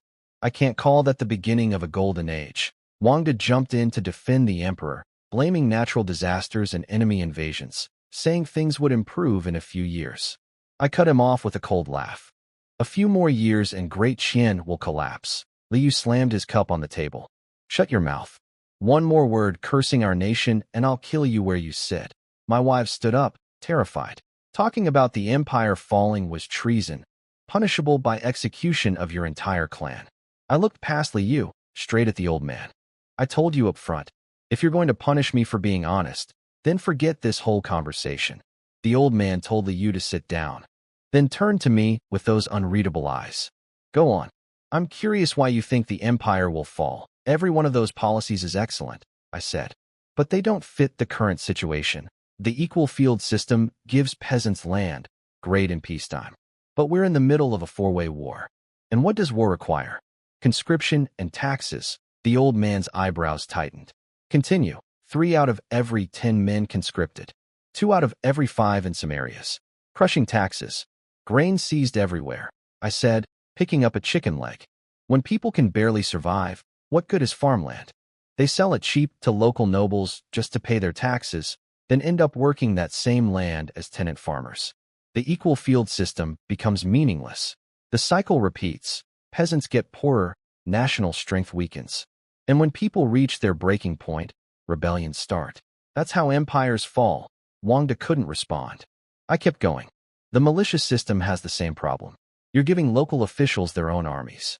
Sure, it strengthens border defense, but it also hands power to ambitious men. They've got land, titles, and soldiers now. Of course they'll fight each other for more. It makes political infighting 10 times worse. Liu tried to argue. I shut him down. Don't tell me everyone in Great Qian is united and loyal. That's nonsense. Humans are selfish. Never test human nature. I laid it all out plainly. Enemies attacking from outside. Political factions tearing things apart from inside. Bandits in the countryside. Corrupt officials squeezing the people dry. Natural disasters everywhere. And tribal raiders on the borders. With all that happening at once, how can the empire not fall? Dead silence. Everyone looked like they'd been struck by lightning. Except me. I just kept eating. Then I softened it slightly. It won't happen immediately. Emperor Qianwu is strong enough to hold things together while he's alive. The old guard is loyal to him. The real danger comes with whoever rules after him. The old man asked if I had solutions. I said no. I'd diagnosed the disease, but I wasn't about to prescribe medicine for an entire empire. That's way above my pay grade. Let me worry about next month's food first. He asked if I'd shared these views with Governor Yao. I saw his eyes flash with something dangerous for just a split second. No, I said truthfully. Then he brought up the potatoes. I cursed internally. Governor Yao had told this man everything. My new crops, my inventions, all of it. I understood Yao meant well, but spreading that information too fast was dangerous. Before my village was properly established, I needed to stay under the radar. The old man asked about potato production and whether they could be grown on a large scale. I went quiet. This man was probably more powerful than Governor Yao. If I told him too much, he might drag me to the capital, force me to share my techniques, or lock me up as a national asset. I wasn't being paranoid. With someone this powerful, those outcomes were very real possibilities. I decided to just tell the truth about the potatoes. Governor Yao already knew everything. It was only a matter of time before it spread anyway. They can be grown on a massive scale. 1 acre produces 10,000 gene. No restrictions on climate or soil. Fast growth cycle. Nutrition comparable to rice and wheat. Wangda spat out his tea. Liu looked like he'd seen a ghost. Even the old man, who'd been completely stone-faced through everything, had a tiny twitch in his expression before recovering. Truly, he asked. Truly. Why would I lie about this when Governor Yao already told you? Then I caught the trap. Wait. If Yao told you about the potatoes, he definitely told you the yield and growing conditions too. You already knew all of this. You were testing me. The old man laughed and nodded. He even mentioned the fast growth cycle, something I hadn't brought up yet. A chill ran down my spine. This old man was terrifying. He'd been smiling and chatting like a friendly grandfather the whole time, but every single question had been a calculated test. While everyone around him panicked at my bold words about the empire falling, he hadn't blinked once. His ability to control his emotions was on another level entirely. I was fully expecting him to demand I hand over the potato technology or drag me to the capital, but instead, he did the opposite. Well, It's been a delightful chat. Shall we call it a day, what? Just like that? He learns about a crop that could save the entire empire, and just lets me leave? I couldn't figure this man out at all. I said goodbye, gathered my wives, and headed downstairs. Warner seemed distracted. She'd been staring at the old man for a long time, like something was bothering her, but she didn't say anything. We were almost gone when I realized I'd left the 4 jars of wine I'd bought sitting in the corner. I ran back upstairs, embarrassed. Sorry, forgot these. They were expensive, couldn't leave them behind. Liyu's face turned black. Those were cheap wine jars worth maybe 100 copper coins total. Meanwhile, his 100 taels of silver sat in my pocket. I could practically see the fury behind his eyes. I grabbed the wine and was about to leave when I noticed something through the doorway. Wangda was holding a small golden box with a pill inside, lifting it toward the old man's mouth. I stopped dead in my tracks. Is that an elixir pill? You're taking elixir pills? Wangda explained cheerfully that it was called a rejuvenation pill made by some Taoist friend at the palace. Supposedly, it extended life, strengthened the body, and sharpened the mind with long-term use. My blood went cold. From everything I knew about history, those so-called immortality pills were loaded with mercury, lead, and other heavy metals. They didn't extend life, they shortened it. Drastically. I stared at that pill and went silent. This old man was taking poison and didn't even know it. In every dynasty I'd studied in my past life, emperors and nobles loved these so-called immortality pills. Taoist alchemists made up stories about eternal life to keep their patrons happy. But the pills were loaded with toxic heavy metals, cinnabar, lead, sulfur, mercury. They'd give you a temporary energy boost by burning through your body's reserves, which made people think they worked. But long-term, they killed you. Slowly and painfully. I grabbed the pill right out of the old man's hand and sniffed it. Wangda and Liyu nearly had heart attacks. Apparently nobody in the entire empire had ever dared snatch something from their master's hands before. The old man just waved them off calmly. Let him be. What did you find? I can smell the cinnabar, lead, sulfur, and mercury without even testing it. Probably other toxic metals mixed in too. They had no idea what I was talking about. Those words didn't exist in their vocabulary. Look, old man, stop taking these pills. They're slow poison. Keep eating them and you'll die early. And if the emperor is taking the same thing, tell him to stop too, or he won't last many more years. That set Wangda off completely. You dare curse the emperor. You arrogant little. The old man silenced them with one look. He wasn't angry. He knew from Governor Yao that my medical skills were extraordinary, that I'd cured an illness even Yao himself couldn't treat. He asked if I was from a medical family. I told him no, just learned from some old doctor on a mountain. He didn't press it. Then he asked me to explain the pill one more time. I put it on the table and broke it down in terms they could understand. Those Taoist priests take minerals from rocks, minerals that are already poisonous. They mix them with edible ingredients and heat everything in a furnace until it melts into liquid. When it cools and hardens, you get your pill. The poison doesn't disappear during the process. It's still in there. Every pill you swallow adds more poison to your body. I listed out all the symptoms of heavy metal poisoning for them. Nausea, vomiting, diarrhea early on, then bloody stool and difficulty breathing later. Eventually insomnia, muscle weakness, headaches, bleeding gums, slow reactions, and finally organ failure and death. The old man's eyes narrowed. I could tell from his expression he'd already been experiencing some of these symptoms. Wangda picked up the pill with trembling hands, looking back and forth between me and his master, sweating bullets. If this thing really was poison, his head would roll for letting his master take it. This can't be right, Wangda stammered.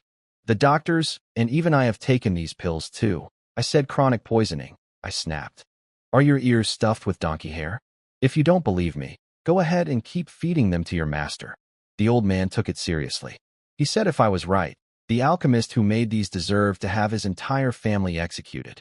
He'd investigate, but needed evidence first. Then he asked me to check his pulse. I froze internally. I didn't know how to read pulses. I was good at modern medicine, not traditional Chinese diagnostics. Our school has a rule. We don't take pulses on living people, I blurted out. Just have your palace doctors check you when you get back. Wangda begged for at least a prescription. I couldn't do that either. I probably couldn't even identify half the herbs in this era.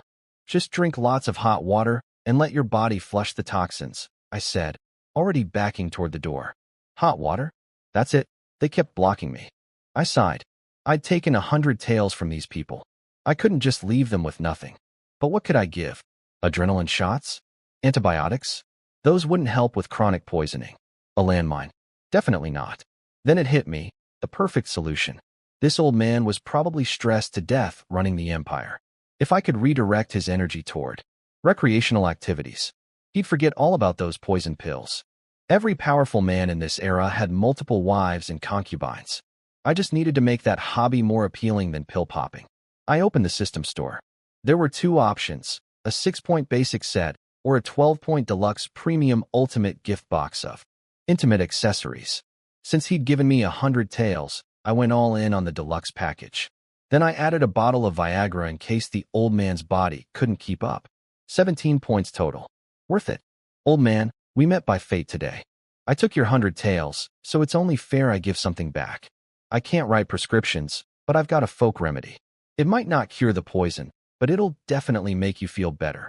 I ran out, found a hidden corner, pulled the enormous gift box and the Viagra bottle out of my system inventory, and carried them back. Everyone stared at the giant box that had appeared from nowhere. Is this some kind of magic trick? Wangda asked, eyes wide. I gave the old man a mystery gift box and a bottle of special pills, telling him not to open the box until he got home, or it wouldn't work. I warned him to only take one pill at a time. Any more, and there'd be serious trouble. Before he could say another word, I grabbed my 4 jars of wine and walked right out, leaving him and his 2 servants standing there completely stunned. After we said our goodbyes at the restaurant, I hired 4 horse-drawn carts from a local escort agency, 3 for all the supplies we'd bought, and 1 for me and my 3 wives to ride in. I also hired 4 bodyguards to protect our cargo along the way. We'd already been traveling for about 6 hours straight without a break. My wife Chu Qingqing offered to massage my shoulders since I looked tired, but I told her to rest instead. We'd be home in another 2 hours.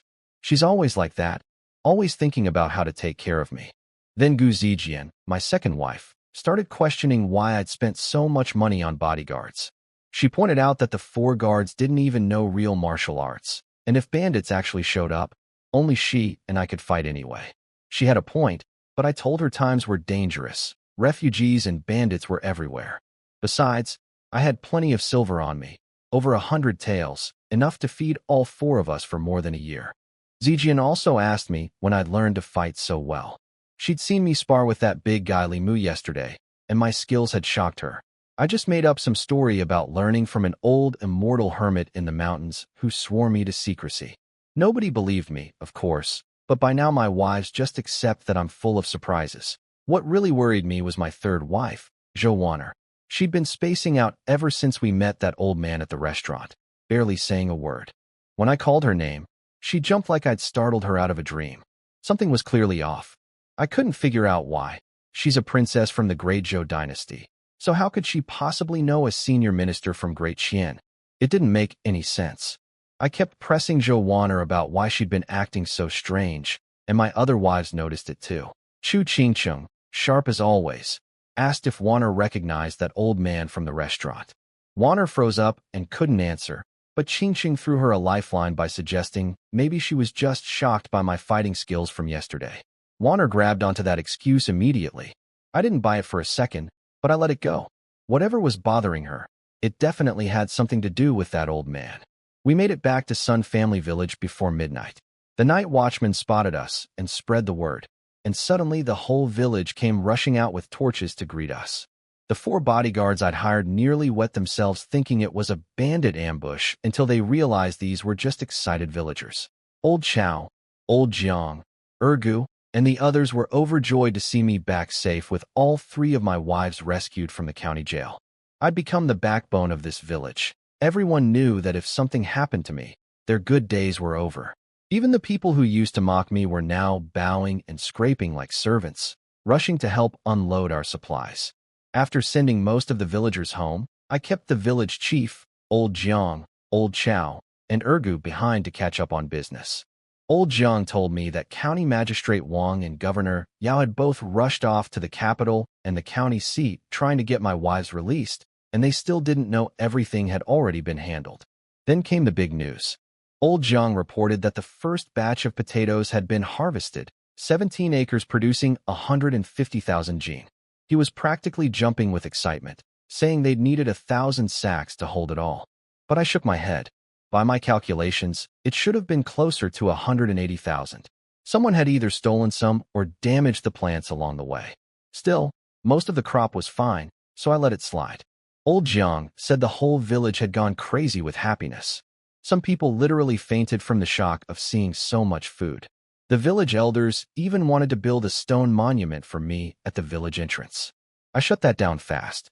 Where were all these admirers when the old me was out begging for scraps years ago? The rest of the report was good news too. Every villager with land now wanted to grow potatoes, agreeing to a 60-40 split in my favor. Old Jiang was managing all the planting assignments and collections. The landless villagers had been organized into 5 teams of 10, working around the clock to clear new farmland. Patrols were set up too. Landowners watched their own fields, and the elderly and widows patrolled the hill and valley plots. Everything was moving along exactly according to my plan, and that felt pretty damn good. After Old Jiang finished his report, Old Chow told me about the village security setup. 3-person patrol teams rotating between households, warning traps set up at the road entrances outside the village. I was impressed. Everything had been running smoothly while I was away. Then the village chief brought up something interesting. 3 nearby villages, Li Family Village, Red Flag Fort, and Tian Family Town, all wanted to join us. They'd heard about us fighting off bandits and growing new crops. Each village had around 500 or 600 people, though mostly elderly, sick, widows, and orphans, with few strong young men. Old Jiang wasn't having it.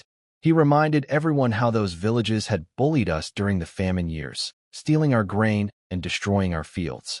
But I saw it differently. I didn't care about old grudges. What I needed was manpower. More people meant more productivity, and honestly, more free labor to help me make money. I told the chief to send word tonight. Everyone from those villages should gather at our east field by noon tomorrow. Young, old, widows, orphans, disabled, I didn't care. If they could move their legs, I wanted them there. I'd find work for every single one of them. Then I asked Old Jiang about the new compound I'd ordered built on the east side of the village. He'd gotten it done. Walls 3 meters high, covering 5 or 6 acres, with over a dozen rooms and pavilions inside. Perfect. This wasn't going to be anyone's home. This was going to be my business headquarters. I planned to develop all kinds of products here and sell them across the country. My dream of reaching the top and living the good life with my wives and future kids was about to become real. I told Old Jiang, Old Chow, and Ergu they were staying up tonight to help me work. Old Jiang's eyes lit up, and he asked if we were planting something new. I glared at him. All this guy ever thinks about is farming. Farming solved our food shortage, sure, but nobody gets rich just growing crops. I popped inside to tell my wives I'd be out for a while. Ching Ching felt bad that I hadn't even rested after the long trip and offered to help. I told them if they couldn't sleep, they could work on growing more potato seedlings. The 4 of us hauled the wine jars and supplies over to the new compound and worked through the entire night. By dawn, everything was ready. Wooden basins, barrels, a stove with a big pot set up. Nobody understood what I was doing. I asked Old Chow if he liked drinking. He laughed and said of course, but wine was a luxury. He hadn't had any since 2 years ago. Then the idiot grabbed one of my wine jars and tried to start chugging. I yelled at him to put it down. I wasn't sharing drinks. I was going to distill liquor. They were all confused. Brewing wine from wine. I told them the stuff people normally drank around here was garbage, sour, murky, yellowish, and weak as water. What I was about to make was high-proof distilled spirit, clear and strong, nothing like that cheap swill. They just stared at me blankly. They'd never even heard of such a thing. I asked Old Jiang, Old Chow, and Ergu if they knew why I picked the 3 of them. They had no clue.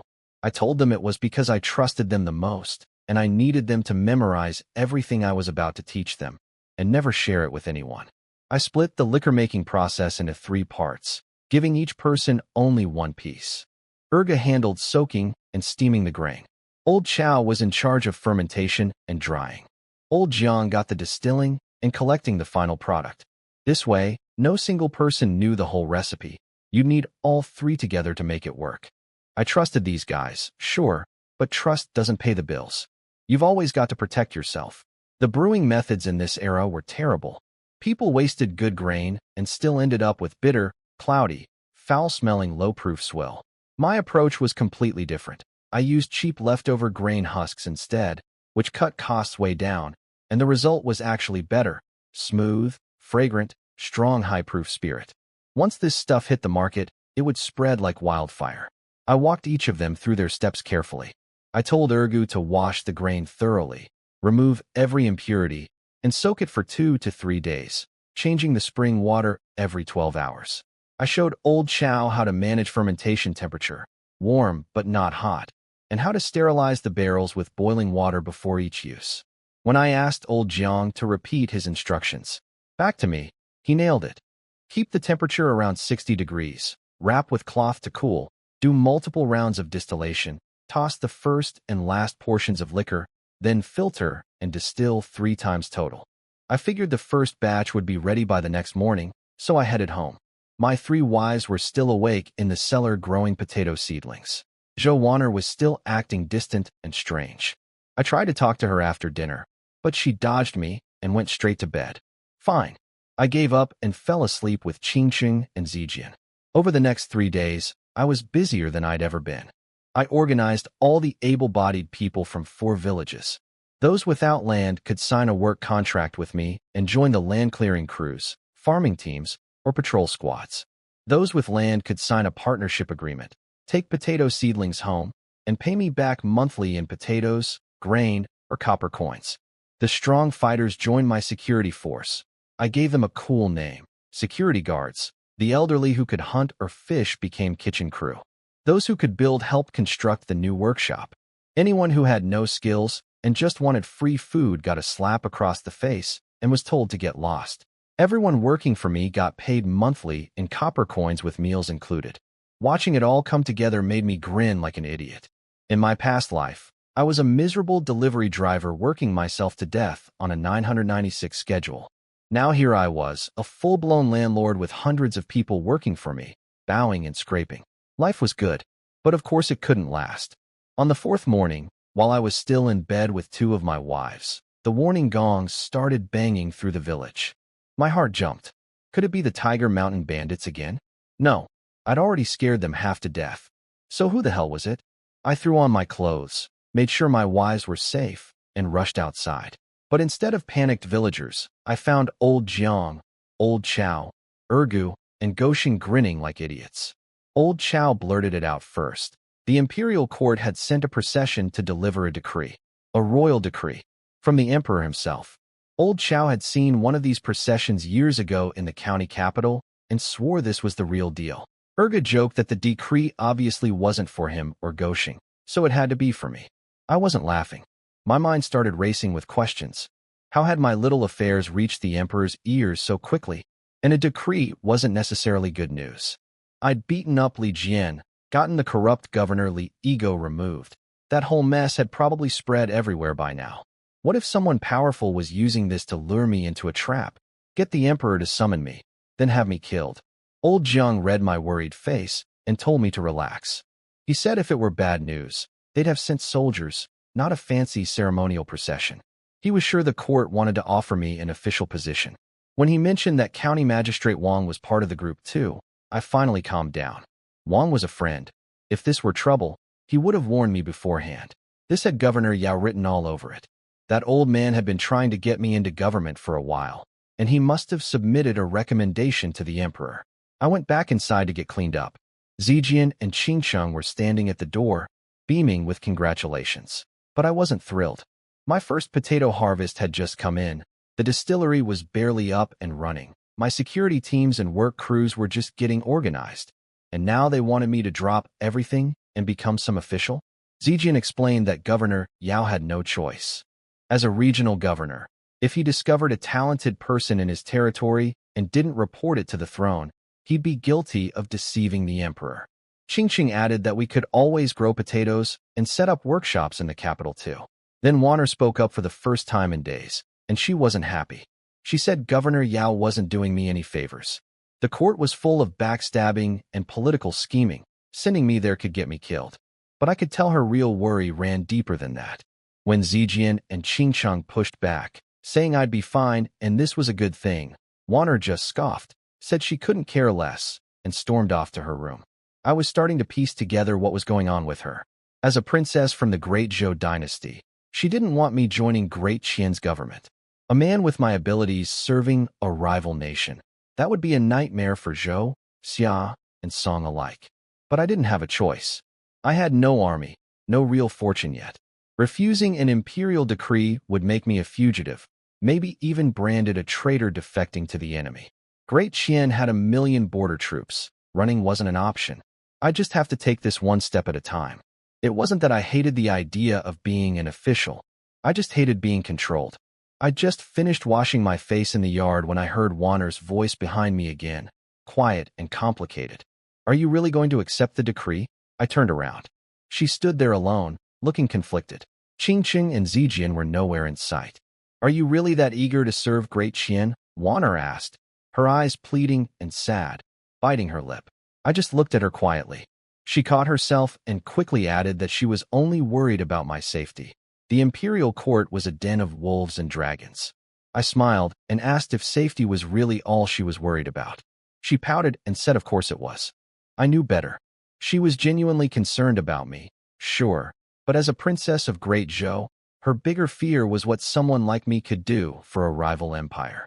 But since she still hadn't revealed her true identity, I couldn't say any of that out loud.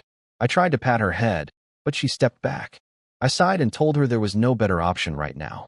Refusing a royal decree and going on the run would put all of our lives at risk.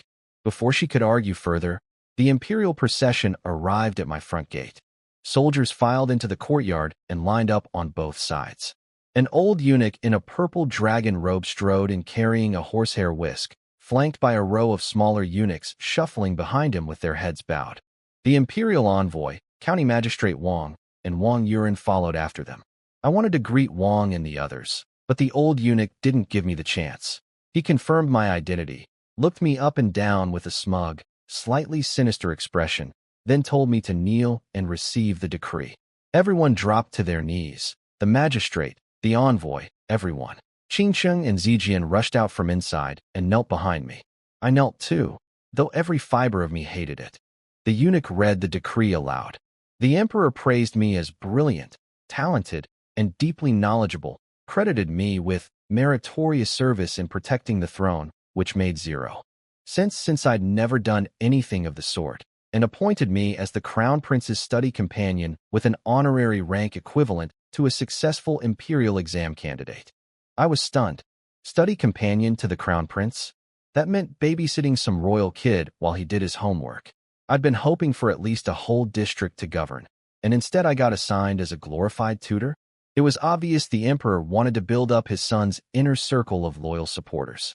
After I accepted the decree, Magistrate Wang and Wang Yuan congratulated me enthusiastically. I told them not to bother. The position didn't even have an official rank. Wang Yuan corrected me, saying that while the title had no formal grade, the salary matched a 4th-rank official's. Plus, historically, nobody dared mess with a crown prince's companion because that person was essentially the future emperor's trusted advisor. I sighed and said my only worry was getting stuck with a spoiled, bratty prince who'd make my life hell and blame me for everything. That nearly gave Magistrate Wang a heart attack. He slapped his hand over my mouth and whispered that talk like that could get me executed. Wang Yuan was sweating bullets too. I shrugged it off. I knew what I could and couldn't say. I just didn't care that much. Honestly, I was already thinking that if the prince turned out to be a brat, I had plenty of ways to straighten him out. Wang warned me quietly to watch every word once I got to the capital. Then he slipped 2 big silver ingots into my hands and said we'd catch up properly in a bit.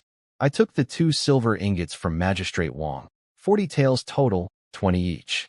I didn't understand why until Wang Yuan explained it was customary to give tips to the officials who delivered the decree. I almost lost it. I hadn't even set foot in the capital yet, and already people were openly taking bribes. Before I could complain, the 2 officials walked over. Eunuch Zhang, the deputy director of the Imperial Ceremonial Bureau, and Scholar Liu from the Hamlin Academy, who drafted the decree. They congratulated me with fake smiles, clearly waiting for their money. I played along, slipped them their silver after some polite chit-chat, and they pocketed it after a half-hearted show of refusing. I asked them for a little time to settle my affairs at home before we departed. Since they'd just taken my money, they were happy to oblige. Wang Yuan took them to the village chief's house to rest. Once everyone cleared out, and it was just me, my wives, and Magistrate Wang, I tried to pay him back the 40 taels with silver notes. He flat out refused, saying he still owed me for saving his wife and wouldn't hear of it. I let it go. Wang confirmed what I'd already guessed. Governor Yao had recommended me. He explained that Yao did it partly out of duty, partly because he genuinely cared about the country. The emperor was in poor health, the empire was crumbling from threats inside and out, and Yao felt the nation needed someone like me. I told Wang not to worry. I didn't blame Yao at all. The man had helped save my wives from that corrupt governor. I owed him. Still, the timing was terrible. My workshop had barely started, the potatoes had just been harvested, everything was finally moving in the right direction, and now I had to pack up and leave for the capital. Then Wang got serious. He said the real reason he'd come was to pass along warnings from Governor Yao about surviving at court. The imperial government was split into 4 factions. The first was the emperor's own group of loyal old ministers. Since I was personally appointed by the emperor as the crown prince's companion, they'd question me at most, but probably wouldn't cause real trouble. The dangerous one was the second faction, led by Prime Minister Lin Xuanfu. This guy held the title of Grand Commandant, the highest of the 3 dukes.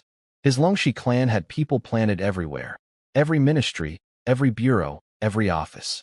Deep roots, wide branches. Wang described him as ruthless, cunning, and willing to do anything to get what he wanted. I nodded and said it sounded like someone I should try to get on good terms with, since he was clearly the emperor's most trusted man. Wang cut me off immediately. No, the opposite. Stay far away from him. Be extremely careful around him. I was confused. If Lin was the emperor's right-hand man, and I was the crown prince's companion, wouldn't we naturally be on the same side? After the emperor dies and the prince takes the throne, we should all be allies.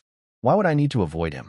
Wang said maybe he and Governor Yao were being overly cautious, and that as a lowly study companion, I probably wouldn't cross paths with someone that powerful anyway. But he insisted I avoid any contact or connection with Lin Xuanfu whatsoever. I pressed him. Was he saying this prime minister might be disloyal to the emperor? Magistrate Wang admitted he didn't know the full details himself. He was just relaying what Governor Yao had told him. Apparently, as long as the emperor was alive, Prime Minister Lin probably wouldn't cause trouble. But if anything happened to the emperor, a man who'd held power that long might develop dangerous ambitions. He'd already stopped showing respect to the crown prince, let alone a nobody like me. I asked why the emperor would keep such a man in power, and Wang explained it was complicated. The empire needed the Longxi clan's support, and they'd grown so powerful that even the emperor couldn't move against them without absolute certainty of winning. The silver lining was that Lin hadn't allied with any prince and remained outwardly loyal. Then Wang told me about the other factions, the crown prince's camp and the second prince's camp, who'd been fighting each other viciously for years. I asked how many princes there were total. 9. 9 princes competing for the throne. My stomach dropped. It was like that TV drama about succession wars I'd watched in my past life. Wang quickly clarified that 4 had already died young, leaving the crown prince, the second prince, the 4th prince who was always away commanding troops, a 7-year-old 6th prince, and a baby 9th prince. So really it was just the crown prince versus the second prince. The crown prince had just turned 20. He was actually the third-born son, the posthumous child of the late empress. Wang handed me a secret roster that Governor Yao had written, listing all the key players at court and their allegiances. He told me to study it on the road and burn it immediately after. Then came the worst part. Wang warned me that the second prince's people would likely come after me. The corrupt governor I'd thrown in jail, Li Yigo, was connected to the Minister of War, who was the second prince's man. I'd caused a huge scene. Dead soldiers, a governor imprisoned. Even though Governor Yao had smoothed things over, everyone at court would assume the whole thing was orchestrated by the crown prince, with me as his attack dog. Since the crown prince and second prince were already at each other's throats, I'd just painted a giant target on my back. I nearly lost it. Going to the capital was basically a suicide mission. I started cursing Governor Yao for pushing me into this, but Wang shut me down fast. He reminded me that Yao had told me to stay calm, and let him handle things, but I charged ahead on my own and thrown the Li family in prison myself. That wasn't Yao's fault. The roster and these warnings were Yao cleaning up my mess. I calmed down and admitted Wang was right. I owed Yao, not the other way around. Wang wished me luck, told me to use my wits to survive, and left. I watched him go with a bitter smile. Whatever came, I'd face it head on. If the second prince or anyone else threatened me or my family, I'd make sure they regretted it. Back inside, Qingcheng and Zijian had already packed our things, ready to leave for the capital whenever I gave the word. Qingcheng threw herself into my arms, her eyes misty. She said this all felt like a dream and that she'd miss our home. This place held so many memories, and she'd come to think of it as where she truly belonged. Now we were leaving it all behind. Warner, meanwhile, was just sitting on the edge of the bed, staring into space, not packing anything at all. I comforted Qingcheng, telling her not to worry. Wherever we went, we'd have our own home, probably even fancier than this one. She buried herself in my arms and said she'd follow me anywhere because home was wherever I was. Zijian hugged me too, but I could feel her trembling. Jingdu, the capital, was a painful word for her. Her family had been based there before they were destroyed by political enemies. She wasn't afraid of the city itself. She was terrified of losing me the same way she'd lost her family. I held her and promised I wasn't reckless. I knew how to protect myself. Then Qingcheng whispered in my ear that Warner seemed to be carrying a heavy burden, and maybe I should talk to her alone. I found Warner sitting on the edge of the bed in the side room, staring at nothing. I sat down beside her and asked if she was homesick. She scooted away from me a little and quietly said yes. I asked her straight, was she coming to the capital with us? She stammered and couldn't answer. So I decided to just lay it all out. I think I can guess your background, I said. You're from the great Zhou royal family, aren't you? She jumped off the bed like she'd been struck by lightning, staring at me in pure shock and terror. I told her to relax. Only I had figured it out, and neither Qingcheng nor Zijian knew. She couldn't understand how I'd worked it out since she'd never told me anything. I explained my reasoning. Ever since we met that old man at the restaurant, she'd been acting strange, spacing out, clearly disturbed. I figured she must have recognized him, or at least seen his portrait before. And since that old man was obviously a very important person in Great Qian, possibly connected to royalty himself, the only way she'd recognize him was if she came from a similar background in a rival nation. Warner was stunned speechless. She'd thought she knew me, but I kept surprising her. I spread my hands and asked what she wanted to do next. I meant it. I wasn't going to force her to stay. She looked at me in disbelief and asked if I'd really let her go. I shrugged and said her legs were her own. I couldn't stop her even if I wanted to. She said something that actually shocked me. She pointed out that I now held an official position in Great Qian, and since I knew she was an enemy princess, I could turn her in for military merit. I nearly exploded. Did she really think I was the kind of man who'd sell out his own wife for a promotion?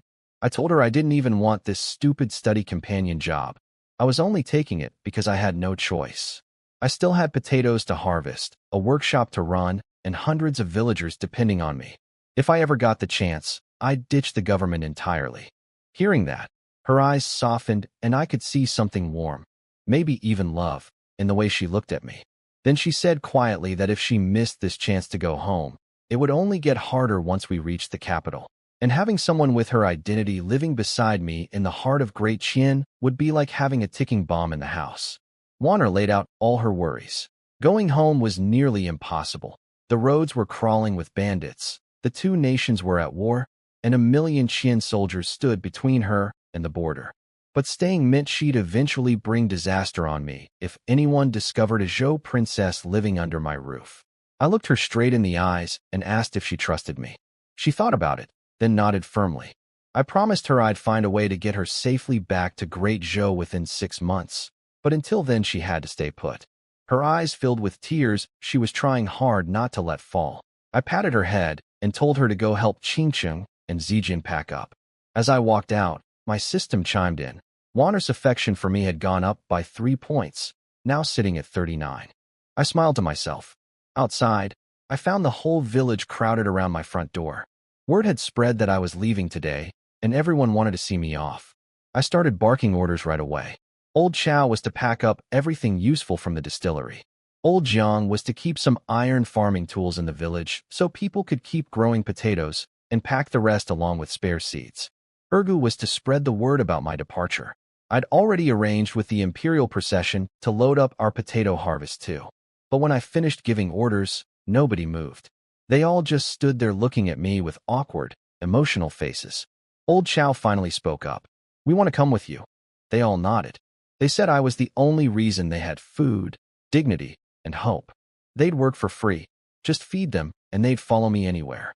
The village chief backed them up, saying a few dozen young men tagging along could help me get set up in the capital.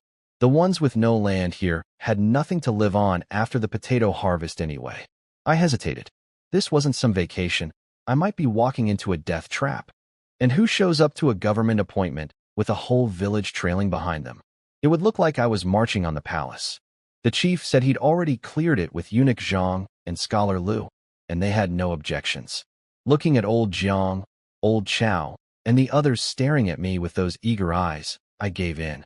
They knew my techniques, I'd trained them myself, and I'd need reliable people in the capital anyway. Fine, let's go together. The crowd erupted in cheers, shouting my name. The ones who couldn't come looked disappointed, but told me to visit when I could. After getting everything sorted, we set out. Me, my 3 wives, and a group of villagers led by old Chow and old Jiang, escorted by the imperial procession. The capital, Chang'an, was about 400 kilometers from our county. No highways or trains in this world, so we had to cross mountains and skirt the Yellow River. The journey took about 6 days. The trip was uneventful. The closer we got to Chang'an, the more peaceful things became. By the evening of the 6th day, we'd reached the outskirts of the capital and set up camp in an open field for the night. Old Chow sat by the campfire munching on a potato, grinning at me. "We'll be in Chang'an tomorrow." What a journey it's been. We were all sitting around the campfire, excited about reaching Chang'an the next day. Old Jiang told me what Scholar Lu had said. A fancy 3-courtyard mansion was already prepared for me in the capital, near the imperial gardens. It used to belong to some disgraced official and had been sitting empty for years. Apparently, the emperor's generosity toward me was unprecedented. We'd settle in first. Then the next day someone would take me to the palace to thank the emperor in person. I nodded, feeling a little nervous about meeting the founding emperor of Great Qin face to face. Then old Chow suddenly jumped to his feet, bow in hand, arrow knocked. Footsteps, all 4 directions.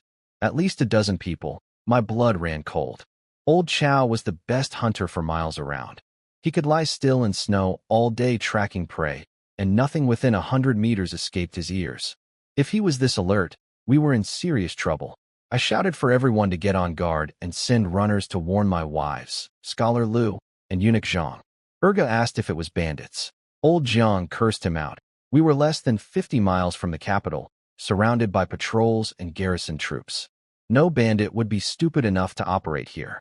Before he could finish talking, an arrow slammed into one of our wagons. Then the sky turned dark with arrows. They came pouring from the bushes on every side like rain. Soldiers in our procession started dropping. Some didn't even have time to find cover before arrows punched through their chests. Screaming everywhere. Blood everywhere. I was furious. These so-called imperial soldiers were useless. Instead of fighting back, they ran around like panicked ants. My village farmers were more reliable than this garbage army. I told old Jiang to get the villagers behind cover or flat on the ground, sent old Chow to protect my wives, then grabbed a dead soldier's sword and charged straight into the bushes. I found them immediately, black-robed figures with covered faces, carrying silver crescent blades and black crossbows. These were assassins, trained killers. Whoever sent them wanted me dead. Fine, then they could die first. I moved like a ghost through the brush, cutting them down before they could react.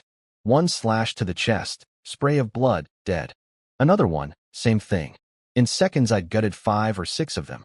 The rest emptied their crossbows at me from close range, but I dodged between the bolts, closing the distance every time I moved. The best defense is offense. I've always known that. When the last 4 in this group ran out of arrows, I thought I had them. But instead of fighting me, they locked eyes with each other, leaped out of the bushes, and sprinted straight toward my wife's wagon. My heart dropped. Qingqing and Wan'er couldn't fight at all. Zijian was the only one protecting them, slashing down every assassin who got close. But now 4 fresh killers were bearing down on the carriage, reloading their crossbows on the run. They aimed at the wagon and fired. 4 arrows screamed through the air toward my wives. Zijian had just blocked an attack from the front and was turning around, but she was too slow. She wasn't going to make it in time. At the last possible second, Ergu threw himself in front of Zijian. 3 arrows punched into his chest and sent him flying. The 4th arrow grazed Zijian's right arm. Something inside me snapped. I charged at the 4 assassins with pure rage, swinging the sword so hard it whistled through the air. I went straight for their necks, for heads, for sprays of blood, for bodies hitting the ground. I dropped to my knees and pulled Ergu out of the blood pooling around him. I tried to save him, grabbed the super adrenaline from my system backpack, but it was too late. All 3 arrows had gone through his organs. Blood kept pouring from his mouth as he choked out his last words. Following you. This life wasn't wasted. He died in my arms.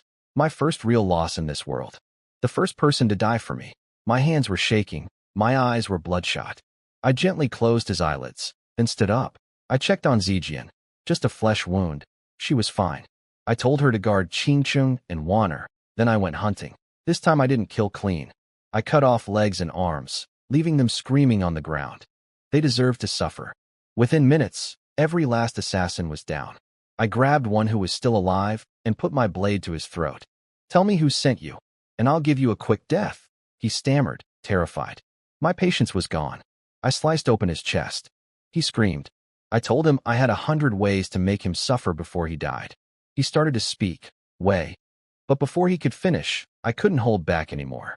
I drove the blade through his heart. Then I went down the line and killed every remaining survivor the same way. Eunuch Zhang came running over, begging me to keep some alive for questioning. Too late. I'd already slaughtered every last one of them. He wailed about how we'd never find out who was behind the attack now. I told him I already had a pretty good idea who it was. His eyes flickered with something, a sly look that disappeared fast, before he pretended to be shocked and asked who. I ignored him and went to check on my people. My wives were shaken but unhurt. Qingcheng and Wanner had been terrified by the screaming, but were calming down. Old Chao and Old Jiang had minor wounds, nothing serious. The final count from my villagers, 6 dead, 5 badly wounded, 12 with light injuries. As for the imperial procession, nearly wiped out. Most soldiers were dead or had fled. Scholar Liu, the imperial envoy himself, was killed by the assassin's arrows. All that was left of the official party was Eunuch Zhang and a handful of his junior eunuchs. Zhang kept pestering me about who could possibly dare ambush an imperial procession, calling it an act of treason. I stayed silent. The assassin had started to say, Wei, before I killed him. That pointed straight at Wei Xian, the Minister of War, the second prince's man. But right now wasn't the time. I needed to bandage wounds and keep my injured villagers alive first. The reckoning could wait until we reached the capital. When Zhang asked me what we should do next, I just glared at him. Don't you have anything better to do? I told the old eunuch to get lost if he had nothing useful to do, then quietly called up my system in my head. I needed medical supplies fast. I had 48 points, enough for maybe a few emergency kits, but not nearly enough for everyone. I still had 1 high-grade gift pack and 2 legendary draws saved up. I decided to use the gift pack, targeting emergency medical supplies and choosing quantity over quality. The system came through big, 200 complete first aid kits. I pulled 20 kits out of my invisible backpack and set them on the ground. Old Jiang, Old Chao, and Goshen came running over and nearly lost their minds. These sealed boxes had appeared out of thin air on empty ground. I made up some excuse about hiding them in a secret compartment under the wagons, but Old Chao clearly wasn't buying it. Those compartments were barely a hand's width. Nobody pressed me on it, though. I cracked open a kit and it had everything. Alcohol, iodine, wet wipes, bandages, gauze, triangular slings, anesthetics, ice packs, tweezers, scissors, even emergency blankets. Old Chao picked up a pair of tweezers and a syringe, looking completely lost. I didn't have time to explain every item, so I just told them to grab 2 kits each and follow me. I went to Zijian first. Qingcheng and Wanner were trying to bandage her arm with scraps of cloth from inside the wagon. I took over, cleaned the wound with iodine, and wrapped it properly. The cut wasn't deep, thankfully. Zijian blushed and squirmed, saying it tickled and stung. But I held her arm firmly and told her the disinfectant would prevent infection and help it heal faster. My system chimed. Ching Ching's affection had hit 50, the maximum, converting the extra 5 points into a bonus score for me. I barely registered it. While finishing Zijian's bandage, I taught the others how to use the supplies. Then I sent Old Jiang, Old Chow, Ching Chung, and Wanner out with kits to treat the wounded villagers and surviving eunuchs. Even the old eunuch Zhang pitched in when he saw what was happening. Soon every injured person had been treated. They all gathered around looking at me with deep gratitude. Without those kits, most of them would have bled out in this wasteland. Everyone except my close friends had started calling me Sir now. With Scholar Lu dead and the soldiers gone, I was the highest authority left in this group. But I couldn't share their relief. I'd noticed something critical. Every person had been targeted, but not a single supply wagon had been touched. Nothing was stolen. Nothing was looted. This wasn't a robbery, and it wasn't a random encounter. These were professionally trained assassins with expensive weapons and top-tier equipment, sent on a targeted killing mission. And the target was me. I apologized to everyone for what happened. These villagers had died because of me, because someone in the imperial court wanted me dead. But instead of blaming me, they rallied around me, shouting that following me was their honor and they'd stay loyal to the death. Even my 3 wives managed small smiles. I noticed something about eunuch Zhang, a flash of something dark and cunning in his eyes, gone in an instant, replaced by his usual flustered act. I filed that away in my head. I ordered the group to pack up the dead, bury Urgu on the spot, and move out immediately. I promised Urgu silently that I'd get justice for him. We rode through the night without stopping. By dawn the next day, we reached Chang'an. The capital was magnificent, massive walls towering like giants, grand and imposing. But nobody was in the mood to celebrate. Most of our wagons were carrying corpses now. We'd arrived half a day early, so no welcome party was waiting. Zhang handled the paperwork at the city gate, explaining the attack to the garrison. He said they'd send one group to report to the emperor and another to file a case with the capital's courts. Then Zhang suggested we split up. He'd take the bodies to the authorities while I went ahead with my family and villagers to our new residence. Something about that felt off to me. Why not bring the witnesses along? And why hadn't he sent a fast rider ahead last night, instead of making us all race through the darkness together? It was strange, but I couldn't pin down exactly what was wrong, so I agreed. We entered the city, and everyone started to relax. But trouble found us again almost immediately. Just as we neared our new mansion, a woman in white mourning clothes threw herself down on her knees in front of our lead wagon.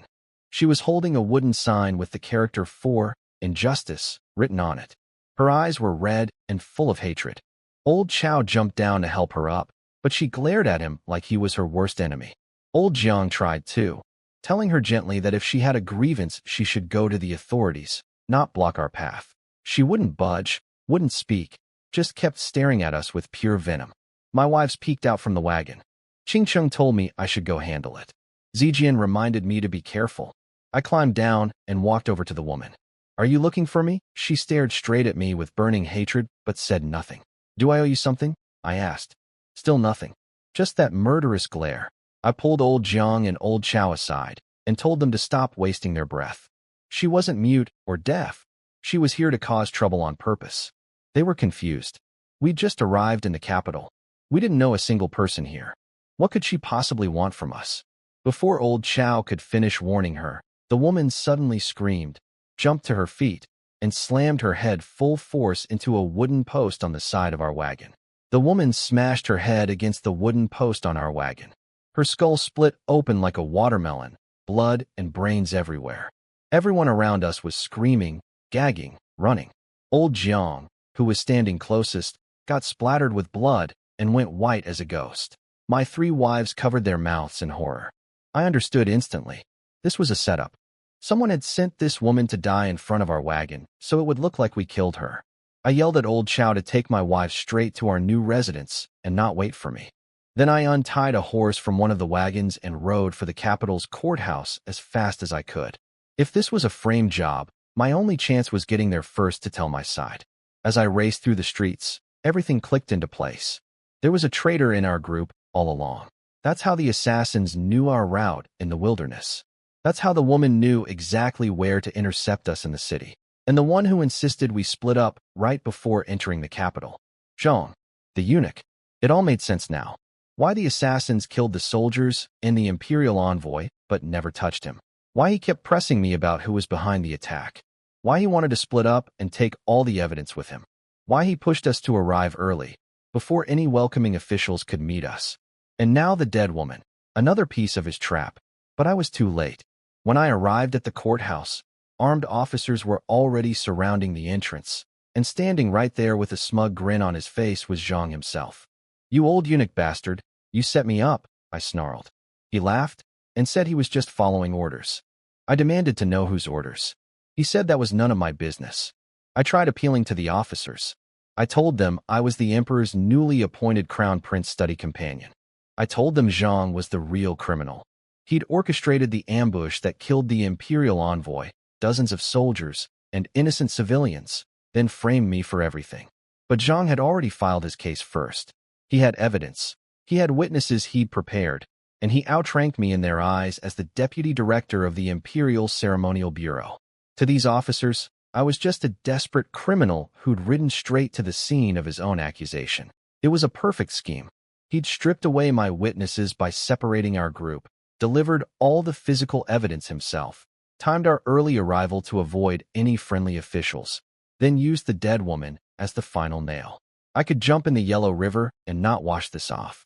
I was about to fight my way through these officers and charge straight to the palace to plead my case to the emperor himself, when suddenly a booming voice cut through everything. "Stop.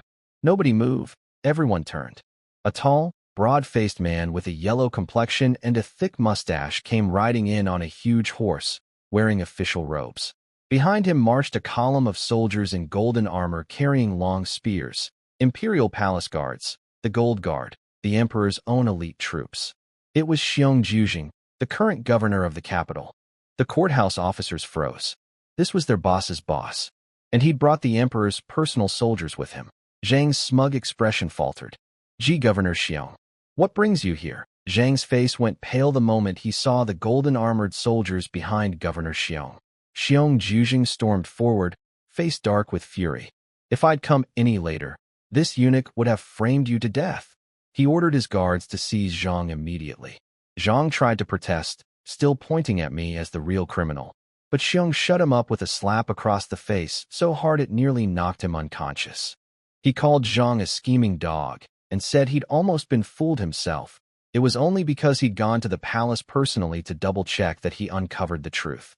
Then Xiong pulled out a solid gold seal, the emperor's personal seal, and held it above his head. Everyone dropped to their knees, including me. He read out the emperor's verbal decree. All charges against me were fabricated. The emperor was fully aware of the situation, and the case had been assigned to the capital governor's office for investigation. I was ordered to enter the palace immediately for an audience with the emperor. Xiong didn't waste a second. He had Zhang dragged off to prison and ordered every officer present arrested too. Those same men who'd been ready to grab me moments ago were now begging for mercy, crying that they'd been tricked by Zhang. Xiong cursed them out, saying they were idiots for blindly following a eunuch's word without thinking. He told them that if they wanted to survive in the capital, they'd better learn to use their brains. Then, just like flipping a switch, Xiong turned to me with a warm smile and introduced himself, Xiong Jujing, capital governor. He said he wasn't one for pleasantries and suggested we head to the palace right away. I recognized his name instantly from Governor Yao's secret roster. Xiong was a former military man who'd fought alongside the emperor during the founding wars. Incredibly brave on the battlefield, but too blunt for politics. He'd once talked back to the emperor after losing a battle and got demoted. He'd only recently been given this governor position. I complimented his military background, and he burst out laughing, saying he liked my style.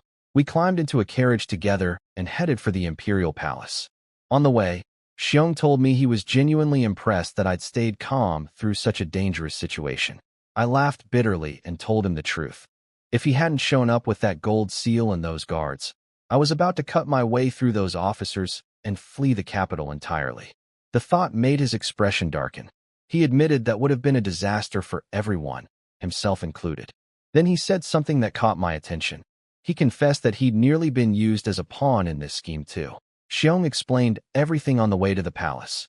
Early that morning, he'd received an urgent report claiming that I, the newly appointed crown prince's study companion, had murdered the imperial envoy, slaughtered the escort soldiers, and was planning to assassinate the emperor during my audience. The report said eunuch Zhang and other survivors were being held hostage and that I'd already entered the city. Xiong had panicked. Even though palace security was tight, I was someone with an official invitation to meet the emperor face to face. If security slipped up, they'd be delivering an assassin straight to the throne. So he rushed to the palace to warn the emperor. But the emperor didn't buy it for a second. He flew into a rage and called Xiong an idiot. The emperor saw through the scheme immediately. Someone was trying to use Xiong as their weapon to destroy me.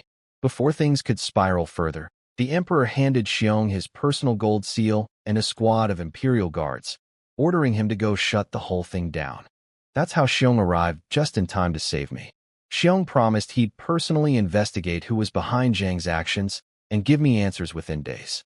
I thanked him and let it go for now, even though part of me wanted to hunt down the masterminds myself.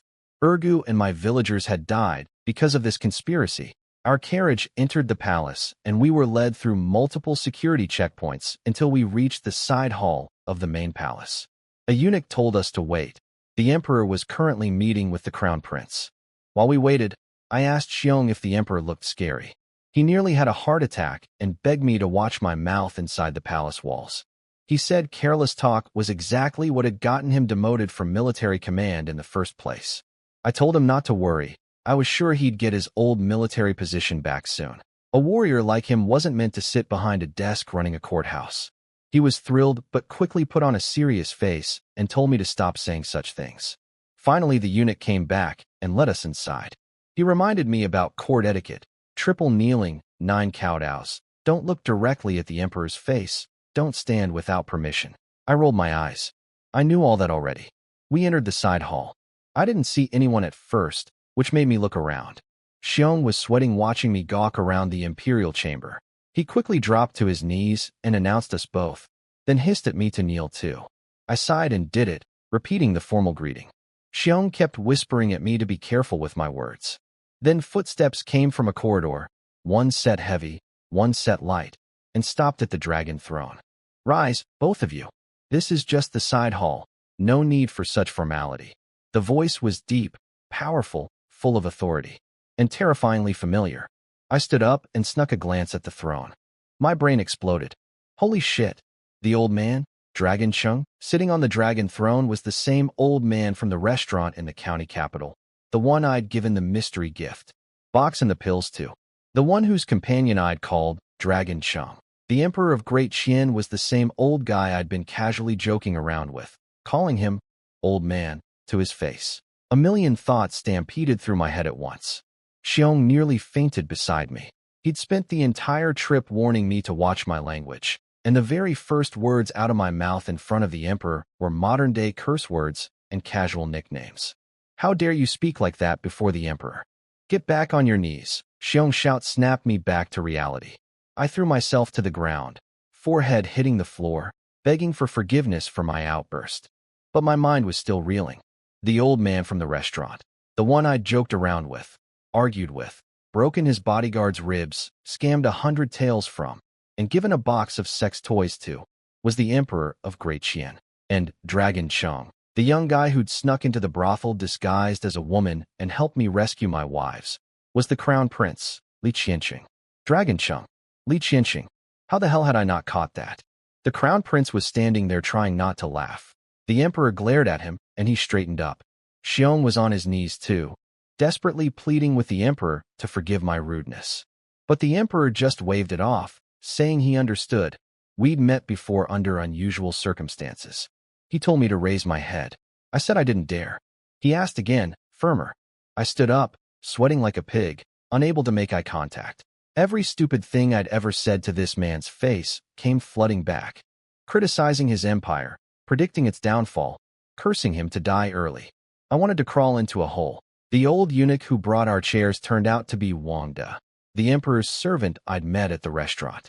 Which meant Li Mu, the bodyguard whose ribs I'd broken, was probably an Imperial Guard commander. No wonder that guy could fight so well. The emperor told us to sit and relax, calling it a casual family gathering. I'd heard that line before. Last time he'd used it to trick me into running my mouth. Then he dropped the bomb. You told me to my face that Great Qian's governance was a mess, full of flaws. You said the empire was riddled with bandits, court factions, and heading for collapse. Do you still stand by that? Xiong literally fell off his chair. The man went white as a sheet, scrambling to fix his hat, staring at me in horror. He'd known I was bold, but this was beyond anything he'd imagined. I tried to backtrack, saying I'd been talking nonsense. The emperor pressed harder, reminding me I'd spoken with absolute confidence about the empire's internal and external problems, the corrupt officials, the party infighting, and even said Great Qian was on the verge of destruction. Now suddenly it was nonsense? Xiong fell off his chair a second time. His hat flew off completely. He looked ready to cry. He was terrified that just hearing these words would get him executed. The emperor told Xiong to stop being so dramatic or get out. I forced a smile and tried flattery instead. Great Qian was mighty. The 4 continents were at peace. The dynasty would last 10,000 generations. The emperor laughed and said I sure changed my tune fast. Then he told me to relax. He wasn't going to punish me for anything I'd said before. He kept his promises. But he added something that surprised me. He said my flattery about eternal dynasties was ridiculous too. Looking at all of history, no dynasty had ever lasted even 100 generations, let alone 10,000. My only wish is that during my lifetime, Great Qian becomes prosperous and its people content, the emperor said. I jumped on the chance to change the subject and piled on the flattery, calling him the greatest emperor in history, destined to unite the world. The crown prince actually coughed, embarrassed for me. He knew I wasn't just some bootlicker. The emperor saw right through it, but didn't get mad. He told me my earlier criticisms of the empire weren't all wrong. Some of his most trusted advisors had reached the same conclusions. He actually said I saw things more clearly than they did, and he repeated that he wouldn't punish me for anything I'd said before. I finally let myself breathe. He told me to serve the crown prince well. Honestly, now that I knew Dragon Chong was the crown prince, I felt much better about the job. Li Qiancheng and I had hit it off from day one. Advising someone like him wouldn't be a chore, it'd actually be a pleasure. Then the emperor asked about the ambush and framing. I told him I didn't know who I'd offended, and if Governor Xiong hadn't arrived with his gold seal, I would have done something drastic. I just wanted the real culprit found so the dead could have justice. The crown prince's face went dark. He clearly knew who was behind it. Anyone targeting me was really targeting him. But without evidence, he couldn't say it out loud in front of his father. The emperor slammed his fist on the table, furious. Murdering an imperial envoy, slaughtering soldiers, fabricating charges. Whoever did this was spitting on the empire's laws. He ordered Xiong to investigate thoroughly, no matter where the trail led. Xiong nervously asked if that meant pursuing the case, even if it led to someone very powerful. The emperor pointed at his nose and said asking that question was itself a crime. Xiong hit the floor apologizing. The emperor told him to go die somewhere else, but only after solving the case first. Then he dismissed him.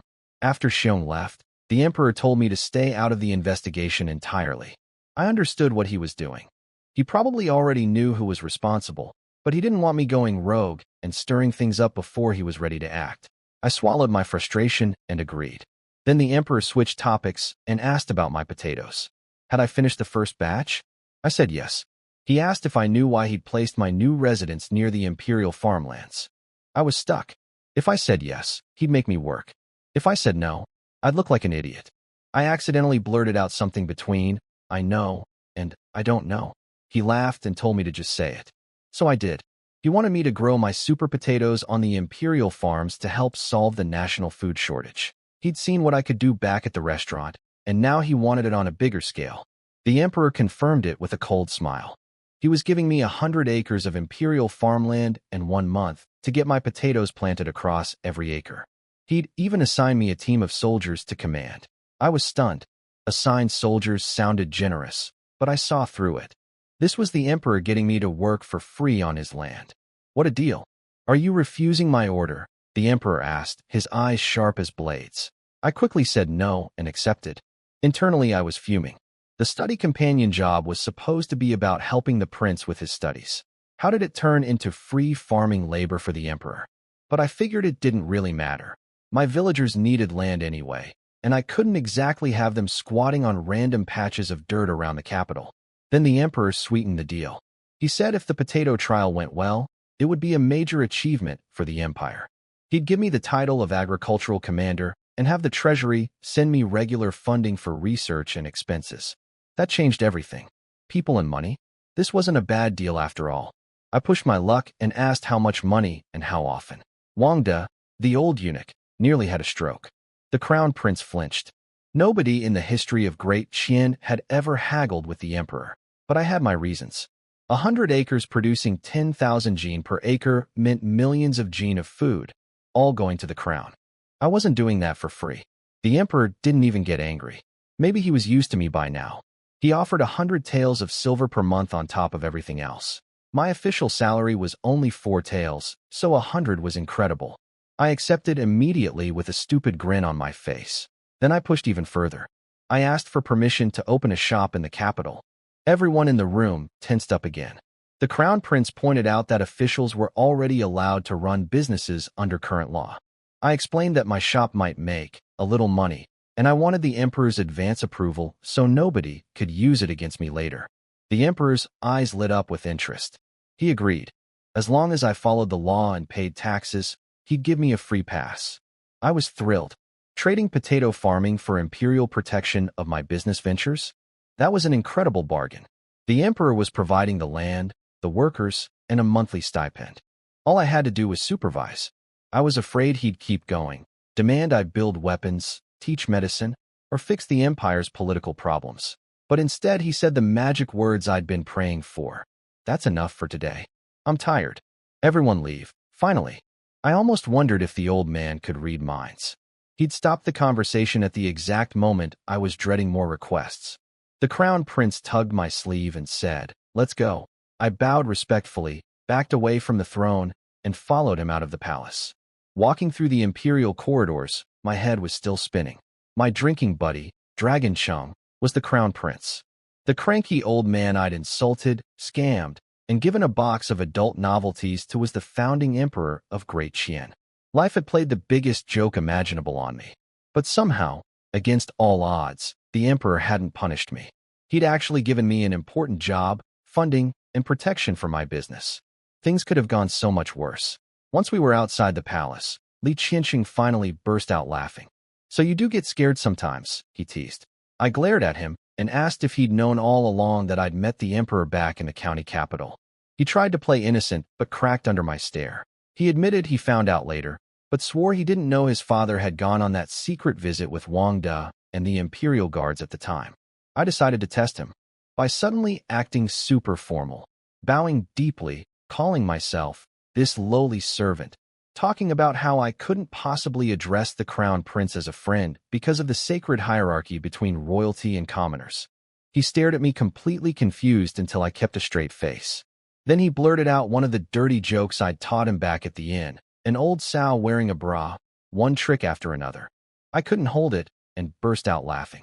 Just like that, we were back to being Sunbro and Dragonbro. We agreed that in private, we'd always just be friends, no titles, no formality. He gave me a ride to my new mansion in his carriage. We chatted about nothing important along the way, both deliberately avoiding heavy topics. I didn't bring up Zhang's conspiracy. He didn't pry into my secrets. We both understood that without evidence, guessing about who was behind the attack was pointless. What I needed was to build up my own power so nobody could touch me or my people again. What I didn't know was that my name had already become famous across the entire empire.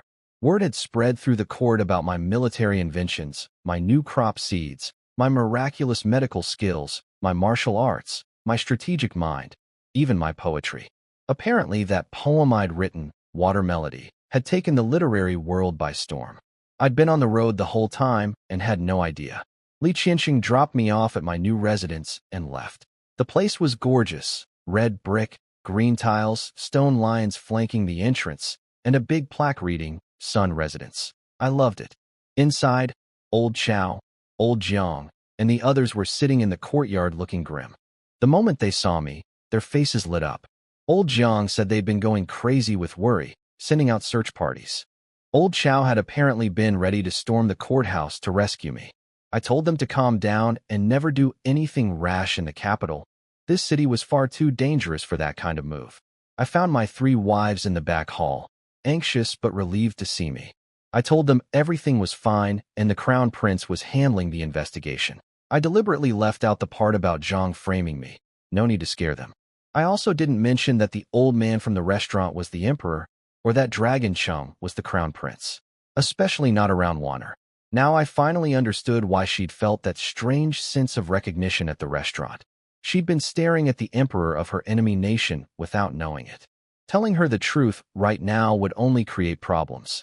Ching-chung, sharp as always, asked whether the assassins and the woman who killed herself were connected. She sensed something was off but couldn't piece it together. I scratched my head and lied, saying they probably weren't related. She looked at me with worried eyes. So there are 2 separate groups of people trying to kill you? Ching-chung was worried sick. She begged me to resign and go back to Sun Family Village where it was safe. Zijian pulled her hand gently and reminded her that we couldn't go back. The imperial decree was final, and leaving now would make me a fugitive. Then Warner chimed in, asking who was behind the attacks and what their motive was. She said we couldn't just live in fear forever without answers. Zijian started to say something but stopped, looking at Warner with a mix of pity and disbelief. Warner got defensive, thinking she'd said something wrong. I couldn't help it. Zijian and I both looked at her like she was missing something obvious. I told her flat out that Zijian was trying to say she was being a bit slow. Warner got offended and demanded to know what was wrong with her questions. Zijian patiently explained. I had no personal enemies in the capital. I just arrived. The only reason anyone would target me was my new role as the Crown Prince's study companion, a future trusted advisor to the next emperor. Warner's eyes suddenly lit up. She grabbed the thread and ran with it. The motive was to cut off the Crown Prince's support, which meant the mastermind had to be the Crown Prince's political rival. Then she jumped up and declared herself a genius for figuring it out. We all shook our heads and smiled. She needed someone else's hint to reach the answer and was now taking credit for it. Then Zijian surprised me. She told Ching-chung and Warner not to worry because she believed the attacks would actually decrease from now on. Both of them looked confused. We'd just survived assassins and a framing scheme. How could things get better? Zijian asked me if I wanted to explain. I told her to go ahead. I was curious to see how deep her analysis went. This girl usually seemed like she only cared about sword fighting, but when it came to court politics, she was sharp. True daughter of a military family. She laid it out clearly. Before I entered the capital, attacking me in the wilderness was low risk, hard to trace, easy to destroy evidence. But now that I was here, inside the capital, under the emperor's protection and tied to the crown prince, any further attacks would be reckless. The enemy would essentially be begging to get caught red-handed by the crown prince's faction and the emperor's loyalists. There were only a handful of people powerful enough to move against the crown prince, and none of them would risk exposing themselves over a mere study companion. So things would calm down, at least for a while. Everyone nodded. It made perfect sense. Ching-chung softened and admitted Zijian was right. She'd been too worried to think straight. But she looked at me with those gentle eyes and said she didn't care about wealth or glory. She just wanted me safe. I pinched her nose and told her I knew. I gathered everyone up and headed to the front courtyard where Old Chow and the others were waiting. Our new mansion was enormous, built to the standards of a top-ranking official, with inner courtyards, side wings, outer courtyards, and a back garden. 3 layers deep, room for well over 100 people. I gave old Jiang 20 taels and put him in charge of caring for the wounded villagers, food, lodging, and buying herbal medicine for their injuries. Old Jiang looked at me earnestly and asked when they could start working. We can't just eat your food for free forever, he said. Old Jiang took the 20 taels but felt uncomfortable about it. All 28 surviving villagers felt the same way. They didn't want to freeload. Some of them showed me their healing wounds, insisting they were ready to work. I pretended to get angry and told them to rest first, use the best medicine available, and wait for my orders. Old Chow backed me up and told everyone to settle down. Old Jiang protested that 20 taels was way too much just for medicine and food. I told him to stop nagging. Use the leftover money to buy meat and fish for everyone. Clean up the rooms in the front and side courtyards, and set the villagers up with proper living quarters.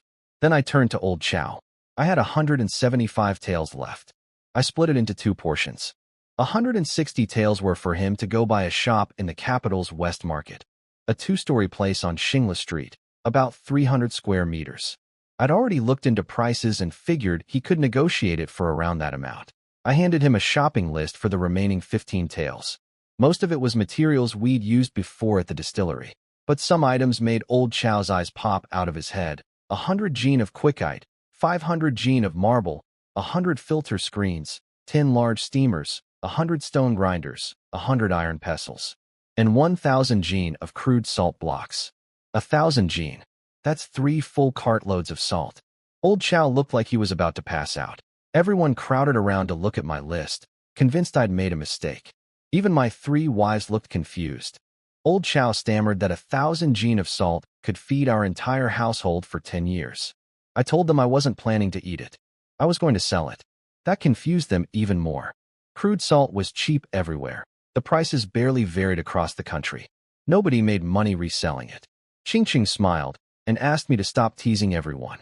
What was my real plan? I asked them all one question. Have any of you ever tasted refined salt? Every single person shook their heads. Refined salt was an extreme luxury in this era. Only royalty, nobility, and wealthy families could afford it. Before the wars, it sold for 500 copper coins per gene.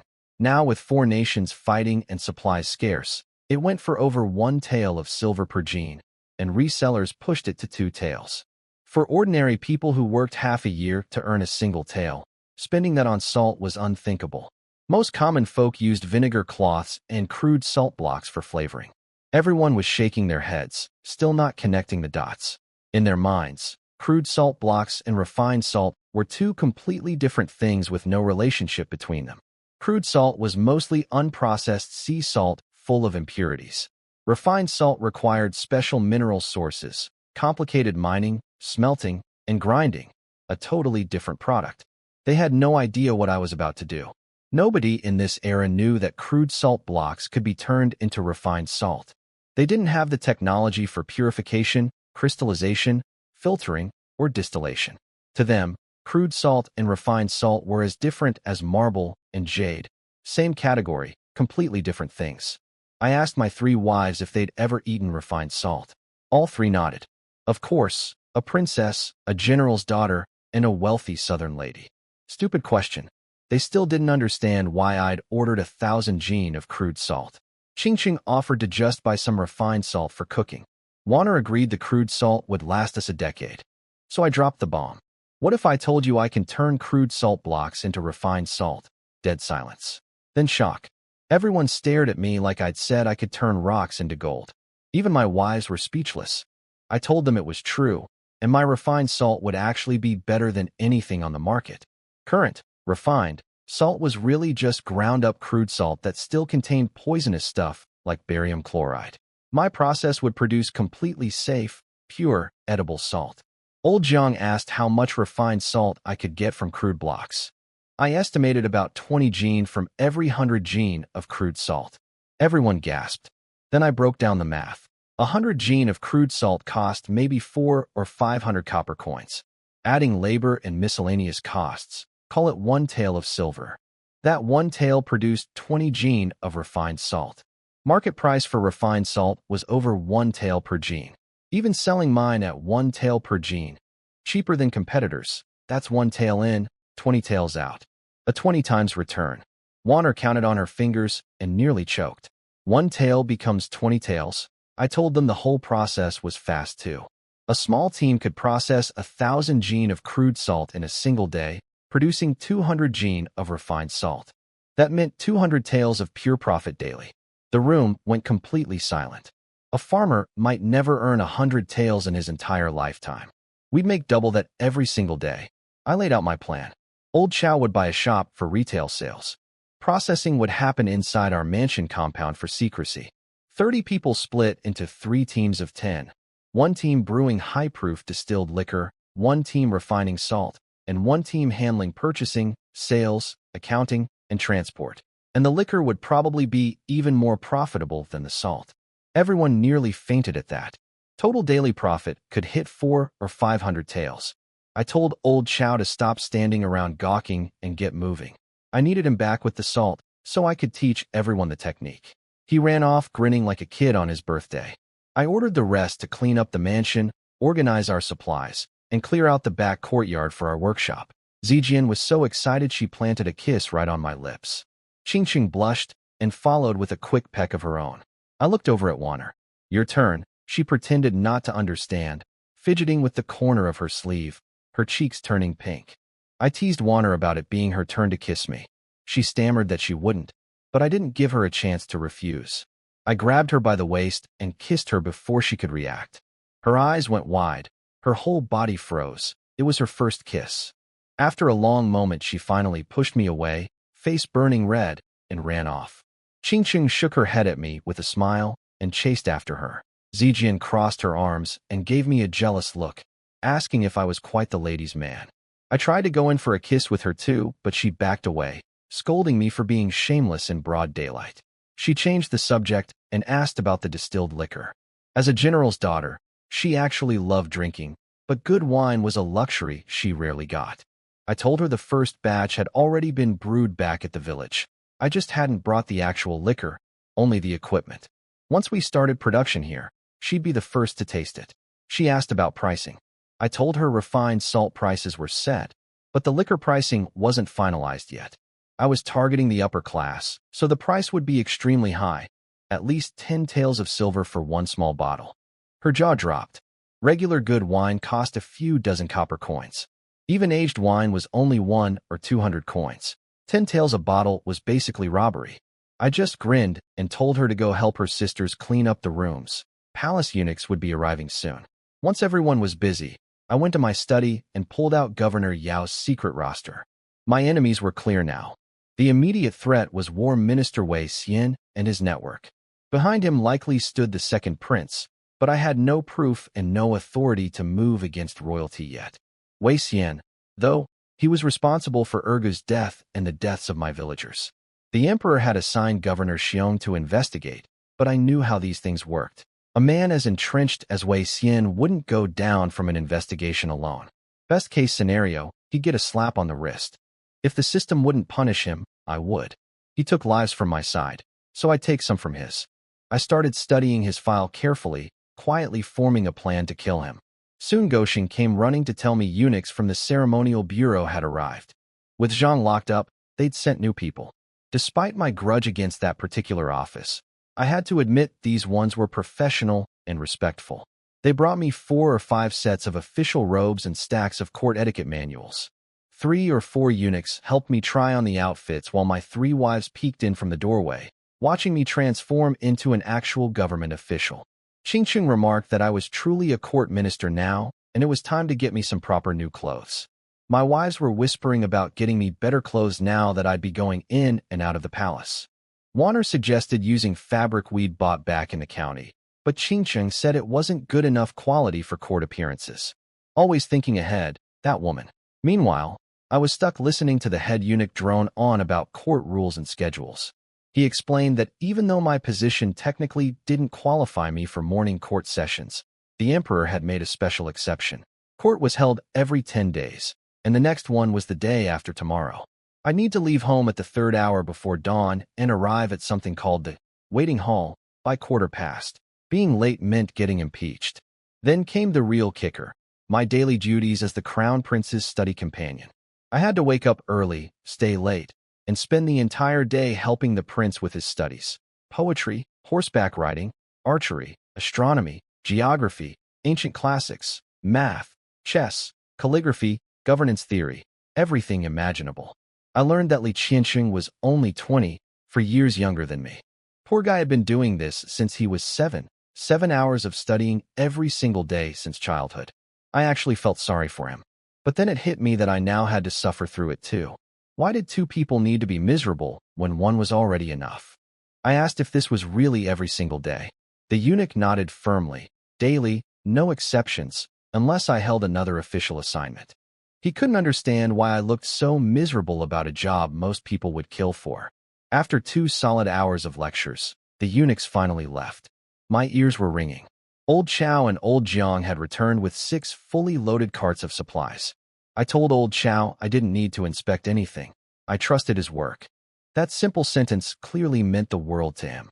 He handed me the deed, title, and paperwork for the shop he'd bought, a 2-story place with a back courtyard. Total spending came to 176 taels and 4 coins, with change left over. After looking everything through, I handed the deed and documents right back to Old Chow. He panicked. Old Jiang joined in, insisting I should give such important papers to one of my wives instead. I told them both to shut up. From now on, they were my household manager and chief clerk. They'd hold the business documents. My wives had enough to deal with managing the home. I wasn't dragging them into the business side. Old Chow kept protesting that these were valuable assets worth over 100 taels and should be held by someone I truly trusted. I looked at Old Chow and Old Jiang with a serious expression and told them plainly, "You two are the people I trust." They both froze, eyes getting red. I told them to knock it off. 2 grown men getting emotional. Who were they trying to impress? Get moving, put the documents away safely, and meet me in the back courtyard so I could teach them the salt refining process.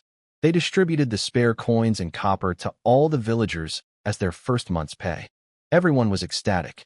Following me meant good food, good housing, and getting paid before they'd even started working. Their loyalty was rock solid.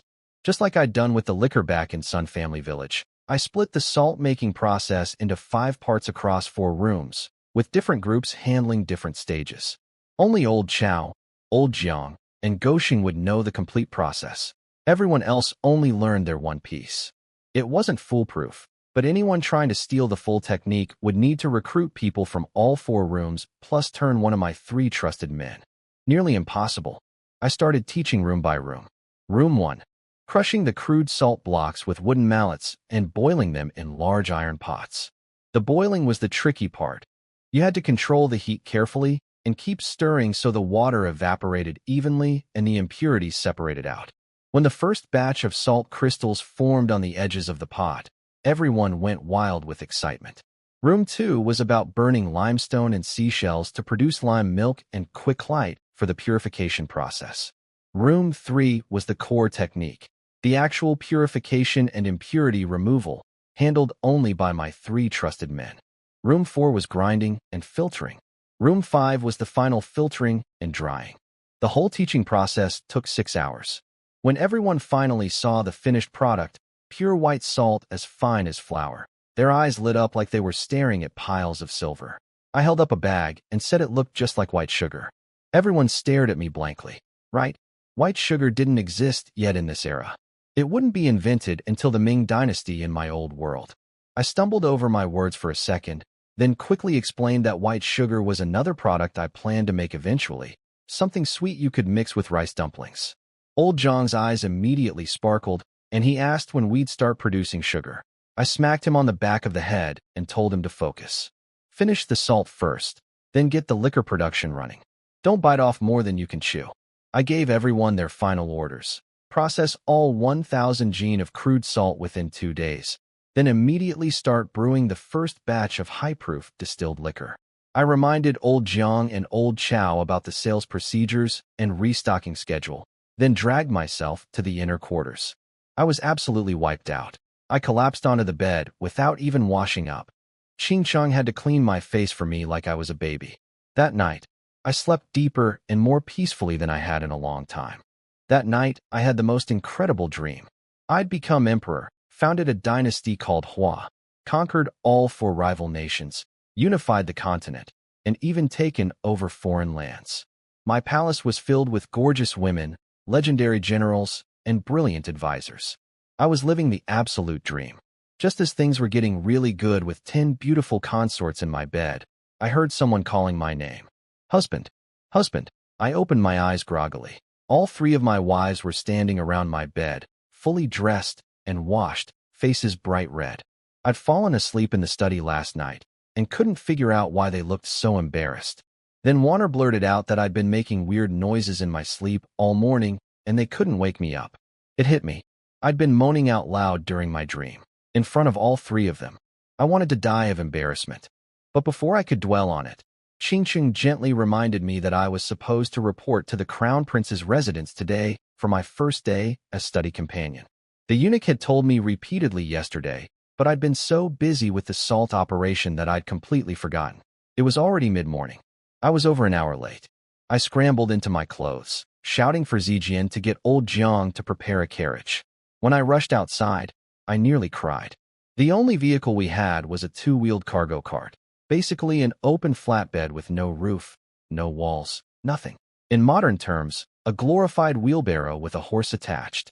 Old Jiang apologized sheepishly and promised to get a proper carriage built soon. I gritted my teeth and climbed aboard.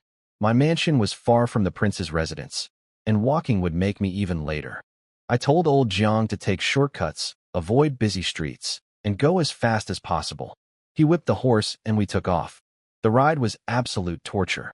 The open cart bounced and rattled over every bump in the road. By the time we arrived, my carefully arranged hair was a tangled mess with chicken feathers stuck in it. I looked like a refugee, not a court official. The guards at the Crown Prince's gate checked my credentials and let me through, but not without staring at me like I was some kind of joke. I heard one mutter behind me. "This is the Emperor's hand-picked study companion? Looking like that?" I finally found where the prince was having his lesson and waited outside while a young eunuch went to announce me. The little eunuch came back and said, "The Grand Tutor wants you to come in." "Grand Tutor? You mean a nun?" I asked, confusing the words. The eunuch gave me a look like I was an idiot and explained that the Grand Tutor was the Crown Prince's head teacher, Scholar Zhuang from the Hanlin Academy, and that he'd also be my teacher from now on. I rolled my eyes, told the kid to say the full title next time, and strode into the hall. My past life as an overworked delivery driver, my present life as an overworked government official. Some things never change no matter what world you're in. I walked into the hall, bowed, and announced myself. The Grand Tutor, Scholar Zhuang, was in the middle of teaching Li Qianqing military strategy on a sand table. The old man spun around and screamed at me for interrupting his lesson. I rolled my eyes internally. If I hadn't greeted him, he'd have yelled at me for being disrespectful. Can't win either way. I put on a deadpan face and said, "Sorry, teacher. I didn't see you there." Li Qianqing bit his lip, trying not to laugh, and secretly gave me a thumbs up behind the old man's back. Scholar Zhuang nearly had a stroke. His hands were shaking. His white beard was trembling. He demanded I kneel for punishment, late on my first day and talking back to my superior. I told him I'd been studying so hard lately that my hearing was going bad, and I could only catch every other word he said. What was that about being late? The old man started coughing so violently I thought he might actually die. I rushed over pretending to be concerned, patting his back. Li Qianqing jumped in to help, telling the tutor that I'd been late because the prince himself had sent me on an errand that morning. I played along immediately. "Yes, Your Highness. Everything you asked me to purchase has been acquired." The old man calmed down slightly. He said he'd let the tardiness slide this once since I was on the prince's business, but next time there'd be no excuses. He also said that while being late could be forgiven, disrespecting a teacher could not. He still wanted to test me.